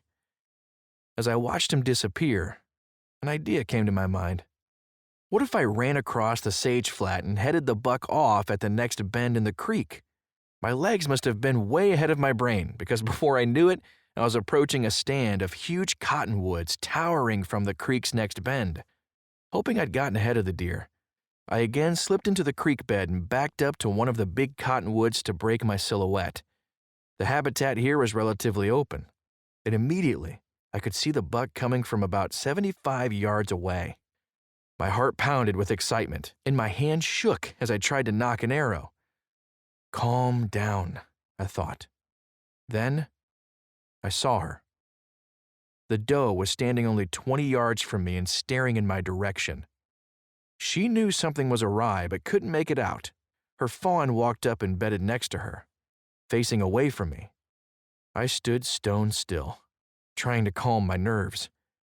Finally, the doe bedded next to her fawn, giving me the opportunity to return my attention to the buck, but he was gone. Had he seen me and snuck off? Or had he just moved out of sight? Minutes ticked by before the buck reappeared, moving along the near creek bank toward the bedded doe. As he approached her, he lowered his head and horned her right in the rear quarter. She jumped up and trotted off behind a patch of willow, leaving the buck 20 yards from me and looking away. Perfect, I remember thinking. But it was all downhill from there. My draw felt clumsy and rushed, like it was the first time I'd shot a bow. The arrow flew wide to the left and stuck harmlessly in the dirt. My heart sank. I watched the deer, only slightly spooked, move into a brushy ravine where I suspected they were bedding. The thrill of the stalk, combined with the anticipation of the shot, had brought on a genuine case of buck fever. So far on this trip, I had 2 good opportunities and 2 blown shots. The score was the odd couple too, Ron nothing.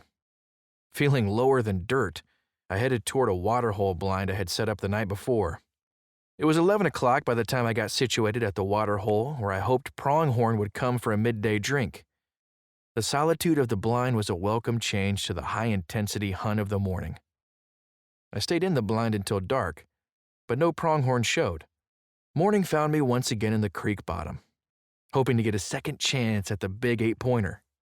My hopes were fading when by 9:30 I still hadn't seen any deer. I was hunkered down in a willow blowdown on a trail leading to the bushy ravine where I had seen the buck disappear the previous morning. Suddenly, as if out of nowhere, a buck jumped a deadfall about 40 yards in front of me. When he cleared some brush, I saw that he was a mediocre 8-point, not quite what I was looking for. Then, in a flash, another deer jumped from the deadfall. Immediately, I recognized him as the same buck I'd missed the day before. Within seconds, he'd closed the gap to 20 yards. When he turned to look behind him, I came to full draw and released. This time, my shot was true. The Wenzel Woodsman Tip 2018 whistled straight through his chest and lodged in a cottonwood stump. The buck exploded from the brush and disappeared down the creek bed. I waited about 10 minutes, then walked to where the buck had been standing. Protruding from the stump, the full length of my arrow glistened with red in the bright sunlight. The blood trail was short and easy to follow. The temperature was pushing 75 degrees, and I was concerned about meat spoilage. I sped back to the truck where I grabbed a length of rope, some garbage bags, and my pack frame. Using the rope, I was able to hoist the buck into the air from the stout cottonwood limb. In less than 30 minutes, I had him skinned and the quarters lashed to my pack. I stowed the meat under a canvas tarp in the back of my truck and headed for Baker, Montana to get ice. With a good whitetail under my belt, it was time to refocus my efforts on chasing pronghorn. For the remainder of my trip, I hunted the speed goats from sunup to sundown, but just couldn't get within bow range. I had no luck ambushing them at water holes, and stalking and decoying them didn't pan out either. Bucks simply weren't responding to the decoy, and stalking to within bow range of wary antelope is a challenge beyond compare. On 3 occasions, I got within 40 yards, but always got busted before I was close enough for a shot. In the end, it was a terrific trip, with a good buck in the bag and many great memories. Maybe someday I'll go back to see if I can convince those North Dakotans to let me chase their mule deer. Chapter 14. Lake Okeechobee and a Boar for Maurice. Wilderness is the raw material out of which man has hammered the artifact called civilization. Aldo Leopold. A Sand County Almanac, 1949. Blow, blow, Seminole wind. Blow like you're never gonna blow again. I'm calling you like a long-lost friend, but I know who you are. And blow, blow from the Okeechobee, all the way up the Micanopy. Blow across the home of the Seminole, the alligators and the gar. Progress came and took its toll, and in the name of flood control, they made their plains and they drained their land. Now the glades are going dry, and the last time I walked in the swamp, I sat upon a cypress stump. I listened close, and I heard the ghost of Osceola cry. These lyrics, taken from the song Seminole Wind, were penned by the great country singer John Anderson in 1992. No doubt John, a native of Florida, was lamenting the massive loss of the all-encompassing network of natural wetlands and rivers that once dominated the state's southern half. As little as a century ago, water flowed from the Kissimmee River into Lake Okeechobee and then south to form the River of Grass, now known as the Everglades. The mosaic of prairies, ponds, and uplands, all fed and formed by the River of Grass, once covered 11,000 square miles, an area comparable to the state of Maryland. The wildness of it all must have been spectacular. Black bears, eastern cougars, ivory-billed woodpeckers, and endless streams of long-legged wading birds like roseate spoonbills and glossy ibises, filling the sky like organized bands of smoke. It's too bad none of us today will ever experience its once pristine state. But at least one bow hunter did. In his 1878 book, The Witchery of Archery, the great Maurice Thompson devoted an entire chapter to his experiences hunting and fishing near Lake Okeechobee. The shape of the lake was not unlike that of a great spider, whose elliptical outline of a body radiates short, crooked legs, he wrote. All around it stretched the cypress swamps and wet prairies, through which innumerable dark, sluggish streams crawl like indolent serpents. Of his experience with Native Americans on Lake Okeechobee, Thompson said, "Here in the midst of gaily painted birds, vast reptiles, and glossy serpents under a sky of perpetual and healthful summer, the swarthy hunter lived a life sweeter than Arcadian to him." Thompson then goes on to chronicle his encounters with giant alligators and a hunting party of cadaverous Okeechobee Indians, one of whom briefly befriends him only to steal his English longbow. Ever since reading Thompson's exultations on the place, I have wanted to explore Lake Okeechobee's wilder side. But today, you have to look hard to find wild places that approximate what Thompson must have encountered. I got the chance to visit Lake Okeechobee in 2003 and spent several days amid the lake's clutches chasing feral hogs with my recurve and trying to see what Thompson had. It should be said at the outset that one of the changes to this place is the presence of the very animal I'm hunting. Hogs of the genus Sus are not native to Florida, or anywhere in North America, for that matter, and would not have been present during Thompson's explorations of Lake Okeechobee. Florida is, in fact, overrun with non-native plants and animals, such as enormous reticulated pythons that wreak havoc on native wildlife. It seems ironic, then, that in seeking to find the original, wild nature of the place, I am capitalizing on something that is foreign and springs from domestication. I guess sometimes you have to roll with the punches to get what you need. My hunt was a bit awkward to pull off, as I was in Florida to attend a business meeting and decided to carve out a few days to visit Lake Okeechobee after it was over. This meant I would have little time to scout, so I made a few phone calls to acquaintances in Florida and found a part-time outfitter who had access to almost 2,000 acres of forest, thicket, and swamp near the lake. We agreed on a trespass fee and made arrangements to meet on the property after my meeting in Lake Placid ended. As I wound my way toward Lake Okeechobee in a rented Oldsmobile, I was struck by the rural nature of Florida's interior, with its many cattle ranches, citrus groves, and farms. The landscape is home to a tremendous diversity of wildlife, especially birds. Among the species I saw during my short drive were red-shouldered hawks, northern caracaras, swallow-tailed kites, burrowing owls, and loggerhead shrikes. Add to this game animals such as turkey, coyotes, bobcat, deer, and wild hogs. And Florida's stereotype of sandy beaches, blue-haired retirees, and Miami excesses rapidly begins to fade. After many days of meetings, I couldn't wait to get my boots on the ground. Nestled amid ancient live oaks covered in Spanish moss, I found the small house that I had arranged to stay in during my hunt. Although no one was there when I arrived, I was sure I had the right place, judging by the bag target leaning against one of the live oaks in the backyard. Figuring my contact would be along soon to show me the ropes, I decided to string my bow and shoot a few practice arrows. For this hunt, I had transported a 60-inch one-piece John McCullough 59er recurve on the plane in a long padded tube. At the airport, I got surprisingly few questions about the contents, as I think travelers to Florida are commonly seen carrying similar tubes for fishing rods. This was fine with me, as I've had my share of unpleasant people experiences when traveling with bows and arrows. Over the years, I've shot a lot of bows, but the 59er combines function and beauty better than any other bow I've ever shot.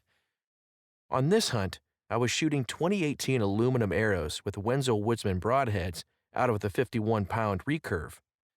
To me, this is a classic, bomb-proof combination that's up for the task on just about any North American big game animals.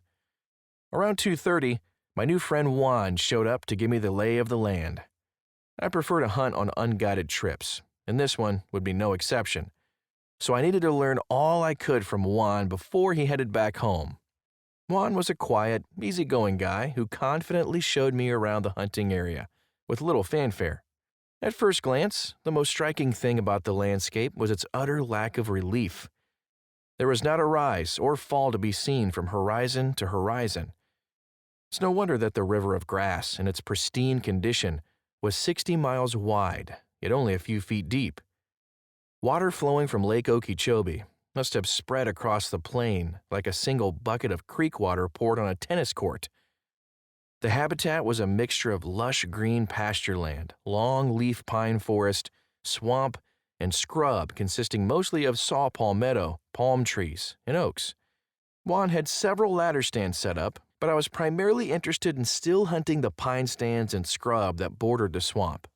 As we completed our tour of the 1,800-acre hunting lease, a light rain began falling and a northwest wind picked up. Juan suggested that I could get in a quick evening hunt before dark, and I readily agreed. Given the lateness of the day, I elected to sit in one of the ladder stands in the hope of seeing some hogs up close and getting a feel for the rhythm of the place. Some have argued that feral hogs are the perfect quarry for traditional bow hunters. I think there's merit to that. Hogs have poor vision, average hearing, and outstanding olfactory abilities. This makes them keen enough to provide challenging hunting, but not so keen that a high percentage of stalks end in frustration. Being aware of the wind direction of the highest concern, if you let a hog get downwind of you, prepare to hear that fat lady sing, because it's all over. Soon after getting into the stand, the rain picked up and the temperature plummeted from the 70s to the 50s. As my shirt became soaked through, I realized I was way underdressed and wondered if I could last until dark. Here I was, a seasoned hunter from the hinterlands of upstate New York, freezing my tuchus off in South Florida. This was not the sunny Lake Okeechobee that Maurice Thompson had described. For the first hour, I huddled against the rain and longed for my jacket back at the cabin. Resolved to make the best of it, I held tight and tried to keep my shivering under control. My body began to warm a little when I saw the forms of 3 pigs bobbing through the scrub in my direction. In just a few seconds, the pigs were nearly under my tree. But there weren't 3. There were 14. 3 adult sows and 11 young ones about the size of footballs with short legs. I nearly laughed out loud at the piglets' antics as they shoved each other around to establish a pecking order of sorts. Only minutes after the group of 14 moved off, a dozen more, including 2 sows and 10 slightly larger footballs, arrived. On this piece of property, sows were off limits. and Juan had already coached me on remembering to look for the bag of jewels that each boar would be carrying between his hams. What a hoot. This was going to be fun. Juan picked me up at dark, and I was happy to enter the warmth of the truck. After we returned to the cabin, Juan headed home and left me on my own to figure out the pigs and explore what remained of Lake Okeechobee's wild haunts. The following morning dawned, clear and cool, with a stiff northwest wind. As the palmetto fans reflected the pinkish morning light, I put the wind in my face and crept into the dense scrub. I didn't have far to go find pigs. After only 30 minutes of still hunting, I peeked around a palmetto bush to see a shiny black hog about 50 yards away on the opposite side of a small clearing. I quickly sized up the situation and realized I needed to backtrack, slip across the clearing, and use the cover on the other side to get within range. The stalk went well, and within 10 minutes, I was 20 yards from 3 hogs. Unfortunately, all 3 were sows. So I had to content myself with observing. Soon the trio moved off, and I forged ahead. The rest of the morning was pretty quiet with no hog sightings. However, I did enjoy seeing sandhill cranes, tricolored herons, and a merlin. In the afternoon, I sat the same stand as the previous evening. Around 3:30, a huge sow and a group of young ones approached from downwind. When the old matriarch got to within 40 yards of me, she stopped abruptly and threw her big black head into the air. She then gave a short alarm woof, sending the piglets fleeing for cover. In a split second, they were all gone. Over the next few days, I would learn to loathe the sound of that woof. I didn't see anything the rest of the afternoon and headed off to the cabin a little disappointed. The next morning brought with it warmer, swirling air. Not good for still hunting. I decided to give it a shot anyway and headed for a large stand of longleaf pines that had a dense but huntable understory. Pig sign was everywhere. Trails, wallows, scat, and freshly turned soil from rooting. Throughout the morning, I closed the gap on 3 groups of unseen pigs, only to hear that alarm woof when the swirling wind gave me away. The air is generally fresh and cool, but quite fluctuating in strength and direction. Maurice Thompson said of the winds near Lake Okeechobee, "It's good to know some things haven't changed." I was frustrated. Pig hunting in dense cover with inconsistent wind was certainly not child's play. The next day played out much the same, with some successful stalks on ineligible sows and blown stalks that ended in the fat lady singing long before I reached stick bow range. On my last evening, I decided to still hunt my way to a stand site toward the north end of the property. I arrived about 4 o'clock without seeing a single hog along the way. This was my last chance. The stand was positioned to cover a main trail that led from a dense swamp into the drier ground of the longleaf pine. The trail was pocked with muddy pig tracks, but the stand was set too far for a reasonable stickbow shot. Using pine boughs and palm fronds, I hastily constructed a ground blind downwind, or at least what I hoped would be downwind of the main trail. By 6:15, with the bob whites emitting the last sharp bob white calls of the day, I was sure my Lake Okeechobee dream would end without success. Then, as if the spirit of Maurice Thompson intervened to assuage my despair, hogs began emerging single file from the blackness of the swamp. I could hear them coming as mud sucked at their hooved feet. First, the young ones, then the sows. Come on, come on. There has to be a boar in the bunch. Please, Maurice. I'm carrying on your witchery of archery and visiting your beloved Lake Okeechobee. Can't you send me a fine boar hog? The last hog to enter the clearing before the wood's edge was a good-sized jet-black boar with a prominent bag of jewels. He stopped only 15 yards away, but a bush concealed his vitals. He then moved to almost 25 yards before coming broadside in a small clearing. I hesitated, as the shot was a little farther than I like, but it felt right. And before I knew it, I was at full draw, and then the arrow was on its way. I could track the white crown dipped and fletched arrow easily as it spun against the black background created by the boar. I was elated to see it bury almost to the fletching tight behind the boar's shoulder. Pigs erupted in every direction. but I was pretty sure I heard my boar crash near the edge of the swamp. With darkness coming on quickly, I took up the trail immediately. Unfortunately, I was only able to find a sparse blood trail and about 8 inches of the fletched end of my arrow before it became too dark to continue searching. Let me tell you, crawling on your hands and knees in the dark through swamp and palmetto scrub looking for a wounded boar will make you question your common sense. After a fitful night of sleep, I hit the swamp at dawn, hoping to find my boar before I had to leave for the airport at 10. I returned to the spot where I had found my broken arrow and the last drop of blood, which happened to be at the intersection of 2 major trails. I searched the trail in the direction the boar had been traveling, but could find no blood. I then went back and searched the trail to the left and right of the last blood sign and again found nothing. Then I wondered that the previous night I had found the fletched end of my arrow on the left side of the trail, yet the arrow entered the boar's right side. Perhaps the boar had doubled back? So, on hands and knees, I started backtracking through the nearly impenetrable scrub. After crawling about 10 frustrating yards, I looked to my right to see the boar's black snout protruding from a clump of vines. Even with a flashlight, it had been too dark and thick for me to see him the previous night. Although he went no more than 50 yards, it took me more than 2 hours of difficult searching to find him. The arrow and Wenzel woodsmen did their job, fully penetrating the chest cavity and, most importantly, providing a quick, clean kill. With the clock ticking fast for my re-entry into the modern world of cars and airplanes, I muscled the hog out of the nearest 2-track, and then used the rented Oldsmobile to transport the boar back to the cabin, where I left it for Juan and his family. I hated to forfeit the meal, as that's such an important part of why I hunt, but I had little choice, and I suspected Juan would make excellent use of it. At the airport rental car return, I hoped the agent wouldn't inspect the trunk, as it reeked of swamp and randy boar, a smell I would rather not have to explain to a fellow in a polo shirt and penny loafers. Much of the wild Lake Okeechobee has been pounded into submission, and I'm certain that, like the ghost of Osceola John Anderson sang about, Thompson would be utterly dismayed to see it today.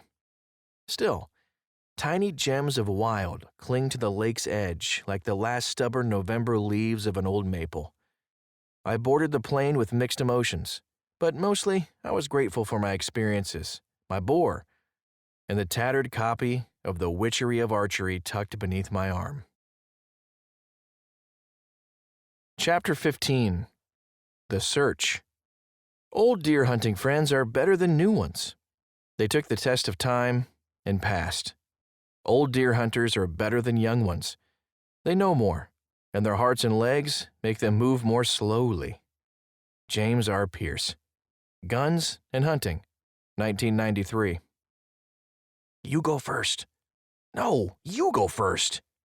That's how the conversation went as my hunting partner Lance and I stood at the edge of the ice-covered beaver pond.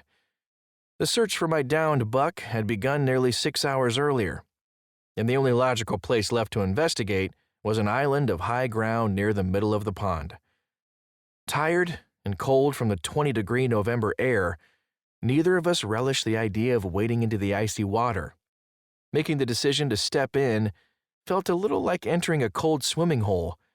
Sometimes it's easier to get it over with than to prolong the agony. I glanced at Lance and said, "You can stay if you want. There's no reason for both of us to freeze our butts off." Then I looked toward the island and charged ahead. The thin ice sheet broke easily and frigid water immediately rose to my groin, causing me to let out a howl that wasn't fully human. The shocking cold of the water nearly took my breath away. Before I could say anything coherent, Lance was on his way. As he hit the water, his facial expression said it all, a mixture of shock, pain, and veiled delight. At the time, Lance was just 21 and full of adventure, but grounded with good sense beyond his years. A dedicated and ethical hunter, he wanted to find this buck as badly as I did. Small waves flowed over the ice ahead of my thighs as my legs pushed forward. Our destination was a narrow island 50 yards out in the pond. Until recently, this area was a dry forest, but a newly constructed beaver dam had flooded the low areas, leaving only the highest ground above the rising water. The decades-long recovery of beaver populations has returned wildlife-rich ponds and meadows to many regions in North America. The trees in this particular pond had not yet succumbed to the suffocating effects of the water, and they stood proud and tall as if nothing had changed. Soon, they would die and provide food and nest sites for woodpeckers and other wildlife. The ebb and flow of life in a single beaver pond is a remarkable thing, and, if we pay attention, can teach us an awful lot about how our natural world evolves in predictable ways. We moved from tree to tree, using our feet to locate high spots to avoid soaking our bodies above the waist. I knew the buck had to be there, on that island. It was the only logical place we hadn't looked. It felt refreshing to be going over new ground after so much fruitless searching, and we moved with renewed optimism. The feeling proved short-lived, however, as it didn't take long to determine that the buck wasn't there. The island was smaller than it had originally looked, and the sparse vegetation had little promise of hiding the buck's blocky form. Until then, our search had been highly organized. We'd moved in grid fashion, looking for blood tracks, or even the buck itself. However, the foray to the island felt a little like an act of desperation. We needed to regroup and find the piece of the puzzle we'd been missing. Throughout the day, I tried to conjure the buck's image. Initially, I could see him clearly in my mind, the swagger of his walk, the gray of his face, and the shape of his long-tined rack. But as the day wore on, and we found little sign, doubt invaded my soul, and the buck's image grew muddy, like something from a half-forgotten dream. I think my psyche was protecting itself from the terrible disappointment that would follow if I didn't recover the deer. If I couldn't remember him, perhaps I wouldn't be so disappointed. As I stood staring from the island toward the distant forest where I'd shot the buck, Lance sloshed alongside me. I could tell he was cold, but he still had plenty of youthful enthusiasm for the search. Not wanting to sound too discouraged, I simply said, "I think we need to regroup and review what we've already done. We must have missed something." Lance agreed. Reluctantly, we slid back into the water to retrace our steps. My feet were aching from the cold by the time I stepped onto dry ground. We sat along a dirt access road, pulled off our boots, poured a pint of water from each one, and wrung a few more ounces from our socks. I'd started to review our actions over the past 6 hours when Lance said, "Let's go back to where you shot the buck and slowly work through the trail again." We had already done this once, but I agreed it would be the best way to look for holes in our strategy. As I said, Lance was wise beyond his years. I first met Lance when he was 14 or 15. I had hired his dad, Jerry, to do some electrical wiring in my old farmhouse. And while there, Jerry couldn't help but notice all my bow hunting paraphernalia. He asked me a number of questions about bow hunting and told me how he and his son were very into turkey hunting. After a while, he said, "You know, my son has expressed some interest in bow hunting, but I don't bow hunt. Would you be willing to help him get started?" "Sure," I replied. A few nights later, Lance's mom brought him to my house after school, and we jumped straight into making a couple of self-bows. There's plenty of idle time to reflect when you're making a self-bow. Blank spaces in between the scraping and sanding to look at the wood and get to know its character by examining the growth rings and knots. With Lance around, we used the time to talk about the forest and the ins and outs of hunting deer with the bow and arrow. As I recall, the self-bows that were born from our wood butchery were less than perfect, but our time together resulted in the making of a fine new bow hunter and a lasting friendship.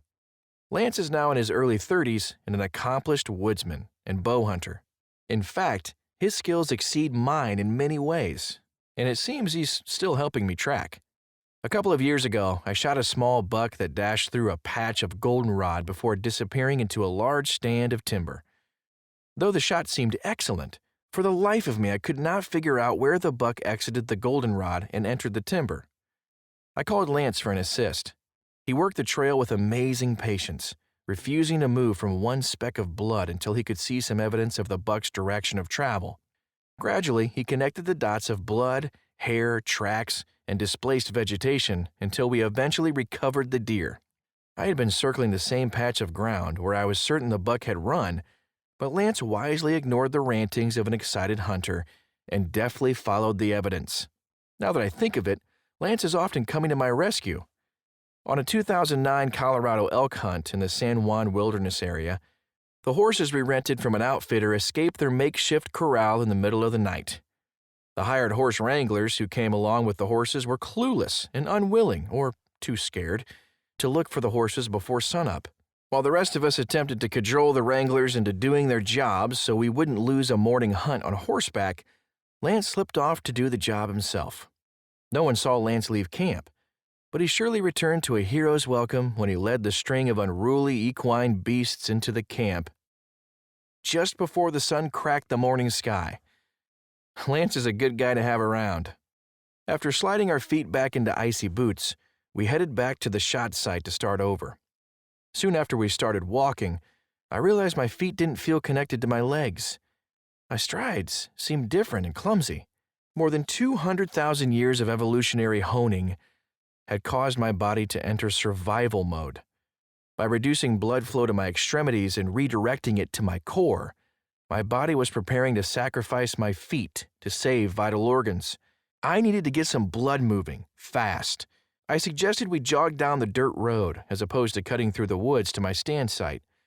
Our new path would take us around the tip of the dense aspen thicket where we had found the buck's last blood-stained bed a few hours earlier. My feet warmed, and I began thinking more clearly about how a wounded deer might use the available habitat.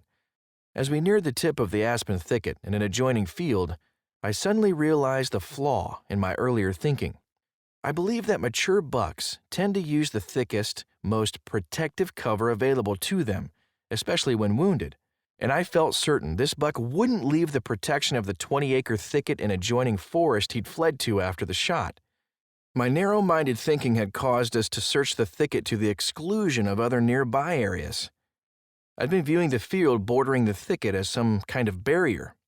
I just couldn't allow myself to believe that a wounded buck would expose himself by crossing an open field when he had plenty of undisturbed protective cover in which to hide. But now, as we jogged by the tip of the thicket where it jutted into the field, a new possibility filled my head. What if the buck did cross the field? Where would he go? A light bulb suddenly went on, and I stopped abruptly. At the top of the hill on the other side of the field stood a small patch of timber that had been harvested 2 years earlier. The area was a tangle of downed treetops, saplings, and blackberry bushes. A perfect place for a buck to hide. I described the spot to Lance and suggested we check it out before returning to my stand. We set out across the field, scouring the knee-high dead grass for any sign that the buck might have passed that way. When we didn't find any, we continued on to the cutover area. We split up and entered the tangle of vegetation. I took the outside edge, and Lance aligned himself on a parallel track 25 yards into the thick stuff. We were now 7 hours into the search, and my confidence was shot. All day, I had been investigating dead deer that turned out to be rocks or logs, so when I saw what looked like a deer's flank 5 yards into the cover, I initially didn't get too excited. When I looked away and then returned my gaze to the suspect patch of brown, however, I clearly saw the textured pattern of deer hair. Now I was excited. My heart pounded, and I made several quick strides toward the spot. As I rounded a witch hazel bush, the buck came into full view. "There he is!" I yelled, and then leaped the last few feet. Lance nearly killed himself trying to get to the deer and gave me a bear hug when he finally saw the phantom buck we'd been seeking all day. I knelt beside the buck and lifted his head by one long time. The sight of his gray, weathered face brought back clear memories of the previous day's hunt. It was November 15th, 2003, the second to last day of New York's archery season. I'd already taken a doe and passed on numerous chances at small bucks, but I just couldn't put it together on a big one. On this particular morning, I was hunting a strip of woods containing several large rubs. My stand overlooked a trail that ran parallel to a well-used bedding area and a stand of old apple trees. During the rut, bucks often use the trail to scent check the cross trails for estrus does. At 7:30, I heard a ticking sound behind me as I sat perched 15 feet up a small red maple tree. I peered over my left shoulder and saw the motionless legs of a deer in the thick cover. I couldn't see the deer clearly, and it soon began moving away from me at an angle.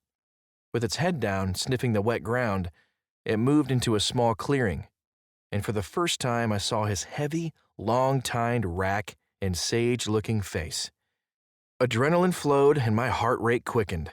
There would be no chance for a shot if he continued on his path. Gripping my longbow with my left hand, I used my right to give 2 shaky bleats from the call I always keep in my pocket. The buck immediately turned and headed my way. His new direction would bring him through a shooting lane 20 yards out at a quartering away angle. Perfect. I moved my feet into position and raised my bow arm in preparation for the shot. But just short of the shooting lane, he locked up and went on full alert, scanning for the lusty doe he'd just heard. He looked nervous, and I was sure he'd made me. Then, abruptly, he continued forward into the lane at a fast walk. With only one chance for a shot, I picked a spot on the leading edge of his right shoulder, came to full draw, and released. The buck bolted forward and disappeared into the aspen thicket while I stood dumbfounded. It all happened so fast that I wasn't sure what I'd just seen. I crown dip and fletch my shafts in white, so I normally don't have any trouble seeing the arrow's point of impact. But in this case, everything became a blur of motion. I thought the arrow might have struck a little far back, so I decided to wait 30 minutes before sneaking out of the area. At home, I called Lance and told him the story. As I listened to myself describe the circumstances, I became convinced we should wait until morning to begin tracking. The weather was cold, so there was no reason to worry about the meat.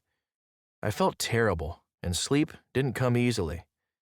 I strived to make clean kills, and the idea of a poor hit caused me considerable discontent. At dawn, we found ourselves at the base of the small maple tree from which I had made the shot. We searched the site for my arrow, but found nothing. We then moved on to where I saw the buck enter the thicket. Within an hour, we had pieced together a 100-yard trail by connecting an imaginary line between 2 spots of blood and 2 beds. The first clue was a small pool of blood just inside the thicket where the buck apparently stood for some time. 25 yards from there, we found a heavily compressed bed with a smear of blood on an aspen tree. We didn't discover the next spoor, 2 tiny drops of blood, until we had traveled nearly 75 yards from the first bed. And finally, the buck left us his last clue, a large bed containing a single speck of blood near its center. After this, the trail mysteriously went cold. I've trailed a lot of deer over the years, but this one had me stumped. Our long search for the buck's spoor eventually led us into that icy beaver pond, and ultimately to his final resting place in the tangled, cut-over forest where we now knelt. I eased the buck's head back to the ground and looked over his magnificent form, relieved to discover that I had made a far more lethal shot than I imagined. The arrow had indeed entered the paunch, but angled forward, cleanly passing through the chest cavity. I was humbled by the buck's will to live and satisfied by our persistent effort to recover the spectacular animal. I thanked Lance for his help, and we set about the pleasant task of field dressing, all the while retelling the stories of our search. Chapter 16. Bothersome Bears. One of the reasons why bear hunting is a great and fascinating sport is that it is full of surprises. For instance, you can never tell how bear, any kind of bear, will react to a set of circumstances. Russell Annabelle. Now you take a bear. Field and Stream, February 1943. Jeez Louise, Mark! That stuff stinks. Yeah, it's just right, Mark replied with an expression that was somewhere between a wince and a devilish grin. For weeks, the sealed 35-gallon drum of pork meat had been fermenting in the sun outside Mark's house. Now, strapped to the hitch hauler of Mark's old white Jeep, the open barrel of toxic flesh was spewing its stench in every direction. How am I going to get these out of here? Mark mumbled to himself as he peered into the drum. I peeked over the barrel to assess the situation and was immediately knocked backward by a smell that would make a junkyard dog cower in submission. Seeing my reaction, Mark grinned and said, "Good, isn't it?" I staggered away, gasping for a breath of unpolluted air, spying an empty plastic bread bag. Mark slipped it onto his hand and dipped down into the stew of flesh and bacteria. I thought for sure he'd pull back nothing but a stump, but he emerged with a dripping piece of rotted pork and carefully placed it in a garbage bag as if it were something to be coveted. "So, this is what you use to start a new bait?" I asked. "Yep," came the reply. "Works every time." From what I had seen so far, Mark definitely had a knack for baiting bears, so I didn't doubt the powers of his rotten pork. This was turning out to be an unusual hunt, but I guess I should have expected that based on what I knew about Mark's hunting operation in New Brunswick. Obviously, this was a baited hunt. By this point, you should know from my chapter on the Great Bait Debate that I view baiting as a complicated subject that can be rather distasteful if done poorly. I'm not going to pull anyone's leg. I've hunted bears over bait in Idaho and corned roads in Texas for javelina. I feel okay about those experiences and how they measure up to fair chase. But I knew going into this 2009 hunt in New Brunswick that it would be more of a classic baited black bear hunt. So, why was I there? The easy answer is that I wanted to shoot a bear, but as most things are with me, it's more complicated than that. In recent years, I've developed a philosophy about the service that modern hunters need to pay society as a whole in exchange for the acceptance and privilege of hunting. In the eyes of many non-hunters, whose political vote is the hunter's lifeline, recreation alone is no longer a justifiable reason to hunt. If hunting is to continue as an acceptable pursuit, we must prove ourselves to be effective wildlife managers and forward-thinking conservationists. We do that by supporting wildlife and habitat conservation and by showing the world the important predatory niche that contemporary hunters play in solving problems such as human-wildlife conflicts. These run the gamut from nuisance Canada geese to burgeoning suburban deer populations to dangerous and destructive bears. The highly dense bear population in the small state of New Jersey is a great example of the problems humans have created. In 2004, New Jersey was forced to end bear hunting because of lawsuits from animal rights groups. The number of human-bear conflicts skyrocketed, and in 2014, a 22-year-old man was killed by a black bear in Passaic County. Today, New Jersey has an aggressive bear management program that includes hunting as a primary way to reduce bear numbers, and hunters are once again providing a valuable service to the state's communities. Despite my own philosophy on this subject, I have never fully embraced the idea of hunters as wildlife managers. This may be especially surprising given that I am a professional wildlife biologist. I think I resist the philosophy because that position reduces hunting to a mechanical act, not so different from pulling weeds or taking out the trash, while the true glory of the hunt is artful and filled with deep emotions. Nonetheless, managers we are and should continue to be. So, on this bear hunt in New Brunswick, I vowed to pull on my wildlife manager hat to see how it fit. Mark hunts on the Canadian Forces base at Gagetown, where bears are overpopulated, cause damage to buildings and equipment, and pose safety hazards to troops. The base has a bear reduction program in place, which involves allowing outfitters to bait bears. Mark also has bait sites on private land where the goal is to reduce bear damage to commercial honeybee operations. Mark told me bears are so problematic that beekeepers, if given the chance, will gut shoot the bears so that they will go off into the woods to die. That's a piss-poor solution to bear overpopulation, and one that hunters should stand willing to remedy. I had arrived at Mark's home 5 days before the pork barrel incident, and we soon fell into a routine. After a quick breakfast, we would head to the range control office at Gagetown to see what training areas were open for hunting that day. We'd then check the baits at those sites and, based on what we found, make a plan for the afternoon. Despite hunting long hours each day, I still had not been successful on a bear after 5 days. I really wanted to shoot a bear from the ground, so I had been sitting in makeshift ground blinds and trying some spot and stalk tactics at the baits. This proved to be pretty exciting. The Gagetown base is 420 square miles, much of it very wild and heavily forested. One afternoon, Mark dropped me off at an area dominated by big spruce and fir trees, giving the place a very primeval feel. I had been to the site once before and knew I had to follow a fast-flowing creek for about 300 yards before turning onto a bear trail to approach the stand site. Bear sign was everywhere as I followed the creek. Perhaps it was my imagination, but I was certain I could smell the sweet, pungent scent of bear riding on the damp forest air. My pace slowed, and I found myself in still hunting mode.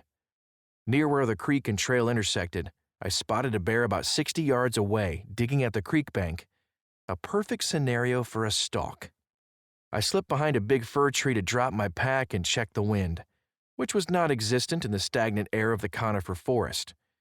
I covered the first 30 yards quickly, as I was able to use the big trees for cover and could move easily when the bear lowered its head to dig. I stood in the shadow of the last tree, watching the bear dig and trying to sort out a plan for the last 10 yards of my stalk. I could tell the bear was losing interest in whatever subterranean food was underneath the soil's surface. I needed to do something fast. The area next to the creek was marshy, with water the color of weak coffee and lush with waist-high ferns, sedges, and tussocks of reeds. A belly crawl was my only option. I dropped into the muck, staying low and scooting a few feet at a time on my forearms and knees. At a distance of what I thought would be 20 yards from the bear, I rose out of the mire with an arrow on the string. Wow, did I get a surprise! The bear had moved out of the creek in my direction, and we were now nearly snout to snout. She woofed in my face while bouncing up and down on her front feet, spraying water into the air each time she splashed down. On the creek bank behind where she had been digging stood a round-shaped cub the size of a 5-gallon bucket. Oh, was my first thought. Having long ago read Stephen Herrera's book Bear Attacks, I knew the right thing to do with a black bear was to look big, even though I felt puny. I stood straight up and drew my bow just in case. There was no need to worry. She wheeled in a shower of marsh water and disappeared into the timber with a little bucket bear in tow. Dang, I love bow hunting. For the last hunt of my trip, I chose a site that I had not yet hunted. There was not a tree stand or a good spot for a ground blind, so I hung my climber about 6 feet off the ground in a thick fir tree. After 3 hours, I had seen no bears and was plenty fed up with the bugs. A tickling sensation spread across my face as yet another entangled black fly buzzed his wings to escape my eyelashes. I blinked hard to free the little bloodsucker, but it didn't work. He only wriggled more desperately. The discomfort was too much. I squinted and poked my thumb and forefinger of my right hand into each eye, rubbing slowly to remove the fly and refocus my vision in the darkening forest. This was my last night to hunt, and the once cerulean sky of afternoon had already taken back all but 30 minutes of daylight. I tried to stay on point, but thoughts of a fruitless hunt ate at the edges of my optimism. As if by magic, when I opened my eyes, a small bear stood in the only shaft of light still penetrating the dense trees. This was not a big bear, but still it was a bear, and a reason to believe bigger ones might follow. The little bear circled to my right and approached the bait from behind me. He didn't make it far, though. A much larger bear popped from the cover 15 yards in front of me, sending the little guy scurrying for safer environs. By now, my feet were in shooting position on the platform. My longbow's handle reassuringly filled my palm. My optimism was short-lived, however. The big bear sensed that something wasn't right and retreated back into the conifers with nothing but a whisper of sound, as only a bear can do. There I stood, with 2 bears in 2 minutes and now nothing. What a roller coaster ride this hunt had been. But then there was more movement. A medium-sized bear was approaching from my left. He came directly to the bait and settled in. I glanced at my watch, hanging from a fir limb to my left.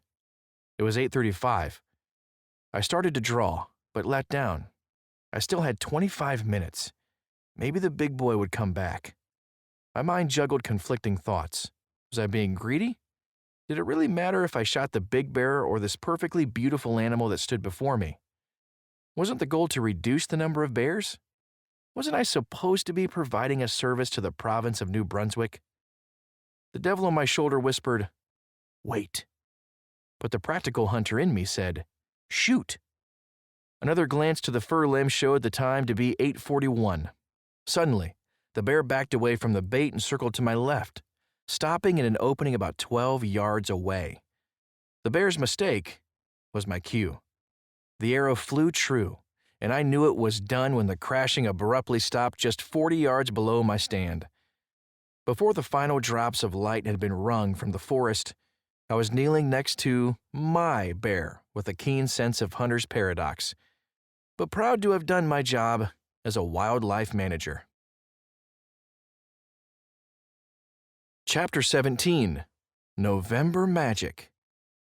Halloween brings us closer. Rick Bass, in the Loyal Mountains, 1995.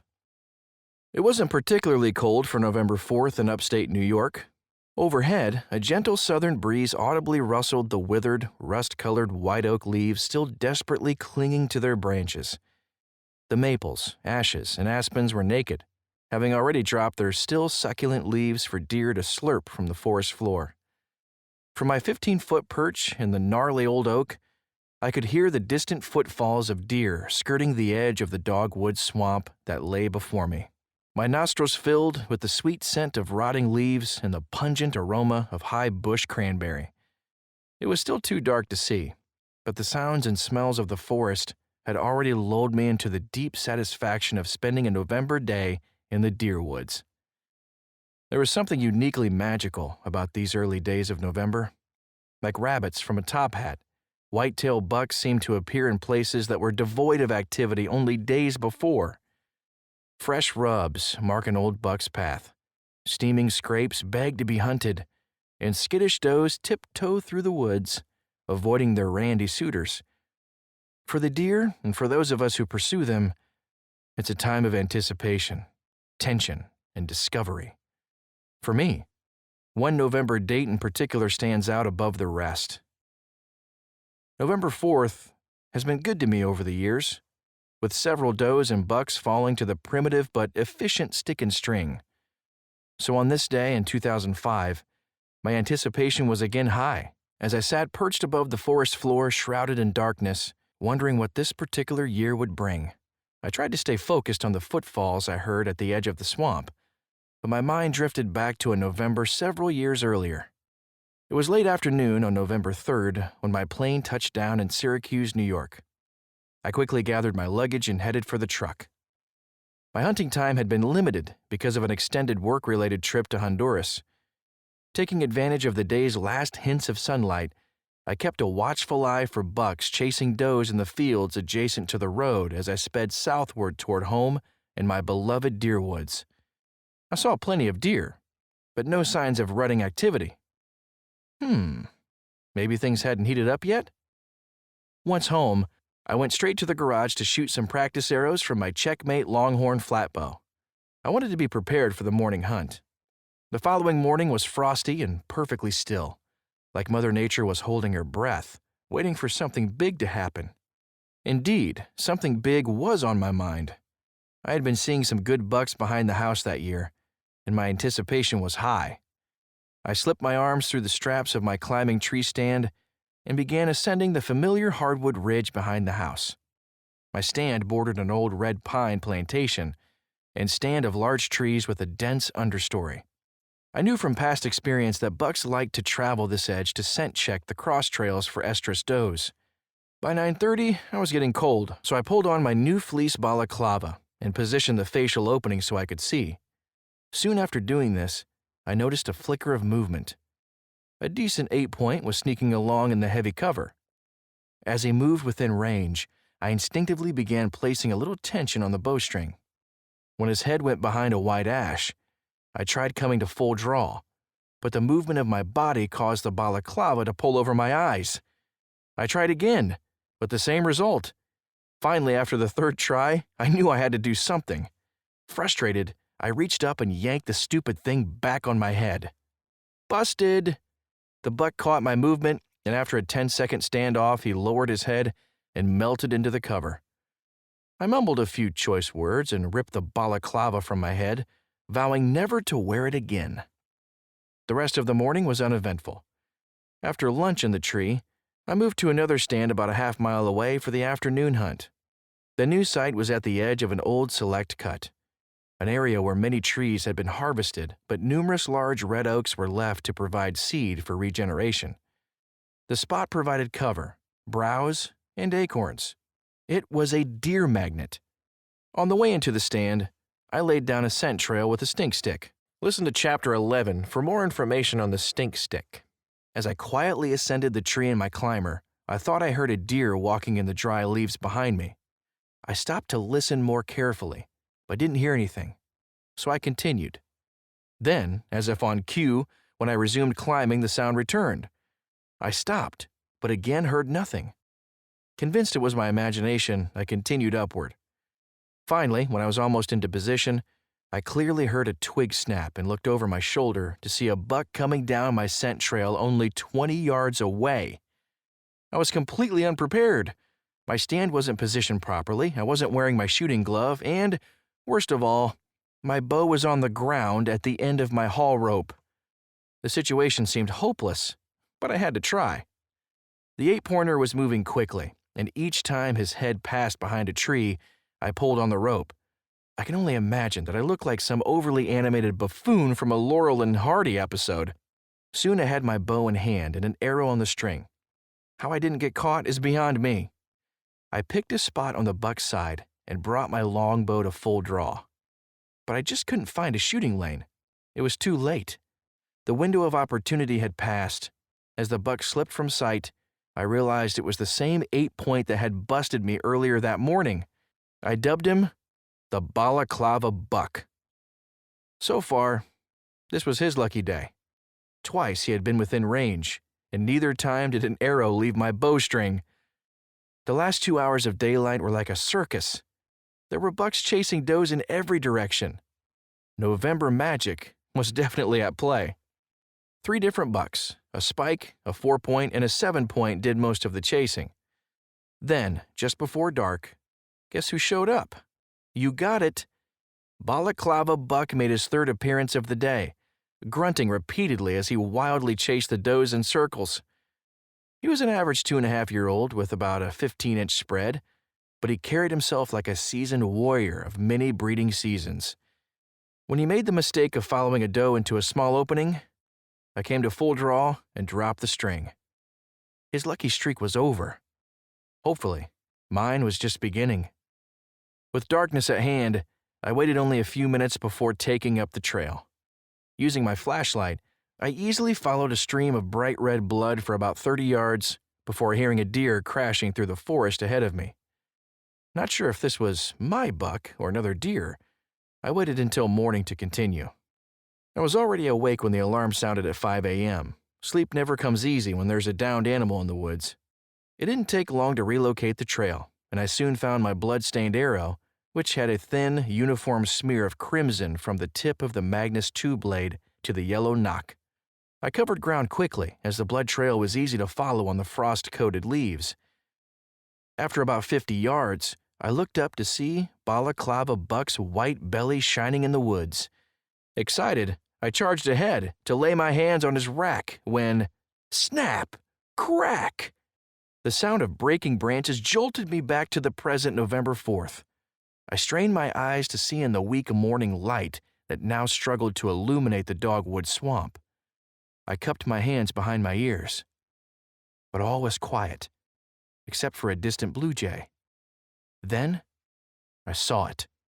The top of a willow sapling 40 yards into the swamp was waving back and forth. With my binoculars, I could make out the curve of an antler beam bobbing up and down through the tangled dogwood stems. In seconds, the buck was on the move, occasionally stopping to rake his antlers in the brush as he eased toward me. Dang, I thought. This is how it's supposed to be. This is the excitement I live for. My body tensed. Don't look at his rack. Pick a spot. Come to full draw. Over the years, I've learned that some mental calisthenics just before the shot can help get the job done right. He came at a steady walk. 30 yards, 20 yards, 10 yards. Then he was right beneath me. I had to let him pass my stand to get an acceptable shot angle, but not too far, as he was headed right into my scent stream. I gave a soft grunt with my mouth, stopping him for the shot. The Magnus Tip 2018 leapt from the longbow string, zipping toward the buck's chest.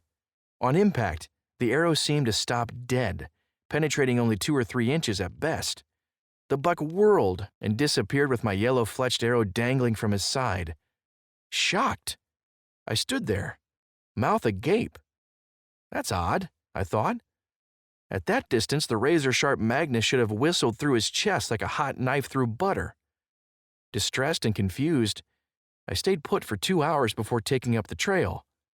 I wasn't optimistic about finding the deer. How could this have happened? Everything about the shot felt perfect. Not surprisingly, the first 20 yards yielded no blood. The next 20 yards proved only slightly better as I crawled on hands and knees to discern tiny flecks of blood amid the damp leaves. Then, I caught a break. At the edge of the thicket lay my arrow and a quarter-sized drop of blood. That's encouraging, I thought. I picked up the arrow, expecting to find barely more than a bloody broadhead. Instead, the first 15 inches were coated in bubbly blood. How could that be?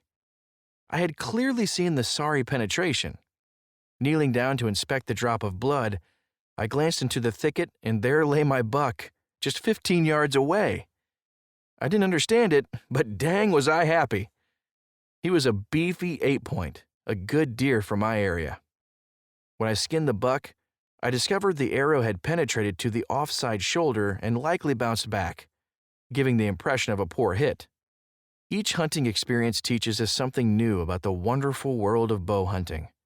And each November, I'm filled with a sense of anticipation tinged with growing nostalgia as the years pass. A plaque sporting that buck's antlers now hangs on the wall in my archery shop. I smile each time I see it, knowing that November's magic will soon be here to trick me into falling in love with bow hunting all over again. Chapter 18. Backcountry Bears. One of the great points about bear hunting is that anything can happen. For one thing, a bear, although he fights dogs when they attack him, is never under any illusions as to who his real enemy is. John Myers. Myers, The Wild Yazoo, 1947. Working in strict silence, Gary gestured with his right hand to a small pile of sticks covering a gallon-sized mound of dog food. The bait was so discreet that you might walk by it if you didn't know it was there.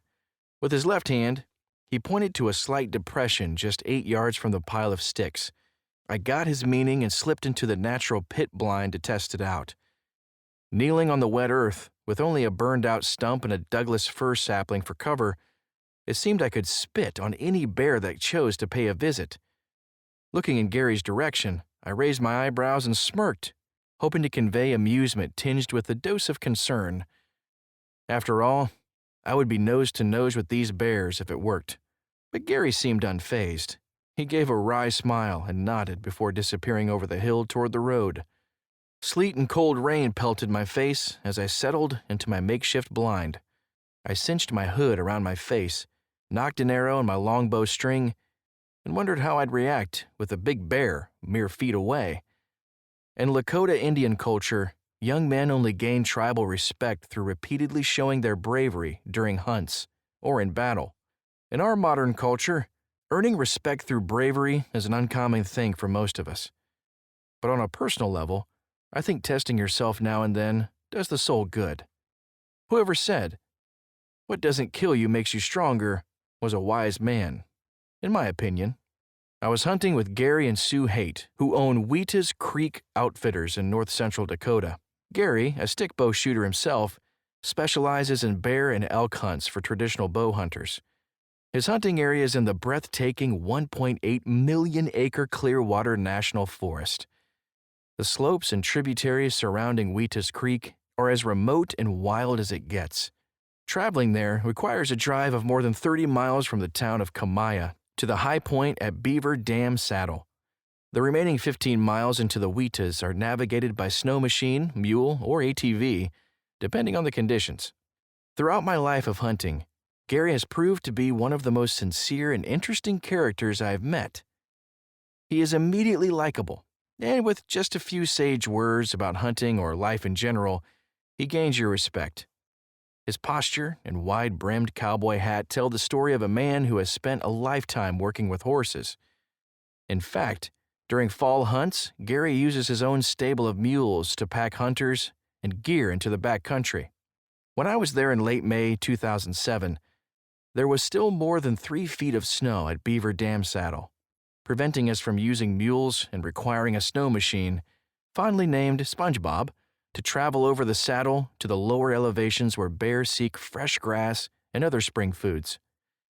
Gary uses the U.S. Forest Service's Old Wheatus Creek Guard Station as a base camp for his spring bear hunters. The station provides a cooking and dining cabin and 3 small sleeping cabins. There is no electricity, but gravity-fed water and propane for cooking make for a very comfortable remote camp.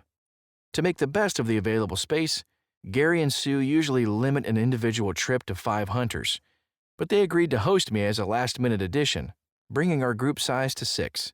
The other 5 hunters were from the Seattle area, and for all but one, this was their first bear hunt. Their mere presence at this camp is a good example of the traditional spirit of archery being expressed through generosity. One of the 5 hunters, Evan, owns a lumber company in Washington State. To show his appreciation, each year Evan takes a group of his employees on an all-expense-paid trip. In 2007, Evan had picked up a group of his workers who were particularly interested in hunting and booked a trip with Gary and Sue. He not only paid for the trip, but also helped each employee buy the gear he'd need and brought plenty of special food like crab and steaks to keep his guys well fed. As an added touch, for this trip, Evan had a half-dozen custom arrows made for each of his traditional bow hunters, as well as a custom buck knife for everyone in camp. I was flabbergasted when he presented me with my own set of arrows and a knife. Upon learning there would be an extra guy in camp, Evan had gotten my specifications from Gary and had an extra set made so I wouldn't feel left out. Evan's kindness was extraordinary, and in return, he had the complete respect of his staff and, I suspect, all the people in his life. In addition to great people, the location was spectacular. The Clearwater National Forest is rich with natural and cultural history.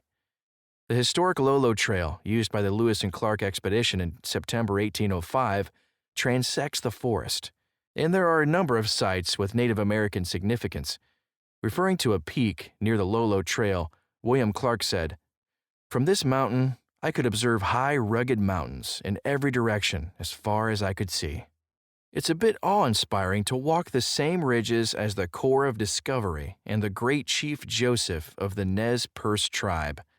It's also a thrill to see such tremendous wildlife diversity, including elk, mule deer, whitetails, wolves, and myriad bird and small mammal species, not to mention the very real possibility of encountering a grizzly bear. The natural beauty and biological diversity of this place are simply stunning. I've been lucky enough to hunt and visit many places all over the world, and I would have to say that time spent in the Wheatus Creek backcountry is as good as it gets. Spring bear hunting has a wonderful daily rhythm. The nights are long, and the mornings are as lazy as you want them to be. Mornings are whiled away bird watching, shed hunting, shooting bows, or simply sleeping in. I especially enjoy the opportunity to set my own baits in preparation for each afternoon hunt. While mornings are awash with mellowness, afternoons are punctuated with intensity. This hunt isn't for the faint of heart. There are opportunities for both spot and stalk and bait hunting. While spot and stalk would seem the more exciting option, it is only feasible in a few of the less forested locations. Most of the area is too heavily forested to permit seeing bears at a distance. On my first trip to Wheatus Creek, I was disappointed by this, but I quickly learned how challenging and exciting Gary's style of bait hunting could be.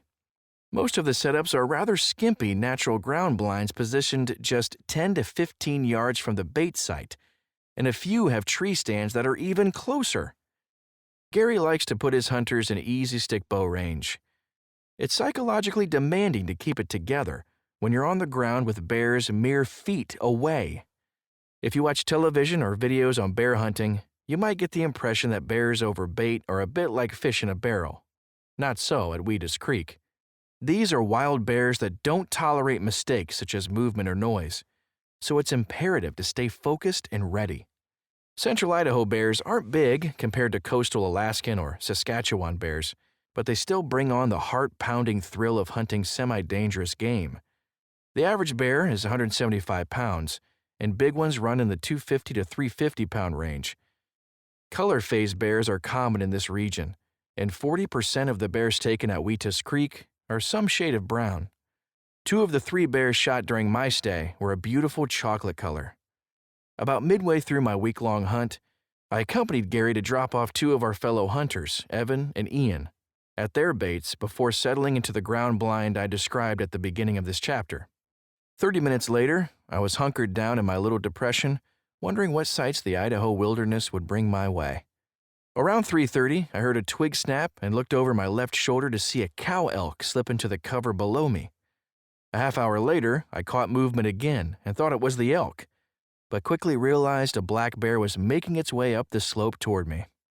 From 40 yards, he glanced my way, but seemed to look right through me. The 150-pounder toyed with the sticks covering the bait, while I tried to decide whether to shoot this smallish bear or hold out for something bigger. Before I could make my decision, the bear made it for me by walking straight at me. I knelt with my bow pointed in the bear's direction and a fair bit of tension on the bowstring. He silently padded over the wet ground and up onto a charred log that connected to the stump I was hiding behind. Walking the log like a balance beam, he approached about 8 feet, and we stared eye to eye. I could see his nostrils working to discern what his eyes could not. After a 15-second standoff, the bear charged forward and passed me off to my right, giving me a minor coronary before he disappeared over the steep ridge. Moments later, a second, larger bear skirted the ridge to my left, but didn't approach the bait. By the time the jackhammer in my chest finally let up, I knew I was hooked on Gary's style of bear hunting. At dark, I cautiously picked my way through the timber and back to the road. I was pretty sure something was up when the evening chorus of Swainsons and varied thrushes had come and gone, and still no one had arrived to fetch me from the roadside. After another hour passed, which I spent reading Fred Bear's biography by headlamp, and still no one arrived, I was certain a bear was down. The only thing left to consider was who did the shooting. Soon I heard the sound of tires on dirt as the little Suzuki SUV approached. The mystery was solved when the car's interior light revealed Ian beaming from the back seat. He had missed a big black bear early in the afternoon, but made good on a point-blank shot at a beautiful chocolate-phased bear. In the end, I left Idaho without a bear, but mostly because of rainy, cold conditions that limited bear movement and made hunting difficult. I have no regrets, however. I would return in a heartbeat. The combination of unspoiled wilderness, rich history, and great people made this hunt well worth the price of admission. Add to that the opportunity to hunt bears up close and personal, and you have a traditional bow hunting destination of the highest caliber. Or maybe that should be sharpest broadhead? Chapter 19. To Kudu and then some. I had loved country my whole life. The country was always better than the people. I could only care about a very few people at a time. Ernest Hemingway, Green Hills of Africa, 1935. I had been in the blind scarcely 10 minutes on the first day of my hunt when Kobus, the professional hunter accompanying me, whispered, "There's a good kudu bull coming. Take him if you get a chance." The big bull was easy to pick out as he swaggered among the cows and younger bulls. After pushing his way through the crowd, he stood broadside at slightly more than 20 yards. This is too easy, I thought. Later, I would regret having such arrogant feelings. When a cow kudu finally cleared the shooting lane, I came to full draw, focusing on a small tuft of hair within the vital triangle formed by the scapula, leg bones, and forwardmost rib. My longbow string slid from my fingers with unconscious effort. The shot looked perfect. As the big bull whirled to head up the mountain, I could see at least 20 inches of arrow protruding from his opposite side. A near pass-through. I was certain the Wenzel Woodsman broadhead would do its job, and I'd soon be standing over my first African animal. Kobus shook my hand and said, "Good shot." I was tickled. yet stunned at how fast it had all happened. We waited 30 minutes for our tracker, Lucas, to arrive, and then we took up the trail. Within the first 25 yards, we found my carbon arrow soaked with bubbly blood. A very good sign. The next 20 yards revealed a modest blood trail, ample for staying on the track, but less than I expected from such a solid hit. I had read that African animals didn't bleed much, but what did I know?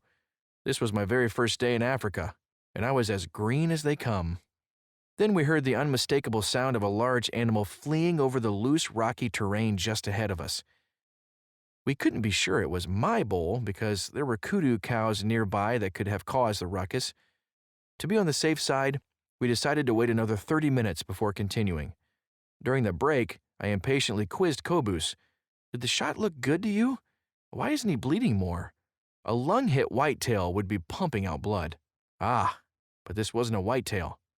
Nor was it home, which I was reminded of as a family of warthogs with flagpole tails cautiously sniffed their way around us. This hunt had been set in motion more than a year earlier on a cold winter night in upstate New York. Outside in the darkness, a bitter nighttime wind swirled fluffy flakes of snow around the window frame as I was encased in a snow globe. Struggling with the postseason blues, I stared at the pane with a hunting magazine folded in my lap. My mind drifted to a big, old buck that had seemed to slip every ambush I set for him during the past whitetail season. The sharp ring of the phone jolted me to attention. I considered not answering it, but by the third ring, I figured I had better see who was interrupting my misery. "Hello?" My irritated voice grated to my own ears. "About time you answer the phone," my father's voice bellowed through the receiver. I smiled immediately. "I thought you were in Reno at the Safari Club convention."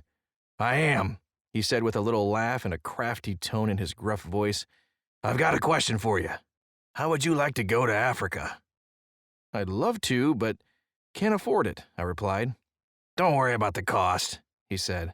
"I just got a good deal on a South African hunt at the auction, and I want you to go with me. All you have to do is pay your airfare and trophy fees." My mood swiftly changed for the better. By the time we hung up, my mind was reeling with thoughts. What bow should I shoot? Should I use a 2-blade or a 3-blade broadhead? Then I froze as the gravity of the situation sunk in. Thanks to my dad, a lifetime dream was now within grasp. I was going to hunt Africa with a stick bow, following in the footsteps of the greats like Howard Hill, Bob Swinehart, and Fred Bear. At the time of my dad's call, our hunt seemed a long way off, but before I knew it, August was here, and we were schlepping far too much luggage through JFK Airport. Our destination was Johannesburg, South Africa, where our outfitter, Abri Myberg of Tholo Safaris, would retrieve us for the 3-hour drive to his hunting area near Volwater. My dad would rifle hunt by exploring the slopes and drainages of the rugged Waterberg Mountains, while I chose to wait it out at waterholes with my longbow, and we each had a list of our most sought-after species. On the plane, Dad and I compared notes. Gemsbuck and kudu topped my list, but beyond that, as a first-timer in Africa, I was open to whatever opportunities arose. Dad, already a 2-time Africa veteran, was most jazzed about a few species he had never hunted, namely Nyala, which are closely related to kudu, but more similar in size to mule deer. Nyala bulls are chocolate brown with vertical white stripes, wispy manes, and forelegs trimmed with fringes. Many consider the species to be the most beautiful of all plains game. After nearly 20 grueling hours in the air, we finally arrived in Johannesburg, where we were met with cold, crisp weather. Aubrey greeted us with a hearty smile and shook his head when he realized just how much luggage would need to be crammed into his Toyota Hilux. The 3-hour drive started easily enough on wide 4-lane highways, but quickly turned hair-raising as we sped down narrow roads on what we Americans would consider the wrong side.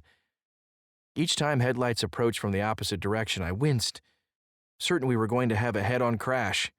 I was relieved to see the Tholo gate come into view. Sleep was the only thing on our tired minds when the Toyota finally came to a stop next to the Stone Lodge. The next morning, as we readied our gear for the first day of hunting, I took some time to breathe in the essence of Africa and reflect on its reputation for wildlife and hunting.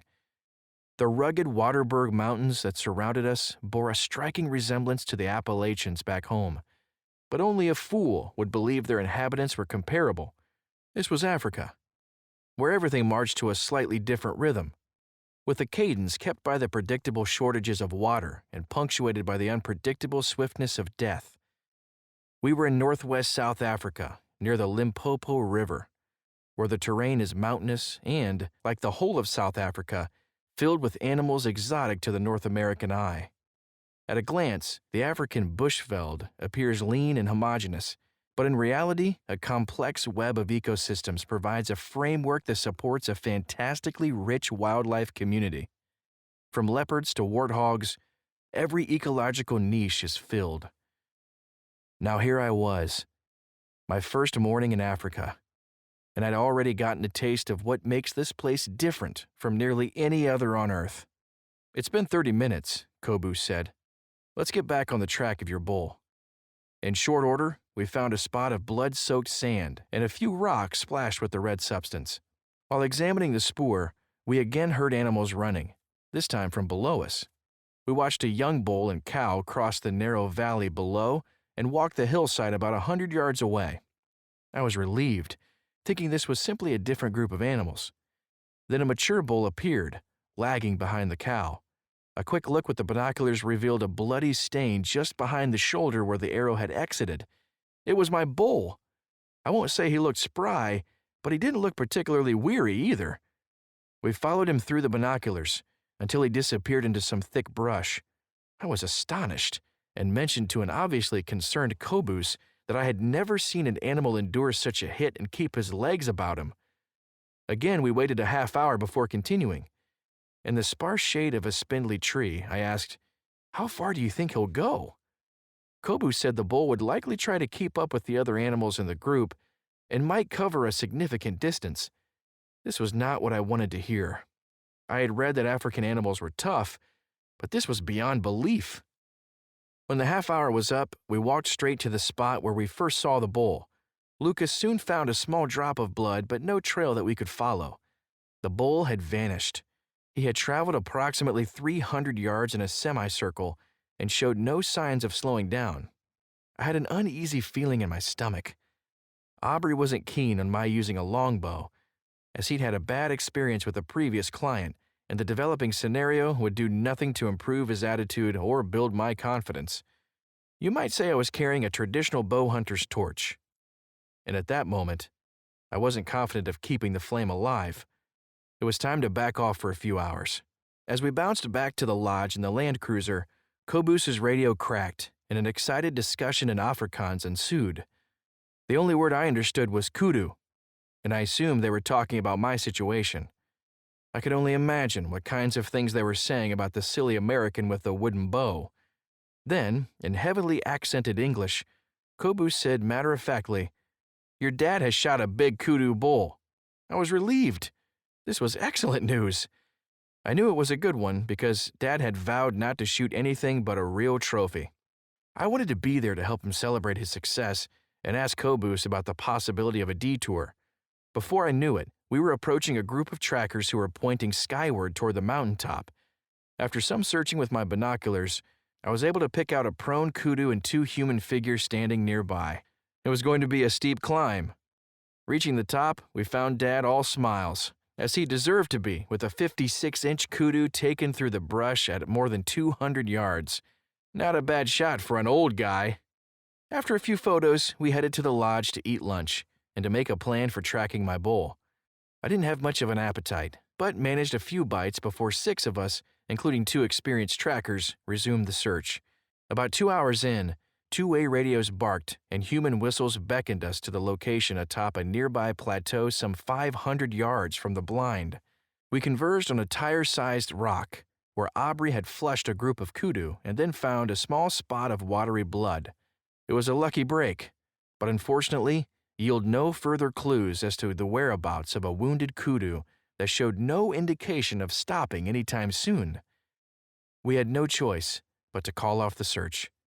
My confidence was shattered, and I was experiencing the mental anguish that accompanies the loss of any wounded animal.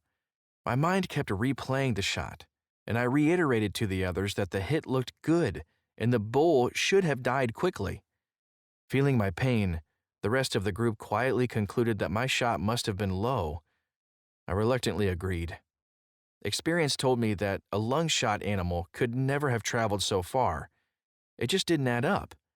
Maybe my eyes had played a trick on me, leading me to believe the shot was good when it wasn't. No matter the cause, I had to let it go and focus on the rest of the hunt ahead. The torch flame was now a candle in the wind. As the days ticked by, I made up my mind that I wasn't leaving Africa without one of those magnificent spiraled horned antelope. This was a decision that didn't come easily, given that only one kudu was included in our hunt package. To shoot a second, I'd have to pay a steep trophy fee. On the third day of our hunt, I had opportunities at a good bull kudu, but passed the shot in hopes of arrowing a bull gemsbuck we were hunting. I'm not sure where the fascination originated, but for as long as I can remember, I've dreamed of hunting gemsbuck. The African veld, or grassland, is home to many striking animals, but for my money, nothing tops the gemsbuck. Physically, the gemsbuck appears to be the offspring of a moose that wandered into the prairie and got tangled up with a desperate pronghorn. The result is an animal that is powerful, with muscular, heavy forequarters, yet fleet, with an athletic prowess. In short, the gemsbuck is the epitome of power and grace. The package is made further striking by a bold black and white facial pattern, leg stripes, and long, backward-sweeping horns that taper to a point. In his book, Double Helix, Don Thomas writes, "Gemsbuck always make me stop and stare, no matter how many times I've seen them before." That said, gemsbuck can also inspire the urge to flee. Known to be aggressive, especially when wounded, they are formidable against even the toughest predators. They are said to kill attacking lions by skewering them with their deadly headgear, which sits atop 400 to 500 pounds of muscle and bone. Mature males have heavy horns from 30 to 40 inches long, while female horns are more slender but often exceed 40 inches. The wind had finally changed, giving us a chance to hunt a waterhole near an area where we had repeatedly seen a good bull gemsbuck. The blind was a traditional rock hide set below ground level and topped with a thatched roof. We planned to sit all day if necessary and came prepared with food, drinks, and a large plastic bottle for the biological function that would no doubt arise. The morning was incredible, with constant action, including kudu, warthog, blue wildebeest, and yes, gemsbuck. Around 9:30, Kobus poked me. "Gemsbuck coming. Get ready." I slowly eased out of a sitting position, grabbing my bow as I rose. Baboons were everywhere, and the last thing I wanted to do was rile them. They are the sentries of every waterhole, keeping constant watch over the state of affairs. When their keen senses detect something is amiss, all hell breaks loose as they scramble for cover while screaming, "Yahwoo! Yahwoo!" Nothing clears a waterhole faster than a wailing baboon. I couldn't see the gemsbuck because it was too far to the left. "It's a huge female," Kobus whispered. Although often hunted, cows were off limits at this time of year because they were carrying calves.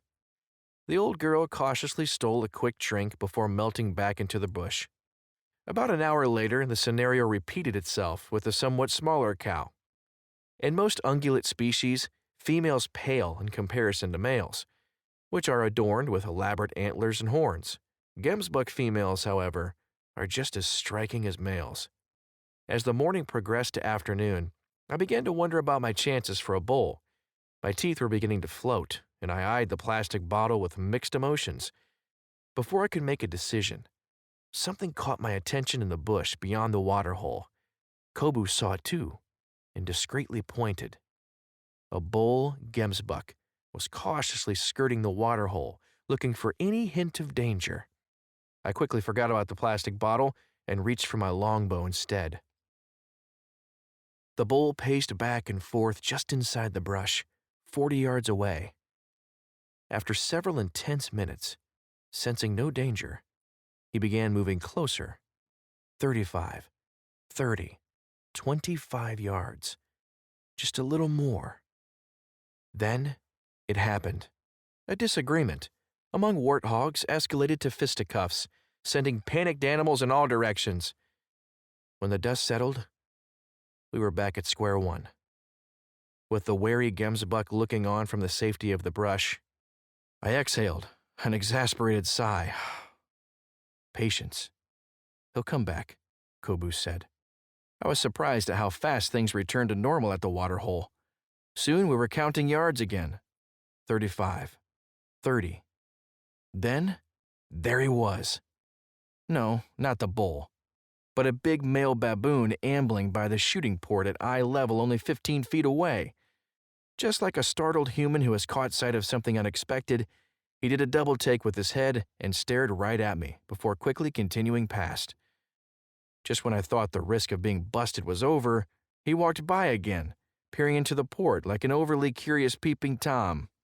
This time, he figured me out and frantically charged off for the nearest tree. Please don't sound the alarm, I silently urged. We waited, but no sound came. A lucky break. By now the bull was quartering toward us from just over 20 yards. In an instant, he came forward and broadside in one movement. I glanced at Kobus, who nodded in affirmation. This was it. I'd rehearsed this in my head a million times. Pick a spot tight behind the shoulder, settle into solid anchor, and slam!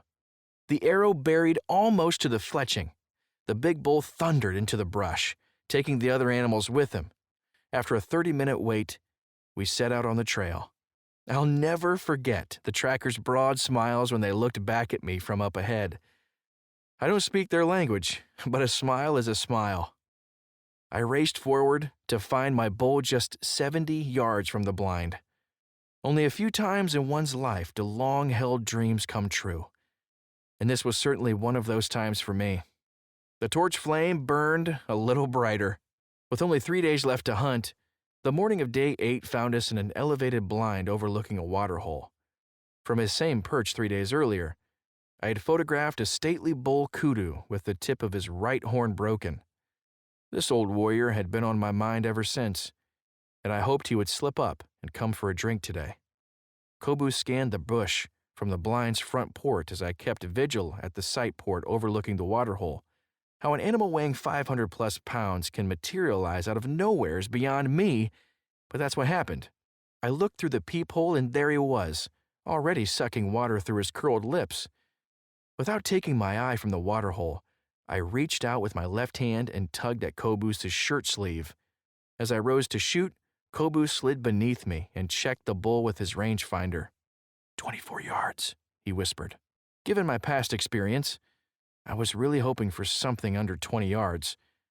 But when the bull opened his chest by pushing his front leg forward, it seemed unnecessary to wait for a better shot. This was it. Time slowed to a crawl as I forced myself to focus. For the bull's sake and mine, I couldn't afford to screw this up. When the smell of my worn, leather shooting glove filled my nose, it was time to loose the string. I had done all I could.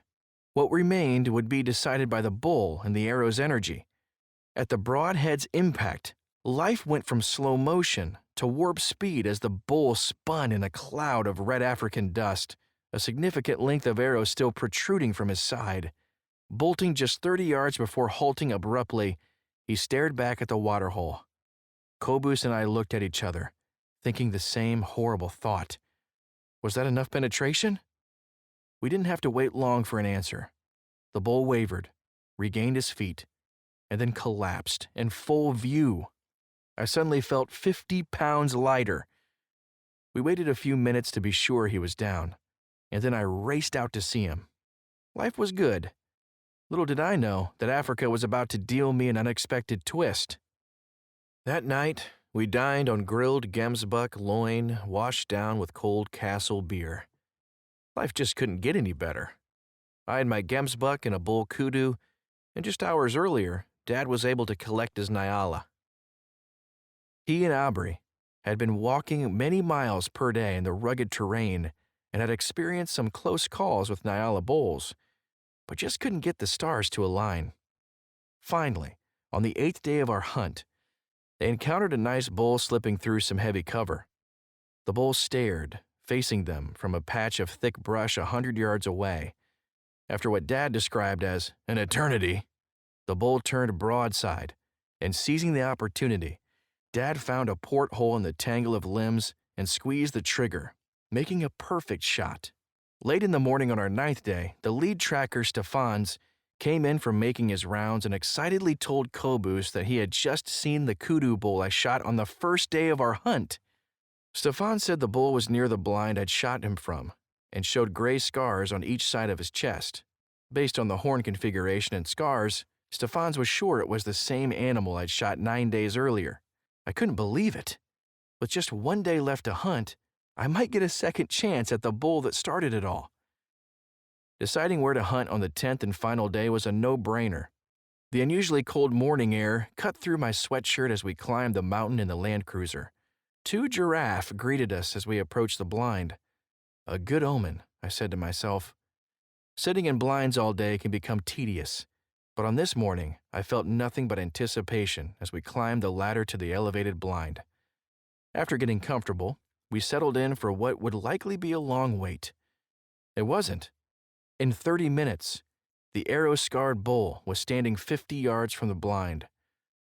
Memories from the first day filled my head, and some idiot released a bag full of butterflies in my stomach.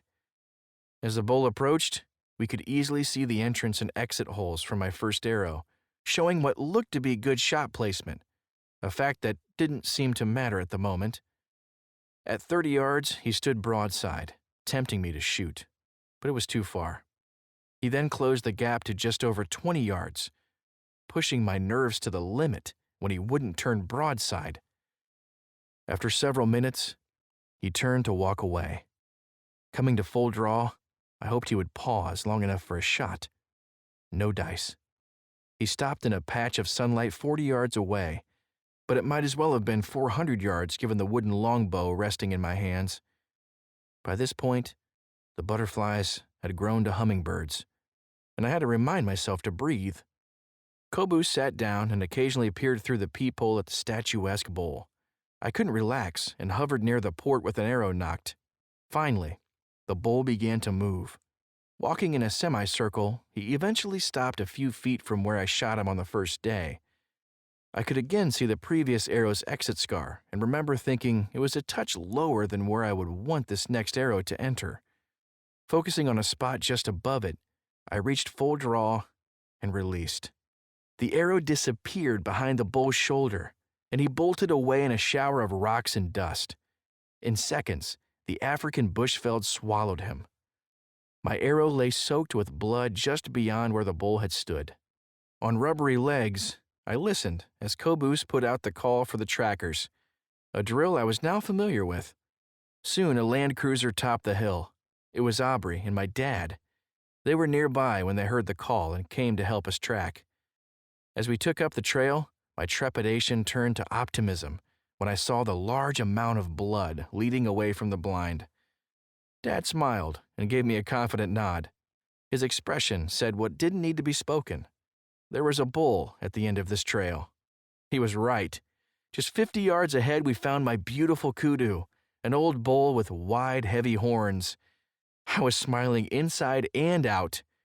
Eager to solve the riddle of the first shot, we rolled the bull around, examining the 2 holes on each side of his chest. We all agreed that the original shot placement looked good. In fact, it was better than the second shot I had just made. Kobus and I scrambled back to the blind in hopes of waylaying a clip springer before day's end, while the others transported the enigmatic bull to the skinning shed for a necropsy. Indeed, the first shot had been good, fully penetrating both lungs. None of us, including Aubrey, who has been witness to hundreds of African big game kills, had seen anything similar. Later, around a crackling fire, we shared stories of our hunts, and I noticed an extra shine in Dad's smile. A shine that said it all. We had come in search of adventure and charismatic animals. We found both in abundance. Maybe someday I'll find a way to repay him for giving me a chance to chase my dreams. I have a feeling we'll both return to Africa. But until then, we'll content ourselves with memories and stories that grow taller with each passing year. In the end, it was a great hunt, and one that I hope kept the traditional bow hunter's torch burning bright on the dark continent. Chapter 20. Chasing Rosies. If there is a sacred moment in the ethical pursuit of game, it is the moment you release the arrow or touch off the fatal shot. Jim Posewitz, Beyond Fair Chase, 1994.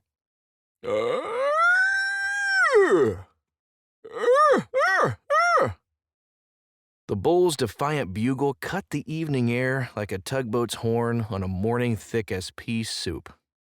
Then it came again, this time a shortened series of guttural, now fully livid chuckles, boomed from the creek bottom below. Kneeling in the loose red earth recently churned by logging, fingers tight on the longbow string, staring into the dark timber, I imagined the shot. The bull would use the trail leading up from the creek.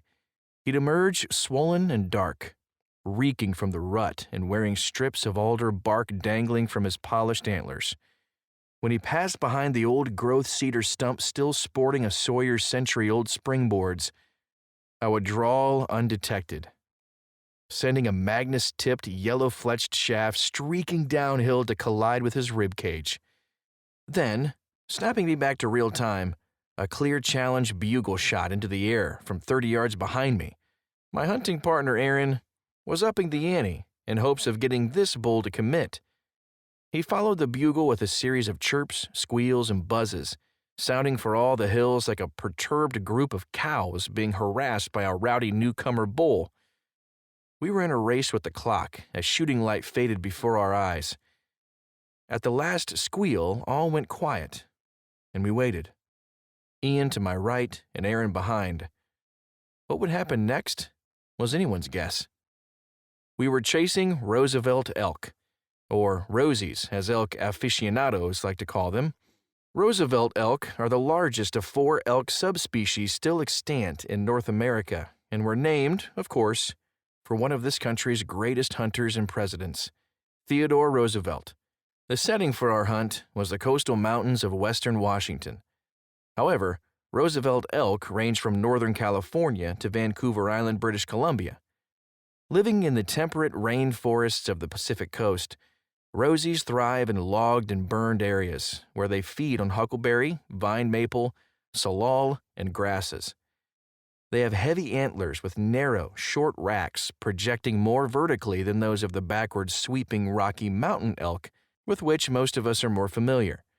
To give you a comparison in antler size, the world record Pope and Young Rocky Mountain elk scores 412 inches, while the world record Roosevelt elk scores just 367 inches. But what they lack in antlers, Rosies make up for in body size, with adult bulls weighing up to 1,000 pounds. Rosies also show less propensity to wallow and are less likely to move long distances than Rocky Mountain elk. But otherwise, the two subspecies are behaviorally similar, meaning that they are vulnerable to calling during the rut. This was a do-it-yourself hunt, aided by the skill and generosity of 2 local hunters and their families. As described in Chapter 18, I first met Ian on an Idaho spring bear hunt in 2007 when he tagged a beautiful chocolate bear.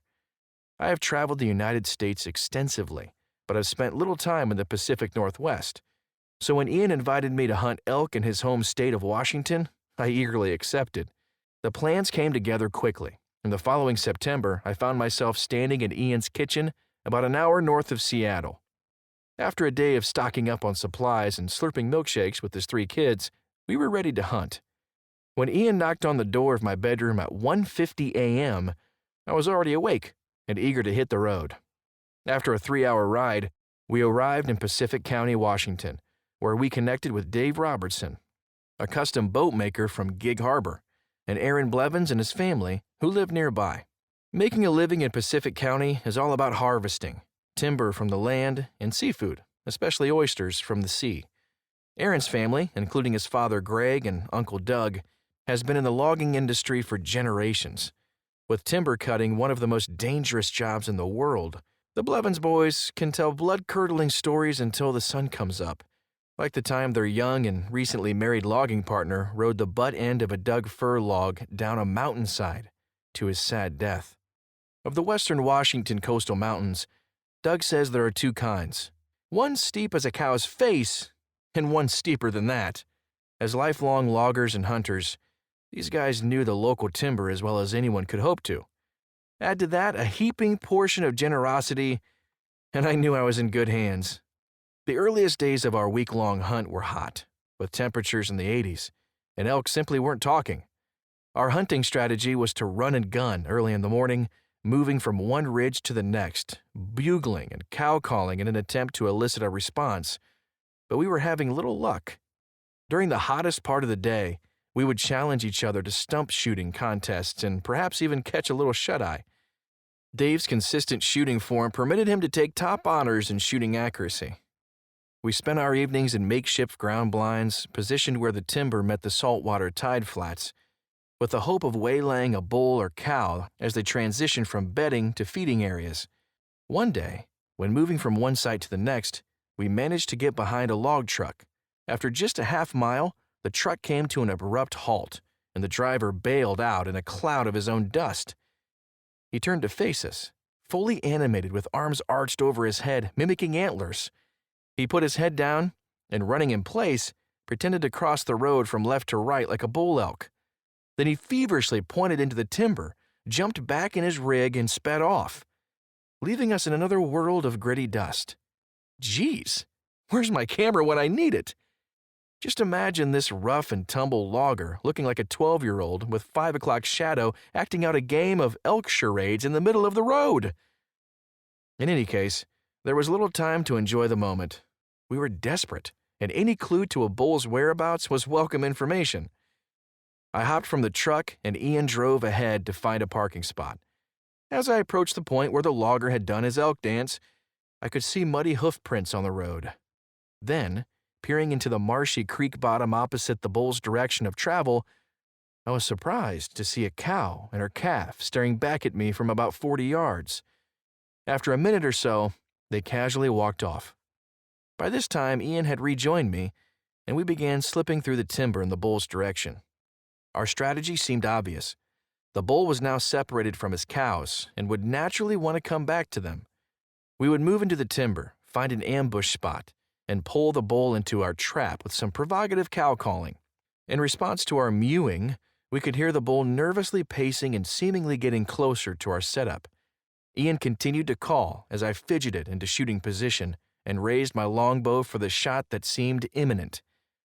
Then, Mother Nature intervened. The wind swirled and went quiet. I never really felt it on my back, but I'm sure the already suspicious bull got enough of a whiff to change his mind about looking for his cows. Oh well, at least we were into elk, even if we did have to take our cue from a log truck driver. The following day, Ian and I headed to the tide flats for an evening hunt. We scouted a new stretch of timber and found some heavily used trails where elk were leaving the forest to feed on grasses. After setting up an ambush, I turned off my cell phone and settled in for the wait. But nothing showed. After dark, we were surprised to find Aaron and his dad, Greg, weren't hunting the tide flat area where they had said they would be.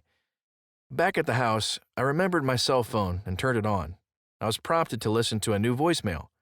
"Hey Ron, this is Aaron." Cool as a cucumber, he continued. "I just shot a big bull, 34 yards, right through the heart." I relayed the message to Ian, and we both snickered, agreeing it was a prank. Thinking we would get a little payback, I dialed Aaron's number, planning to spin a yarn of my own. But before I could spew my own lies, Aaron said, straight as can be, "We've got the bull in the truck. We're on our way back now. Meet us at the house." Now, either Aaron was a very good con man, or he was telling the truth. I simply said, "Okay," and wondered what we would find in the back of Aaron's truck. As it turns out, Aaron is an unflappable and sincere guy, and the back of his truck was a beautiful 5x5 Rosie. Aaron was happy for sure, but his dad beamed with the kind of fatherly pride that warms your heart. Seeing those two together reminded me that hunting should never be only about hunting. Eager for the story, I said, "Come on, tell the details." Aaron glanced at his dad, who said, "Go ahead, son. It's your bull." Aaron and Greg had spotted some fresh rubs and decided to investigate the area. Dropping down into the head of a draw, Aaron bugled to see if he could get a rise from a local bull. Immediately, a bull shot back and headed up the draw toward the father and son duo. At this point, it's worth mentioning Greg had recently cheated death by surviving a horrific logging accident that left him with a badly battered body and months of memory loss and debilitating headaches. Although he couldn't hunt himself, the opportunity to be chasing elk with his son was a very special gift indeed. Greg stayed behind, raking the brush now and then, while watching Aaron inch closer to the bull. After finding a natural blind, it didn't take long for Aaron to see the ivory-tipped antlers coming up the hill. Between Greg's brush raking and Aaron's calling, this bull was ticked. When he came broadside at 34 yards, Aaron put a carbon shaft in the air. The bull whirled a few yards and stopped. Thinking he missed, Aaron quickly shot again, causing the giant bull to flip backward and crash on the spot. I wasn't there, but I'm sure you could smell the adrenaline in the air. Back at the house, after hearty congratulations, it was time to begin the job of skinning and processing, which revealed that both of Aaron's shots were on the money. The next day was our last, and with ace caller Aaron leading us, we knew good things would happen. Throughout the day, we hiked into canyons as dark and dank as limestone caves and skirted the tops of bright, airy ridges affording spectacular ocean views. But our calling was in vain until the final minutes of the day, which brings us back to that creek bottom with Ian to my right and Aaron behind. A quote comes to mind regarding the final moments of that hunt. Clarence Darrow, the great lawyer and orator of the early 20th century, was fond of saying, "History repeats itself." And that's one of the things that's wrong with history. History in this case was the wind. As all experienced outdoorsmen know, cooling nighttime air drops like a stone to find the lowest elevation. In our case, the lowest point was the creek bottom from which the bull bellowed. Smelling 3 dirty rats above him, he took his harem and headed for parts unknown, leaving us with just the melodic memories of his defiant bugles. Chapter 21. The Elk Witch. I will still his mighty bugle if it is willed. I'll claim him as a trophy if my puny arrow flies true. But he will always be the unattainable, with the mountain, the fog, and the silent stones. Billy Ellis, Hunter to the Dawn, 1988. One of my former college professors was fond of saying, "I'd rather be lucky than good. When you're good, there is always someone better. But when you're lucky, hey, you're lucky." Apparently, he had never met the luck-stealing elk witch. I have hunted elk 5 times in 4 different states, each time achieving the same dismal results. Put me in elk country, and I'll guarantee the bulls fall silent and the cows disappear to some place that only other cows can find. I suppose it could be my lousy calling abilities. After all, no self-respecting bull is likely to be lured from the timber for a fight with a mock rival sounding like a sugared-up toddler with a kazoo. But if you ask me, it's more than likely the work of that mythical elk witch. Her shenanigans were abundantly apparent on a recent hunting trip to Wyoming. It was January 2013 when my friend Bob from Wyoming called. "Why don't you come elk hunt at my ranch this fall?" It was a good question. He had invited me several times in the past, but for one reason or another I just couldn't make it. This would be my year. A couple days after his call, I hopped on the Wyoming Game and Fish Department website, only to discover I had missed the elk license application deadline by a single day. Apparently, my personal elk curse had mysteriously extended itself to include buying a license. A higher, quite evil power was obviously at work. I pictured a cackling, wart-nosed witch caressing a voodoo doll bearing my likeness and stoking a roaring fire of elk tags, each bearing my name. "Come anyway," Bob said. "We have plenty of deer and antelope." He was right about that, and if deer were my pursuit, I wouldn't have to embarrass myself by lurking in the brush and feverishly squeezing my hoochie mama call like some depraved idiot. The pressure was off. I could chase deer and not worry about the fact that those stinking elk would disappear the moment my boots hit the ground. After the long drive from upstate New York, I finally arrived at Bob's Ranch in the eastern foothills of the Bighorn Mountains. It was the last week of September, when the air gets that indescribable character that ushers birds to the south and hunters to the field. Bob showed me to my quarters in an authentic 1930s log cabin. But before I'd even unpacked, we were bouncing down a 2-track in Bob's Suburban with 2 excited bird dogs in the back seat, each vying for whiffs at the open window or a chance to lick the newcomer riding shotgun. During our tour, I learned that most of the ranch was prairie, except for a couple of creek bottoms studded with giant cottonwoods and a heavily forested draw that snakes its way up from the sage flats into the craggy, lower reaches of the Bighorns. The draw was a bowhunter's dream, a lush ribbon of forest serving as a wildlife highway that divided the otherwise parched and vertically limited prairie. Bob had business in town, so we concluded our tour, and with one last lick from the dogs, I was on my own for the next several days. I didn't waste any time in getting back to the draw. I was hunting deer, something I was good at and lucky with, and I knew how to get started. My plan was to scout the draw, marking places to use my climbing tree stand or build a ground blind. I had my work cut out for me, as the draw was about 3 miles long and up to a 1/4 mile wide in places. I immediately found good sign, including well-used trails and a handful of rubs. I continued up and up, happy to be in the wild. By the halfway point, I had already marked 6 spots and stopped near a little marsh to reconsider my strategy. I just slipped off my day pack when something caught my attention in the head-high brush 50 yards away. There, looking away from me and slick with mud, was a 5x5 bull elk. His own wallowing had disguised my approach.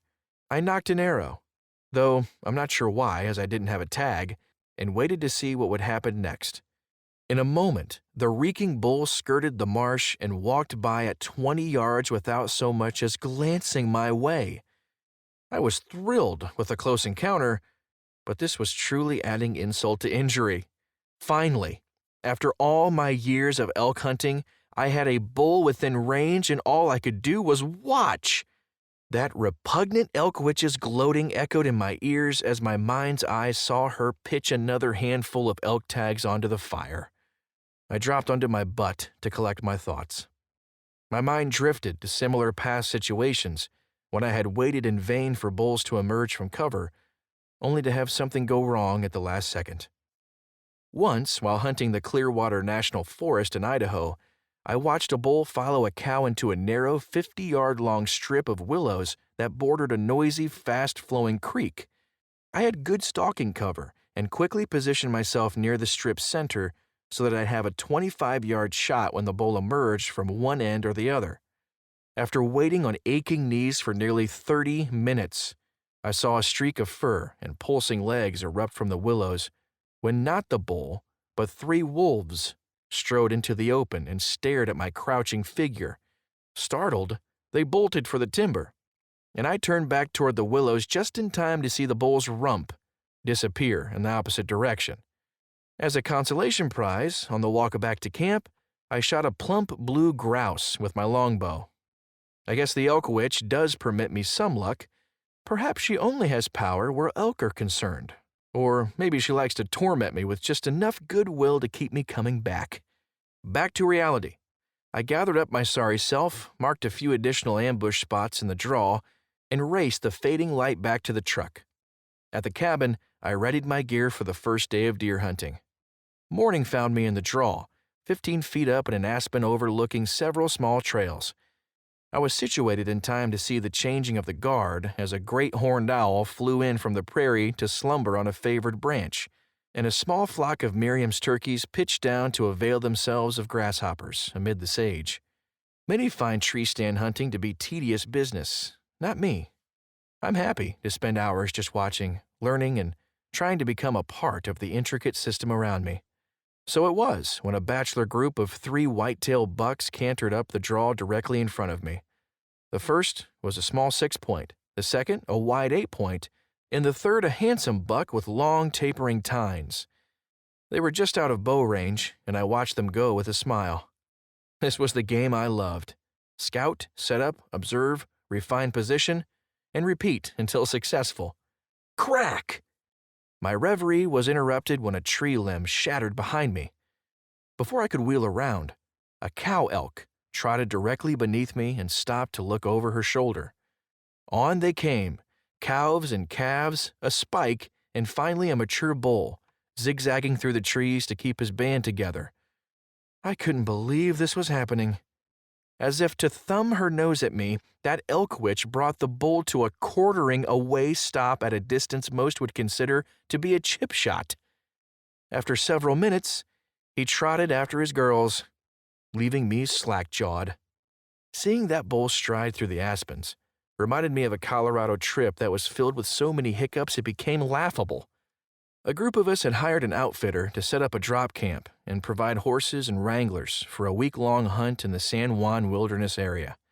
The setting for this disaster was storybook, complete with snow-capped peaks and shimmering high country lakes.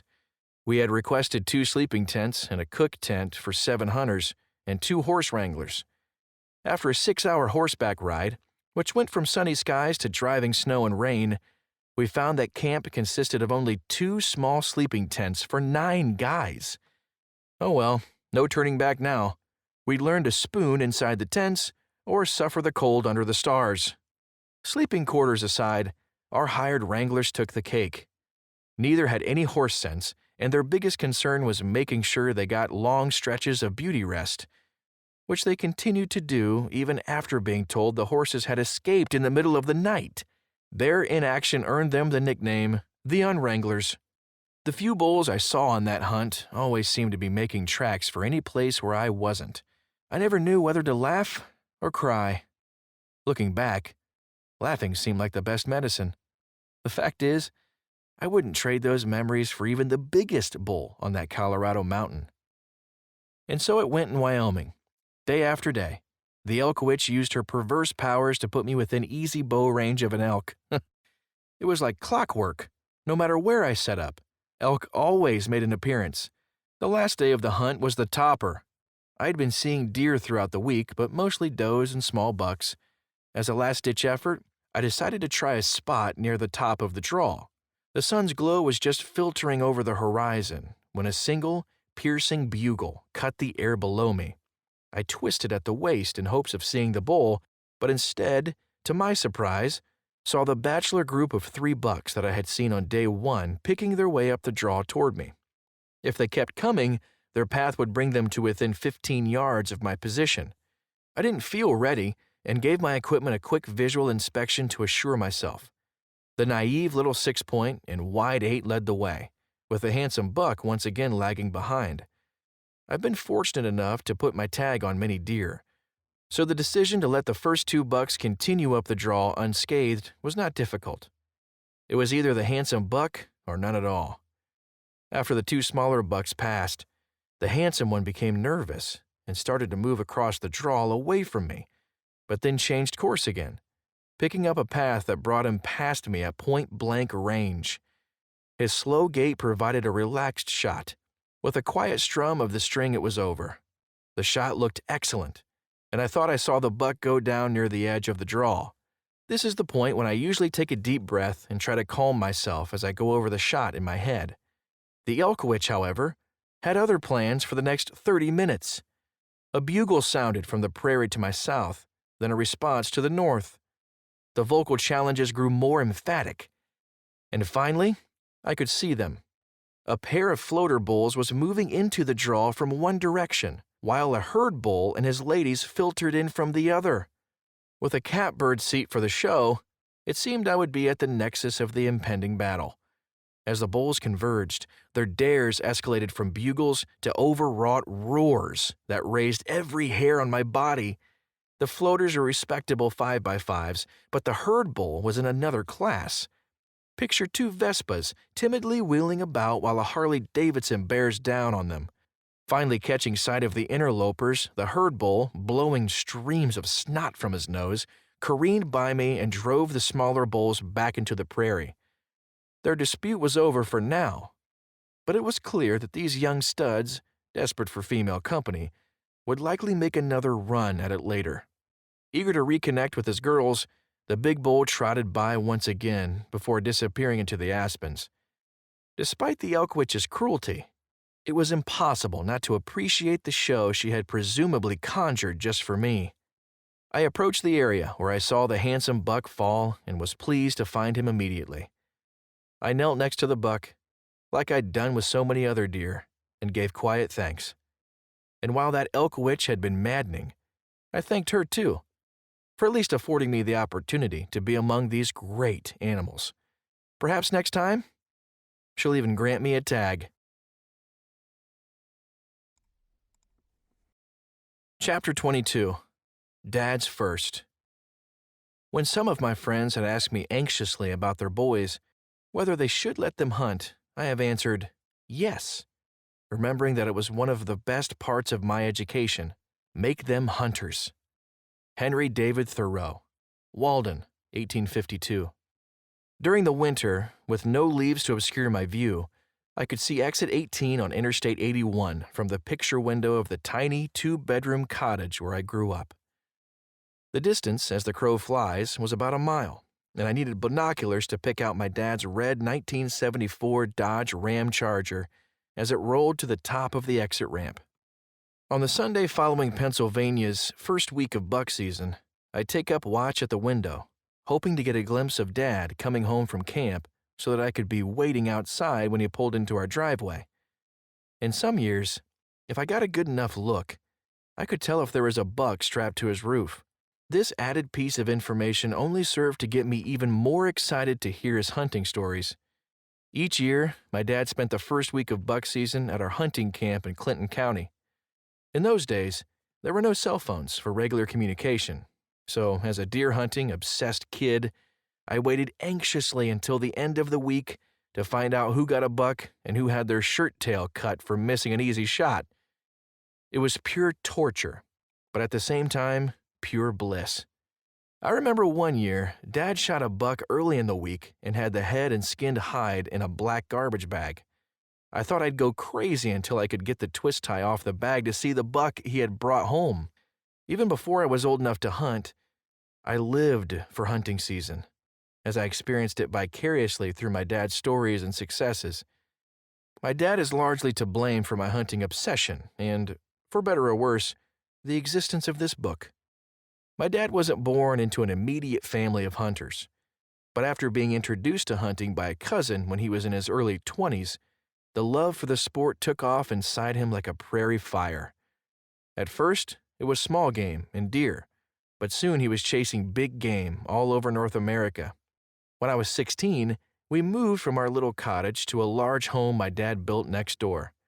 In it, he displayed all his trophies, including full-body mounts of caribou, Dall sheep, grizzly bear, and a black bear, plus dozens of shoulder mounts. Sadly, all of these were lost in a fire in the early 2000s.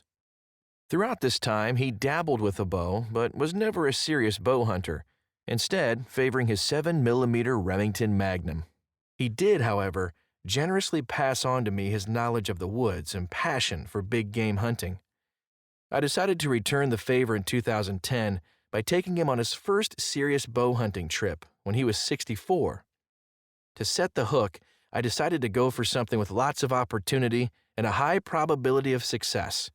Pronghorn in Wyoming seemed to be just the ticket. The hunt was set for the third week in August at a ranch in Douglas, Wyoming. It would be a simple affair, pay the rancher a modest trespass fee, and gain access to hunting his water holes and stock tanks. I liked the setup, and this was a two-animal area, so each of us could potentially take a doe and buck pronghorn. We booked the hunt in January and had 8 months to prepare. Now, 8 months might sound like a long time, but it's not for my dad, who has taken the art of procrastination to new levels. I knew his only bow was a compound that was more than 10 years old and gathering dust somewhere in the back of a closet. I also knew he had never spent a great deal of time shooting it. But we had 8 months. Surely that was plenty of time to get the bow tuned and become proficient with it. Wasn't it? Every few weeks I would call to ask how his preparations were coming along. The response was always the same. "No, I'm not sure where my bow is, but don't worry, I'll be ready by August." Now, in full disclosure, I'm a bit of a procrastinator too, and I'm not inclined to be a worrier, so for the first 6 months, I took this in stride. But I got worried when July rolled around and his response still hadn't changed. As I mentioned before, Dad just happens to live in Coudersport, Pennsylvania, near the site of the annual Eastern Traditional Archery Rendezvous, held during the last weekend of July each year. So I told him, as soon as the archery shoot ends, I'm coming to your place and we're going to set up your bow so you can start practicing. Okay, was all he said. When I arrived, I asked to see Dad's bow so I could figure out whether we would need to scrap his old clunker or if we could breathe some new life into it. He said glibly, "It's over there," and gave a vague hand motion toward a cluttered corner near the couch. When I picked it up and turned back to face him, a wry grin filled his face. The bow was decked out with a new string and cables, and a dozen matched arrows also rested in the corner. "Son, you didn't think I'd screw up our hunt, did you?" I just shook my head. "Okay, but can you even pull the damn thing?" I asked, knowing it had been previously set at over 60 pounds of draw weight. "Let's go outside. I may be old, but I ain't dead," he barked. We walked to the side of the house where a dilapidated 3D whitetail target leaned against a fence. He knocked an arrow, pointed the bow a bit skyward to gain some leverage over the old girl, and hauled the string back to anchor. The act was surely not poetry in motion, but once at full draw, he seemed reasonably comfortable. After a few seconds of aligning the sight pin within the peephole, he let fly with near-perfect shot. Clearly proud of himself, was all he said. "You were a little off. Maybe you'd better try another one," I said. This time he struggled to reach full draw, and his muscles quaked like an old aspen in the wind. Thump! He laid another arrow right alongside the first. Still carrying his bow, he turned and headed for the house. I shouted after him, "Don't you think you should practice some more? That bow looks a little heavy for you." He turned to face me. "How many antelope tags can we get?" he asked. "2, I said. "That's good, because I can make exactly 2 perfect shots with this bow." Practice was over. A few weeks later, I was back at Dad's, and we were loading his old black Ford F-150 to the gills with hunting gear, clothes, food, and a little beer, purely as a medical precaution against overheating in the Wyoming summer sun. Dad took the first leg of driving. We switched at a rest stop just over the Ohio line. I crawled into the driver's seat and reached for the seatbelt, but came up empty. "Where's the seatbelt?" I asked. "Oh, hell, I haven't seen that thing in years." "What do you mean you haven't seen it? Don't you wear it?" "I've lived this long without wearing one. I guess I'll make it a little longer," he said. "Well, what about me? I'm not thrilled with the idea of driving 3,000 miles with no seatbelt." I started searching and discovered that the lap belt disappeared into the bowels of the seat where it appeared to have been cut off. I sighed in frustration and pulled onto the Ohio Turnpike to join the flow of traffic. We hadn't gone 10 miles when we passed a state trooper sitting on the berm. I looked his way to see if he would notice that I was not strapped in. His eyes locked at 65 miles per hour, and I knew I was hosed. He pulled out immediately and hit his lights. After giving him a battery of excellent excuses, the friendly officer still saw fit to issue a ticket for failure to comply with safety laws. When the dust settled, I handed the ticket to Dad and said, "I think this is yours." He just laughed and shoved it in the glove box. Despite our lack of safety, we made it the rest of the way to Douglas without incident. When we arrived, the ranch owner, Kirk, gave us a tour. He and my dad were about the same age and hit it off right away. Kirk also provided a hand-drawn map showing each of the water holes we could hunt. The weather was hot and dry, perfect for hunting thirsty pronghorn.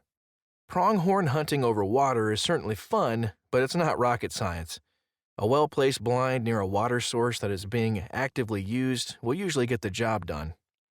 For the most part, it's a game of patience, with waiting not only for pronghorn to approach, but also for them to relax and commit to drinking. They are neurotic animals. I've seen bucks waltz in, grab a drink, and go as if nothing could be safer. But, more often than not, caution rules the day, with bucks circling, snorting, and making many false starts before committing to drink, or, in many cases, they simply move off to find water elsewhere. Even after reaching the water and presumably concluding that all is clear, pronghorn remained wound tighter than an 8-day clock. It's said they kiss the water twice before taking their first drink. A savvy bow hunter does well to wait until the kissing is over before drawing the bow. All the water holes we visited with Kirk showed some sign of use by pronghorn, but one in particular was thoroughly pockmarked with tracks. At this time, Kirk had dug a pit blind and framed the above-ground portion with canvas. It was a nifty setup that put you below eye level with the animals. I suggested that Dad take the pit blind and I'd start working the other water holes to see what was happening. Before continuing, I want to take a moment to talk about hunting philosophy. I like to shoot big, mature animals as much as the next hunter, but when it comes right down to it, I'm an opportunist. As I've mentioned, at some appropriate point during a hunt, I'm not adverse to lowering my standards and taking a lesser animal. I love the challenge of taking a trophy animal, but our family also loves to eat wild game meat, and I bring as much of it home as I can. With the opportunity to take 2 animals each, a walk-in cooler waiting at Kirk's place, and plenty of cooler space in the truck for the drive home, this was the perfect opportunity to stock the freezer. Dad, on the other hand, is not so quick to shoot just any animal. For him, shooting anything less than an extraordinary specimen is no good, even on his first bow hunt. And so, our first days in camp fell into a predictable pattern. Over dinner each night, Dad and I would trade stories, his from the pit blind and mine from the waterhole du jour. His usually went something like this. I saw 26 antelope today. Man, 3 were nice bucks and just inside shooting range. But it's early, and I'd really like one with deep hooks. Or maybe something that would make the Pope and Young book. Couldn't you at least shoot one of the does? I'd ask. Maybe, he'd snort. But I could see a buck about a half mile out that would probably go 70 inches, and I didn't want to screw up my chances. Meanwhile, each day I was roasting on an open platform nailed to an old windmill and passing the hours playing peekaboo with badgers. On the 4th day, I parked the truck along the road and slipped into Dad's pit blind to retrieve him for lunch. He pointed to a quiver that was short 1 arrow, and in a hushed, conciliatory voice he said, "Well, at least you and Debbie won't starve this winter. I shot a small doe." "That's excellent," I said excitedly. "Did you make a good shot? Have you looked for her? Which way did she run?" He seemed a bit bewildered by all these questions. Finally he said, "I'm not sure about the shot. My arms were really shaking. She ran down into that dry gulch. I tried to track her, but couldn't stay with her trail." "Okay," I said. "Don't worry, Dad. We'll find her." It felt good to be helping him, as he had helped me when I was learning to hunt. We climbed out of the blind, and Dad pointed in the direction of the shot. "You go first. Maybe you'll pick out something that I couldn't see." He directed me to the shot site, and I started following a meager trail of tracks and disturbed vegetation. I was creeping along with my nose glued to the ground like Sherlock Holmes when I nearly tripped over a tan and white form lying partially hidden amid the sagebrush. I started to say, "What the devil?" And then I realized I'd been had. Dad burst out laughing, and once again, I was left shaking my head. There, dead as a smelt from a perfect shot, was a beautiful pronghorn buck. Not a small doe, as I'd been led to believe. I was thrilled, but when will I learn not to fall prey to his shenanigans? After some backslapping and pictures, we rushed off to get the buck in Kirk's walk-in cooler. The pit blind was super active, but Dad was eager to see some new country. So the following morning, I replaced him at the pit, and he moved on to a stock tank where I had been seeing a group of does that consistently watered just out of stick bow range. The pit blind was set up to offer shots at a watering hole from one side and to a heavily used trail on the other side. Morning hunts had been fairly slow, and I wasn't expecting much. So I was surprised to see a small buck and a mature doe coming toward me on the trail around 9 o'clock. I decided to give the buck a pass, but when the doe came by at 20 yards, I picked a tuft of hair near the intersection of tan and white on her side and sent an arrow on its way. The arrow zipped straight through as if she were nothing but a paper cutout. She lunged forward in 4 or 5 awkward leaps and then stopped. For a moment, I worried that I'd seen the shot all wrong. Then she toppled over and didn't make another move. It was hot, and I worried about the meat spoiling. I dashed out, quickly field dressed her, and then dragged her into what little shade the blind offered. An hour or so later, I saw Dad's truck come to a stop on the gravel access road about a quarter-mile away. I looked through my binoculars and saw him looking back with his pair. I quickly waved through the window of the blind so that he would know to come get me. Soon, we had the doe hanging in the walk-in. Dad had seen little that morning, so we decided to take a bit of a risk and erect a portable blind at the end of the water hole, opposite the pit blind, so we could double the coverage on our hot spot. There was a giant tractor tire, big enough in circumference to fit my blind inside, and tall enough to hide its lower third. I reasoned this added cover might be enough to keep the pronghorn from completely spooking at a new object near their favorite watering hole. The next day was our last, and we decided to put in as many blind hours as we could tolerate, which turned out to be harder than expected. The temperature had spiked to 100+ degrees. The pit blind, partially beneath ground, was tolerable, but the temperature in my tire blind had to be pushing 120 degrees. At lunch, we went back to the cabin to enjoy some shade and replenish our water. We were back in the blinds by 2, giving us 6 hours to sweat it out. The hunting was good. The added heat had pronghorn coming to water, but they weren't sure what to make of the new object jutting from their familiar tire. Buck after buck skirted my blind to drink out of range at a seep just beyond the water hole. I knew it was just a matter of time before I got lucky, but the temperature within the blind had climbed to the point of being dangerous. Desperate times call for desperate measures. I stripped to my underwear and tried to get comfy. For the last hour before dark, I watched a bachelor group of 3 mature bucks lingering about 200 yards away. I knew they wanted to come for a drink, but they were taking their sweet time. Simultaneously, a young buck was tempting fate by occasionally parading between my blind and the water hole. When he came by for a 4th time, I glanced at my watch. It was 7:50. I thought of Dad and knew that if he were in my shoes, he'd take a gamble on waiting out those big bucks. Go big or go home was his philosophy. I also knew that from the pit blind he could see this little buck tempting me. I could hear his gravelly voice in my ears. Jesus Christ, don't shoot that little one. There are 3 good bucks coming. My brain works differently. I reasoned a little buck would taste a whole lot better than no buck. With that, the decision was made. With the little buck turned broadside, my arrow was off and slammed home just where I was looking. The buck bolted forward and disappeared into the same dry gulch where Dad's little doe had supposedly gone. I dashed from the blind to see if I could see him come out of the gulch, but saw nothing. Dad came trotting over and began congratulating me on what looked to be a good shot, but then stopped short. "Where the hell are your pants?" he said. "I was hot, and it's not every day you get to hunt in your skivvies," I retorted. Now it was his turn to shake his head at me.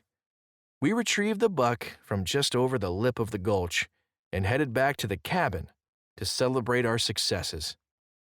That night we laughed and swapped stories over the enjoyable tasks of quartering and deboning our animals for the trip east. We were joined by Kirk and a group of young Canadian hunters who were also in camp. We lifted a lot of long necks that night, and I enjoyed seeing Dad so thoroughly in his element. Just as he did for me as a kid, he told story after story of his past hunting experiences.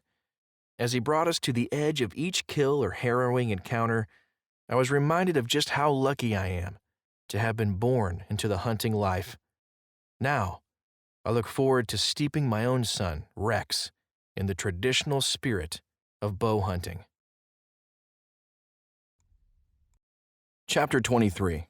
My Plan. Elation rules the camp when I bring in the deer. The scene could easily be from 5,000 years ago, when the hungry people applauded the hunter as they realize that they aren't going to starve just yet.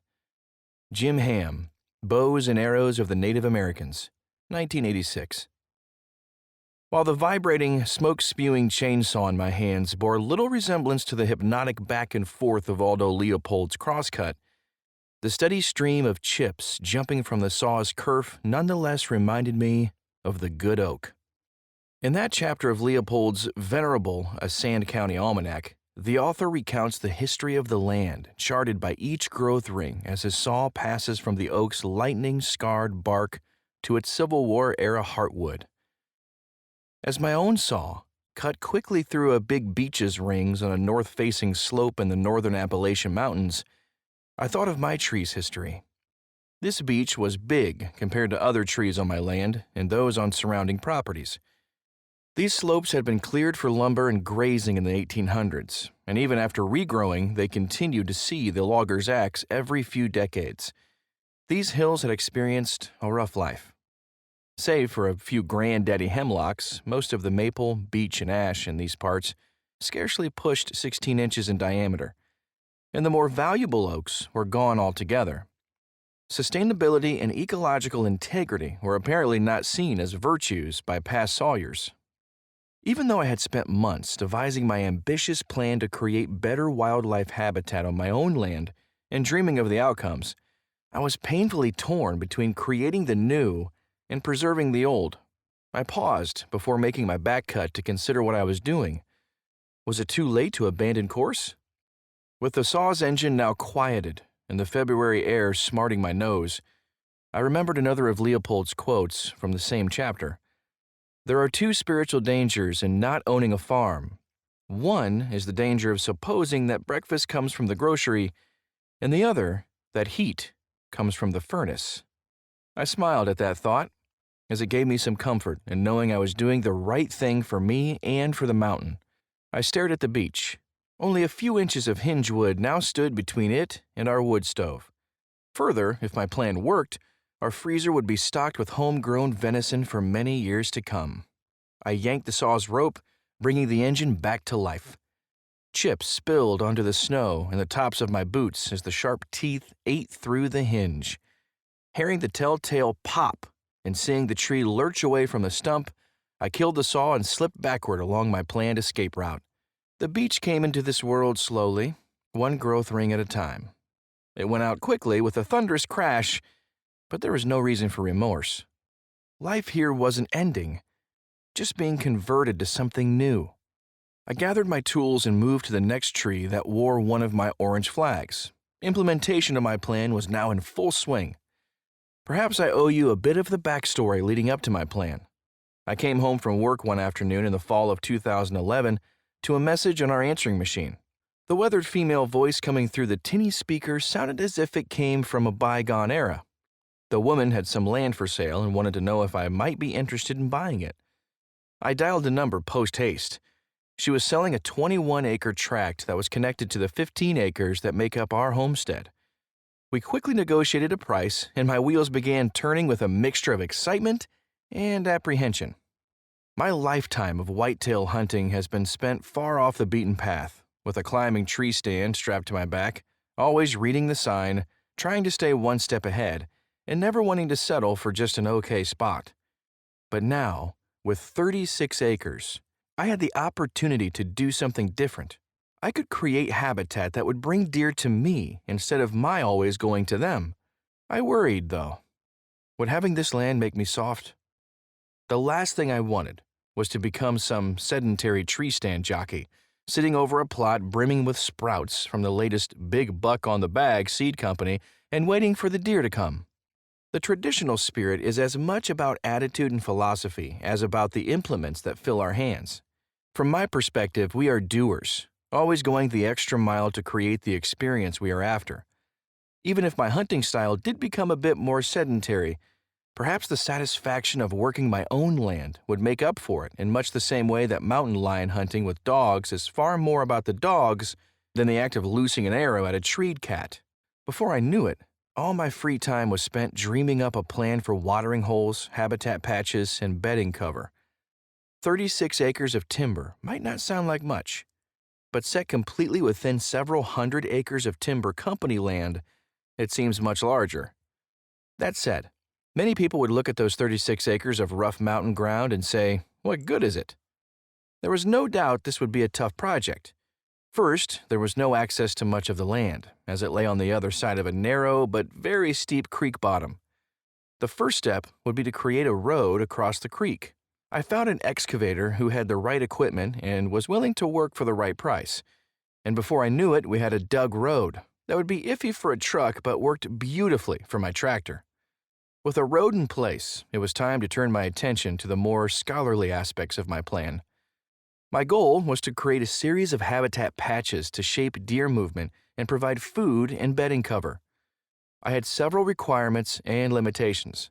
My main requirement was to keep things as natural as possible and to create a design that would improve wildlife habitat overall.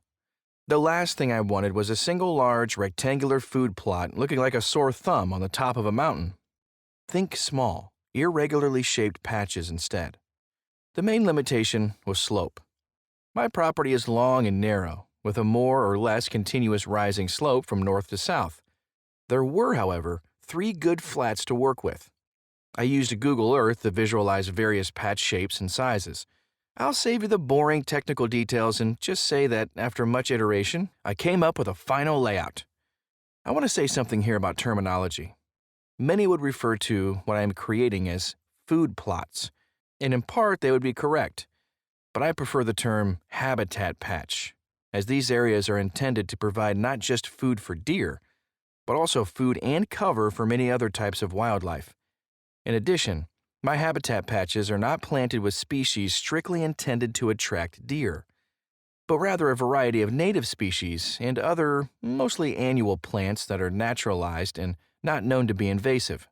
My plan included a boomerang-shaped patch on the northernmost flat, 2 boomerangs connected by a narrow strip in an hourglass pattern on the middle flat, and an area of hinge cutting and mature tree removal to create young, regenerating forest on the southernmost flat.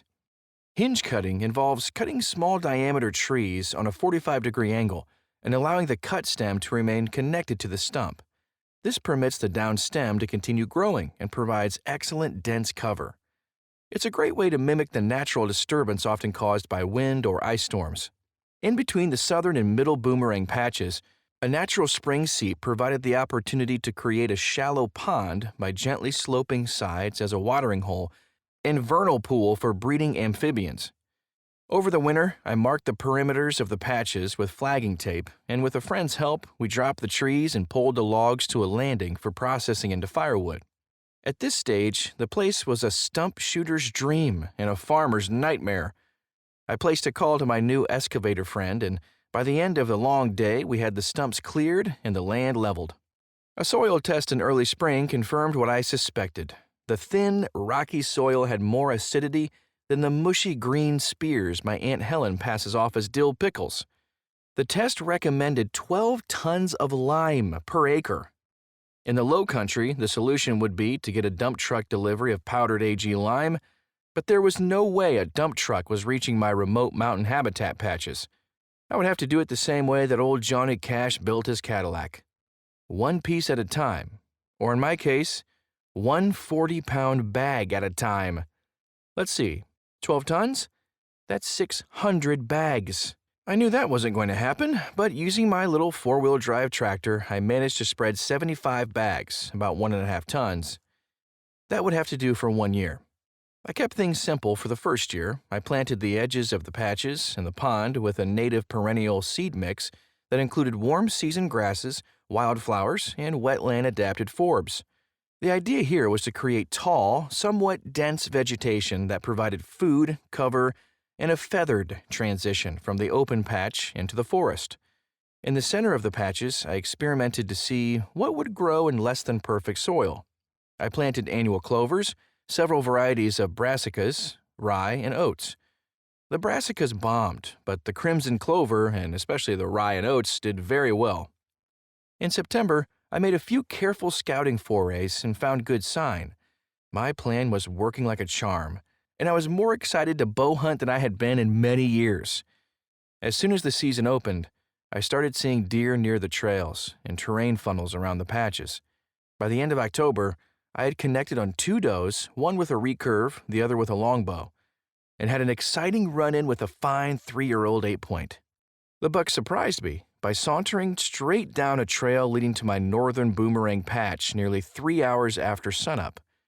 Making a rookie mistake, I wrongly assumed the flash of brown heading my way was one of the young Turks I had been seeing. This mistake left me completely unprepared when a glint of sunlight revealed a crown of antlers. My rush shot at the walking buck flew low, serving only to give me a good chuckle and the buck a PhD in street smarts, or rather, forest smarts. Normally, I'm like a desperate junkie if I haven't killed a buck as the archery season draws to a close. This year, however, I was content. My plan had been a success. I was proud of what I had accomplished, and with 2 deer in the freezer, I could hardly complain. So I was relaxed, even resigned to my fate as I climbed the mountain one last time in the 2013 archery season. The afternoon was cold and the forest stark, with October's visual splendor now replaced by November's waft of decomposition. The afternoon passed quickly, with ravens rollicking overhead and squirrels scurrying here and there, making ready for Old Man Winter. Like the old codger I'd missed a month earlier, this latest buck came from a direction I had not expected and seemed to be on me in no time. He was moving right to left, perfectly parallel to me, and I tried to resist shooting until he was broadside. I thought I had accomplished this task, but as the arrow passed through his chest and slipped from the offside, I could see my perception was off, causing the arrow to angle back instead of forward. I knew the hit was lethal, but I would need to make my follow-up decisions carefully. At dark, I quietly slipped out and headed for home, where I decided to delay tracking until morning. As it turned out, my worries were unfounded. The next morning, with the squirrels still in their pajamas, I was already standing next to the first buck taken as part of my plan. For this season, and hopefully many to come, our house will be warmed with firewood and our freezer stocked with venison from the mountain and the continuing cycle of life. We are in no danger of succumbing to Leopold's spiritual dangers. Take care of the land, and it will take care of you. I suspect that Leopold would have liked my plan, but I think even he would agree that the mountain itself is the only judge that matters. Chapter 24: The Traditional Spirit and the Future of Hunting. This hunting tradition and the conservation ethic within that tradition covered a lot of ground before it got to us. It passed through the hands of people both humble and great, simple and profound. This legacy did not come to our generation to die.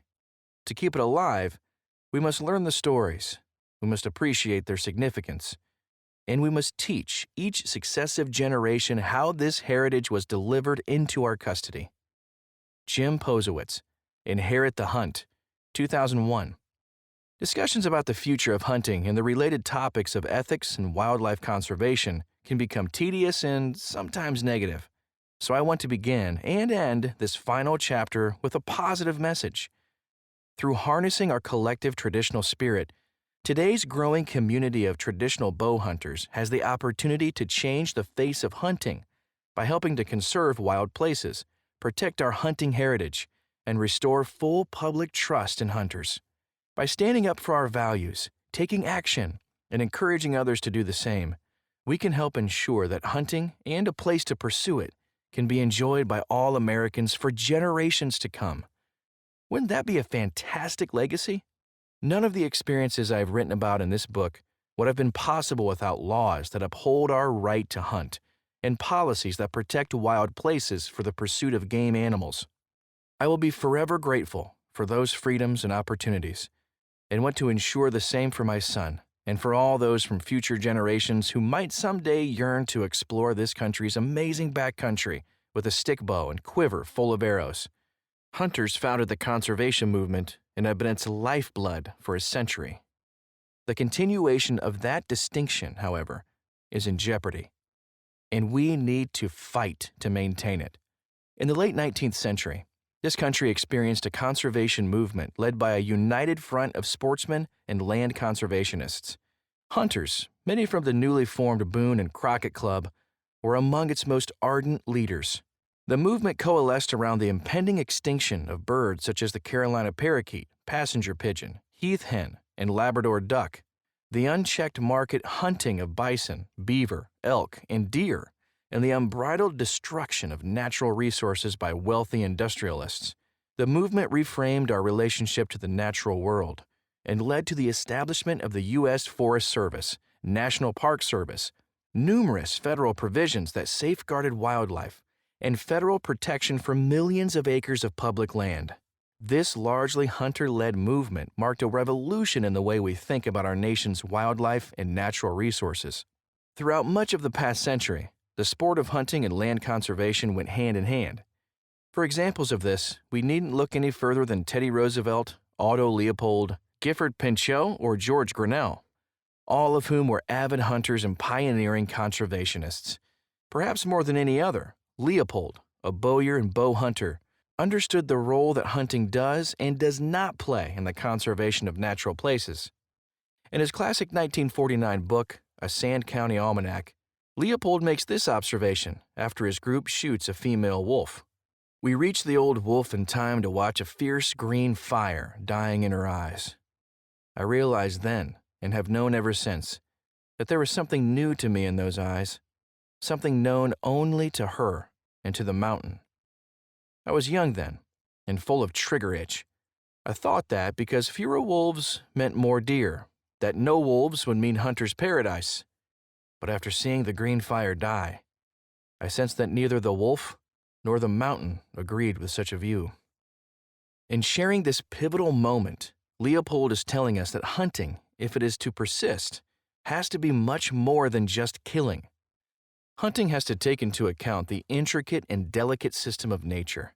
As hunters, we must understand, appreciate, and protect nature if we are to participate in it. It is the legacy of Leopold and these other trailblazing hunters that helps to shape the traditional spirit still alive in many of us today. Hunters were once the conservation innovators of our country, protecting millions of acres from cutting, dredging, and mining, and policing their own ranks to rid themselves of shameless market hunters. In recent times, however, the hunter's role in conservation has become less clear and sometimes even obstructive. In many ways, modern hunters are trapped in a political game of pickle. Through its conservation philosophy, the liberal left protects public and private land that is essential for hunting to continue, but the conservative right, led by the powerful NRA lobby, protects our right to keep firearms, which are necessary for most hunters to hunt. Faced with the perceived or real fear of losing their guns, most hunters cast their votes to the anti-environmental right in an effort to protect what they see as the most immediate threat to hunting. This is understandable, but in some ways, it represents a dangerous trend for hunting opportunities. How many of you can return to your boyhood haunts and say the place is still ecologically intact? The stream where I caught my first brook trout is now confined to a concrete culvert at the edge of a Walmart parking lot. The place where my father taught me to stalk groundhogs and swing on a mourning dove is now a housing development. Perhaps even more disturbing are the recent efforts on behalf of political conservatives and private industry to privatize and sell federal public land that is owned by the citizens of this country and has offered free public hunting for generations. The problem isn't only a loss of place, but also the loss of quality hunting experiences. For most, hunting means escaping from our daily lives and immersing ourselves in something raw and natural. When our wild lands are no longer wild, we might as well go to the supermarket for our meat. Let me give you an example. Each year, a friend of mine and his hunting buddies rent a cabin on the Pennsylvania-New York border to hunt deer. They typically buy tags for both states and hunt the Allegheny National Forest on the Pennsylvania side and the Allegheny State Forest on the New York side. This past year, I asked how they did, and they told me they took a few deer in New York. What about Pennsylvania? I asked. My friend told me they stopped hunting in Pennsylvania because the number of new gas wells, access roads, and related truck traffic had ruined what used to be an enjoyable backcountry hunting experience in a vast national forest. In this situation, much was lost.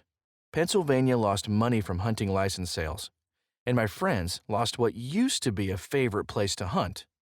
Losing hunters from our ranks due to lack of places or experiences means diminishing political clout and cultural relevance, a trend that will eventually put us on the endangered species list. As hunters, we must learn to play the political go-between in ensuring that our natural world is protected and that at the same time we retain the right to bear arms. This means showing political flexibility to support science-based conservation policies that limit human development, provide continued protection for our unique system of public lands, and ensure healthy wildlife populations, while at the same time not letting our firearms rights slip away. In addition to our political quagmire, our own bad behavior has caused us to lose public trust and the respect of some wildlife conservation organizations that might otherwise be supportive partners. A disturbingly large percentage of today's hunters display a whack 'em and stack 'em attitude, with their chief interest the latest gadget that will make the path to an animal on the ground easier and faster. There is little consideration for the big picture, or for how their actions might jeopardize wildlife and hunting. On the whole, this does not endear us to the public. Based on what Americans see of our behavior on television, the internet, and around town, it's no wonder that we are, at best, not valued as trusted stewards of the land, and at worst, seen as selfish, loathsome killers. People are not stupid. They recognize the difference between hunting practiced as a craft to be learned and invested in versus a heartless act that seems to only involve death. Let's take canned hunts inside fenced enclosures for pen-reared animals as an example. The lack of pride, respect, and fair chase displayed every time a so-called hunter pays tens of thousands of dollars to shoot a freakishly large whitetail behind a big fence on a Saturday morning television show is surely enough to convert any non-hunter into an anti-hunter. Further, the lack of will displayed by the hunting community at large in objecting to this ridiculous behavior is shameful. As hunters carrying the traditional spirit, we can do better. This is not about telling someone else how to hunt. It's about setting an example of fair chase for others to follow and showing leadership on a subject that impacts the entire hunting community. If we show another path to hunting success, the message will ring loud and clear to hunters who are already put off by canned hunts and are looking for leadership in another direction. Technology and social media are creating another trap that is jeopardizing the continued acceptance of hunting. With nearly everyone carrying a camera-equipped smartphone these days, hunters are able to take pictures and video of their hunt in the heat of the moment. We've all seen them. Blood-spattered vegetation, a dead, blood-covered animal with an arrow still protruding, a bloody, outstretched hand holding a heart with a wound where a broadhead had passed through. These images are posted to Facebook and other social media sites in almost real time. They are then rocketed around the internet for the world to see, with no context about the spirit of the hunt. To those who are unaware, they are just bloody, grotesque photos of another helpless animal killed by an arrogant hunter. Yes, these scenes are part of hunting, and as hunters we accept and understand them as the end point in an emotional process in which we are heavily invested. The 90% of Americans who are non-hunters, however, only see blood and guts. That's it. No hard work, no woodsmanship, no food on the table, only death. I don't think the people who post these images are bad or unethical hunters. I just think they are naive to the consequences of their actions. What's worse, clever animal rights groups copy these images, add their own slanted messages, and use us against ourselves to stop hunting. While this problem might sound trivial, given the number of non-hunting Americans who are offended by these images each hunting season, I'd say it might be one of the biggest factors in tearing the heritage of hunting from the American fabric. A little education and peer pressure on this topic could go a long way. Our naive and bad behaviors create more than a simple image problem. Hunting is a privilege granted only through state and federal law, and that law must be upheld through the course of history by the voting public. 90% of those voters are non-hunters, giving them, by far, the most political clout in the tumultuous dance among hunters, anti-hunters, and non-hunters. With the exception of the most rural towns, I'm sad to say that hunting is no longer a part of mainstream America's ideals. Growing up in Pennsylvania, the story of a big buck made the newspaper's front page, or the sports section at the very least, and red and black plaid was acceptable apparel at the local lunch counter. In high school, my Speech 101 essay on flintlock hunting was met with praise, and I enjoyed an A for my efforts. I wonder how the same essay in the same school might be viewed today. The world is a different place, where hunting is no longer automatically accepted as a part of tradition or heritage. In the eyes of many non-hunters, Recreation alone is no longer a justifiable reason to hunt. If hunting is to continue as an acceptable pursuit, we must prove ourselves to be effective wildlife managers and forward-thinking conservationists. We must show that hunting has a place in modern society as an activity benefiting the community at large. The ecosystems of North America have been irreparably changed. Gone are the great forests that once stretched from Maine to Florida and west to the big thicket of Texas. Gone are the undulating prairies that once rubbed elbows with the Appalachians and the Rockies. Gone are the cathedral-like, old-growth forests of the Pacific Northwest. Gone are the earth-churning herds of bison and sky-blotting clouds of passenger pigeons.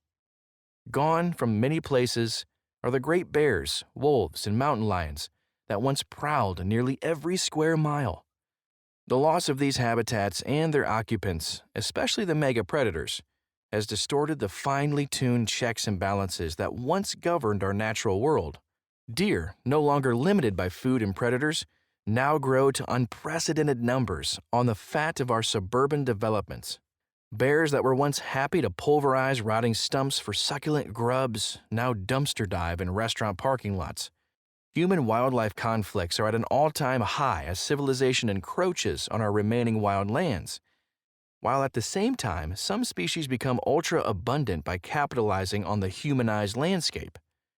As time marches on, human intervention will be increasingly important to maintain some semblance of balance in a highly distorted world. As a result, more than ever, hunters are expected to play the role of conservation biologist and predator in implementing sound wildlife management strategies. Throughout New York State, small towns are turning to bow hunters to help organize and implement deer management programs to reduce populations. Their efforts are spurred by deer damage to vegetation and legitimate safety concerns over deer car collisions and the spread of Lyme disease. Through the Venison Donation Coalition, the meat from these programs is donated to food-stressed families. There has been resistance from PETA and other national anti-hunting groups, but local residents, after having worked with the bow hunting community, are overwhelmingly in favor of the management programs. The New York Department of Environmental Conservation even relaxed its safety zone requirements so that bow hunters could be more efficient.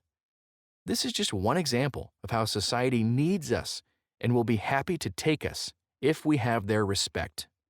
To prove that we are an asset to our communities, we must dig deep for the roots laid down by the likes of Roosevelt and Leopold, by continually showing our worth through behaving ethically and respectfully and providing services that benefit all citizens. But there's a catch. We must do all of this in an articulate, thoughtful fashion that does not come off as self-serving. Over the years, many have tried to defend hunting by trying to explain what it means to hunt and expecting their audiences to be convinced. While this might be noble and cathartic, most non-hunters don't care about our emotional connection or any perceived rights to hunting that we think we possess. What matters to them is that we are good citizens, acting on behalf of other humans and wildlife in a way that is mutually beneficial. As hunters, we are far better off being judged not on our emotions or professed rights, but simply by how we hunt and behave, and by the stewardship we offer to the natural world and society at large. I am certainly not the first person to acknowledge or write of the travails that hunting faces. To my knowledge, however, I am the first to recognize that traditional bow hunters, because of our values and growing numbers, are in a unique situation to play a significant role in reestablishing the modern hunter as a respected conservationist and steward. In my experience, the traditional spirit carried in each of us offers respect, access, and opportunity not automatically afforded to other hunting groups. Please don't get me wrong. I am by no means disparaging other types of hunters. Every group has many fine and ethical members who regularly act positively on behalf of hunting and conservation. Having the traditional spirit is far more about what you carry in your heart than in your hands. Some of the best hunters I know choose a compound bow or shotgun, but those other hunting groups don't always generate the immediate curiosity and admiration often afforded to traditional bow hunters. Let me give you an example of what I mean. I work in Ithaca, New York. which many would argue is one of the most liberal towns in the nation. During social gatherings, I often run into non-hunters who lean against hunting and many others who are professed anti-hunters. During my conversations with these folks, I've seen a consistent pattern in their behavior. When I tell them I'm a hunter, they give me a disgusted look, like they've just caught a whiff of something bad. But when I go on to explain that I'm a traditional bow hunter, their curiosity is piqued. This gives me the chance to talk about our traditions, our bows, and how we hunt. As the conversation evolves, the door opens for a discussion of bigger topics. These are people who care about the source of their food, so I often explain that wild game meat is far more local, sustainable, and organic than anything farm-raised. I also tell them about the impact that overbrowsing by deer is having on our forests, and mention how it is critically important to use bow hunting to reduce deer numbers in places where gun hunting isn't safe. Most of them get it immediately and often end up saying something like, "I'd be happy to have you or other traditional bow hunters hunt on my land." This curiosity, which is often quickly followed by earned respect, represents power on behalf of traditional bow hunters. As a community of hunters, we are beginning to harness that power to do good things, and I think we are poised to do far more. In fact, let's bring this ride full circle. I talked about all of the diverse faces of traditional bow hunting in Chapter 1, especially the younger generation and the women. Remember the teenagers becoming interested in archery because of popular movies. Remember those hipster hunters who are coming to traditional bow hunting to partake of wild, organic food? The budding traditional spirit in each of those new hunters represents the future of hunting. These folks, with guidance by some of us crusty old guys, can ignite a hunter-based conservation revolution that will protect our wild places for generations to come and restore public faith in hunting. Young hunters bring energy and progressive ideas, especially in ways to use technology and social media to spread our message. Women hunters can likely gain the attention and respect of non-hunting women far more quickly than men, and the new wave of hipster hunters who are seeking out traditional bow hunting at a rapid rate provide access to urban audiences, voters who have always been disconnected from hunting. These are important voices for the non-hunting world to hear. Best of all, the map for such a hunter-led conservation revolution has been drawn and continues to be refined by a stalwart generation of traditional bow hunters who refused to compromise their values and instead plowed the field for a flourishing crop of new hunters who they knew would eventually bust through the soil. For example, in his 2010 book, How Sportsmen Saved the World, Don Thomas, co-editor of Traditional Bowhunter magazine, created the single best resource I know of for hunters who wish to understand the history and contemporary workings of hunter-based conservation and use that knowledge to initiate change. David Peterson, an outspoken traditional bow hunter and author from Colorado, has written a number of books that show us the importance of solid ethics and behavior. In these, especially Heart's Blood and Going Trad, he describes what it means to get hunting right. Furthermore, Peterson often writes for popular publications, such as Mother Earth News and local newspapers, where he can take his message to the general public. With Primal Dreams and Essential Encounters, two hunting films often praised even by non-hunters, Gene and Barry Wenzel have shown us that hunting on television can evoke the traditional spirit. While these stalwarts have kept the dream alive, modern powerhouse science and policy organizations such as Backcountry Hunters and Anglers, the Theodore Roosevelt Conservation Partnership, and Orion have been making space for a revolution to happen. These national groups are probably the most important tool we have for protecting hunting rights and achieving strategic conservation action. And in many cases, traditional bow hunters represent a disproportionately large percentage of their standout leaders and active members. The booming voices of these organizations are echoing off the walls in Washington, D.C., and at every state wildlife agency. The messages are clear and compelling, such as this one from Backcountry Hunters and Anglers. As students of nature, hunters know that adequate and healthy habitat is the foundation of healthy wildlife populations. In the end, our freedom to hunt and fish depends on habitat. native wildlife has both intrinsic value and is often reflected in the health and quality of habitat itself.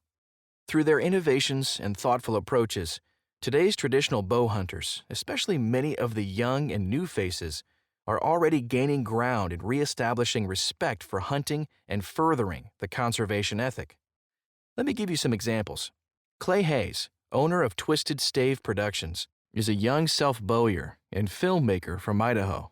His 2015 short film, Untamed, steeps viewers in the time-honored traditions of archery and its connections to wild places, sending a positive message about hunting for all who watch. On his website, Clay describes the intention behind his film. I started this project in the spring of 2012 with the dream of changing the face of hunting media. I knew what I wanted to say, what I wanted to show and represent. What I never expected was the level of interest from both hunter and non-hunters alike for what I'd always felt was a minority interest: the simple, honest, and ethical hunt, the kind of hunt where things like woodsmanship, effort, and wildness, as opposed to record book status and mechanical advantage, take center stage. The reaction to Clay's film is proof positive that hunters are ready for a change and that non-hunters are willing to listen. To ensure his film's message is heard, Clay has generously made it available for free through his website, twistedstave.com, and on YouTube. Corey Ellis is a smart, young traditional bow hunter who is providing outstanding leadership for Backcountry Hunters and Anglers New England chapter. Corey's traditional spirit burns bright when he talks about the need to covet and defend the legacy of public land that we've been handed by Teddy Roosevelt. His enthusiasm in delivering the Backcountry Hunters and Anglers message is helping to create national policies that ensure our wildlands remain wild and open to hunting. In his young life, Doug Krings, Vice President of Traditional Bowhunters of Montana, has already witnessed a loss of hunting opportunities in his native Montana. To ensure the continued protection of public lands for hunting, he takes time away from his family to participate in state wildlife meetings and to sit on a Citizens Advisory Council. When that didn't seem to be enough to stave off advancing threats to some of Montana's most prized wildlife habitat, Doug and his friend, Mark Schromeyer, co-founded Central Montana Outdoors, which is uniting all types of hunters and other outdoor enthusiasts such as hikers, rock climbers, and cross-country skiers in resisting the privatization of public land and the development of wild places. Tracy Belowski of St. Joe River Bows is one of traditional archery's only female professional bowyers. In an interview in the August-September 2014 issue of Traditional Bowhunter, she said, "I love the traditional archery community. It is such an earthy, wholesome, family-oriented group filled with honest, hard-working people. From the first time I experienced it, I knew I belonged there and I felt at home. I love the way traditional archery makes me feel connected with nature. I love that David, her husband, and I can take some osage that we harvested and dried down ourselves and handcraft it into a bow, then take that bow out to the woods and harvest an animal to feed our family. The kind of thoughtful articulation of the traditional spirit certainly sets a healthy tone of respect and is likely to attract new and diverse faces into traditional bow hunting. Similarly, Vermont bow hunter Tovar Cerulli is attracting new hunters. Although Tovar is still working up to taking a deer with a stick bow, he and his terrific book, The Mindful Carnivore, deserve inclusion in this list.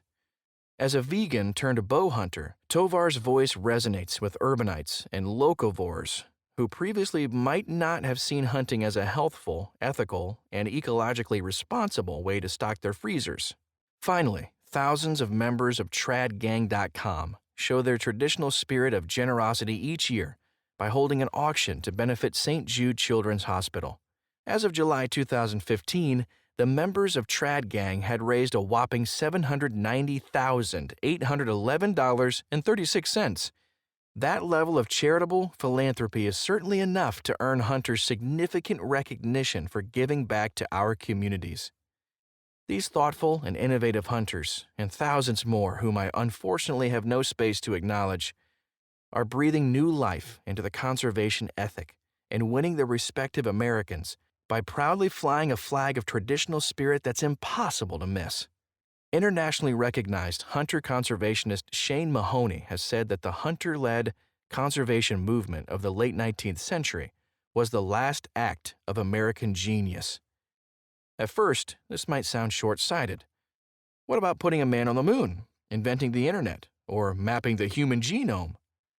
Weren't those acts of genius? But then again, maybe Mahoney is right. None of those accomplishments could have happened without clean air, clean water, and ample natural resources. Had hunters remained on the sidelines more than a century ago, we might have persisted on our destructive path of taking what we wanted without regard for sustainability or the notion of conservation. If not for hunters, we might not be here today. And even if we were, we'd lack our capacity to do great things. When considered from Mahoney's point of view, the gravity of our responsibility as traditional bow hunters to uphold the last act of American genius becomes clear. Let's keep a firm grasp on the legacy of Roosevelt and Leopold, learn from the sage insights of Thomas and Mahoney, take a modern cue from Hayes and Bulowski, and, most importantly, blaze our own trail with the power of the traditional spirit. Epilogue. Like the twisting mountain paths that have come to define my traditional bow hunting journey, the path of life is rarely without ups and downs. Rather, it's filled with welcome vistas that bring us new experiences, and the occasional tricky creek crossing that challenges our ability to keep our balance. Now more than halfway along my path, in 2014, I came to one of those magnificent vistas with the birth of my first child. Rex brings an unimagined amount of joy to my life, and I beam when he looks at me and says emphatically, "Arrow, arrow, arrow! Daddy, shoot bow!" In many ways, this book is my attempt to capture, for Rex, the many wonderful experiences I have had as a solo traditional bow hunter, and to instill in him our responsibility as hunter-conservationists. For as long as I can remember, my life has been tangled up with nature and the craft of hunting. The connection is so strong that in many ways being a traditional bow hunter is what defines me as a person. It is this passion for traditional archery, the amazing animals we pursue, and the wild places in which we pursue them that led me to write this book and kept me at it even when it seemed as if I'd never finish. I have enjoyed the writing, but most of all, I deeply appreciate the opportunity to share my discoveries and adventures with everyone who takes the time to read my ramblings, or listen to them. Keep the traditional spirit alive. Ron Rohrbaugh, September 2015. You have now reached the end of the audiobook. Thanks for listening.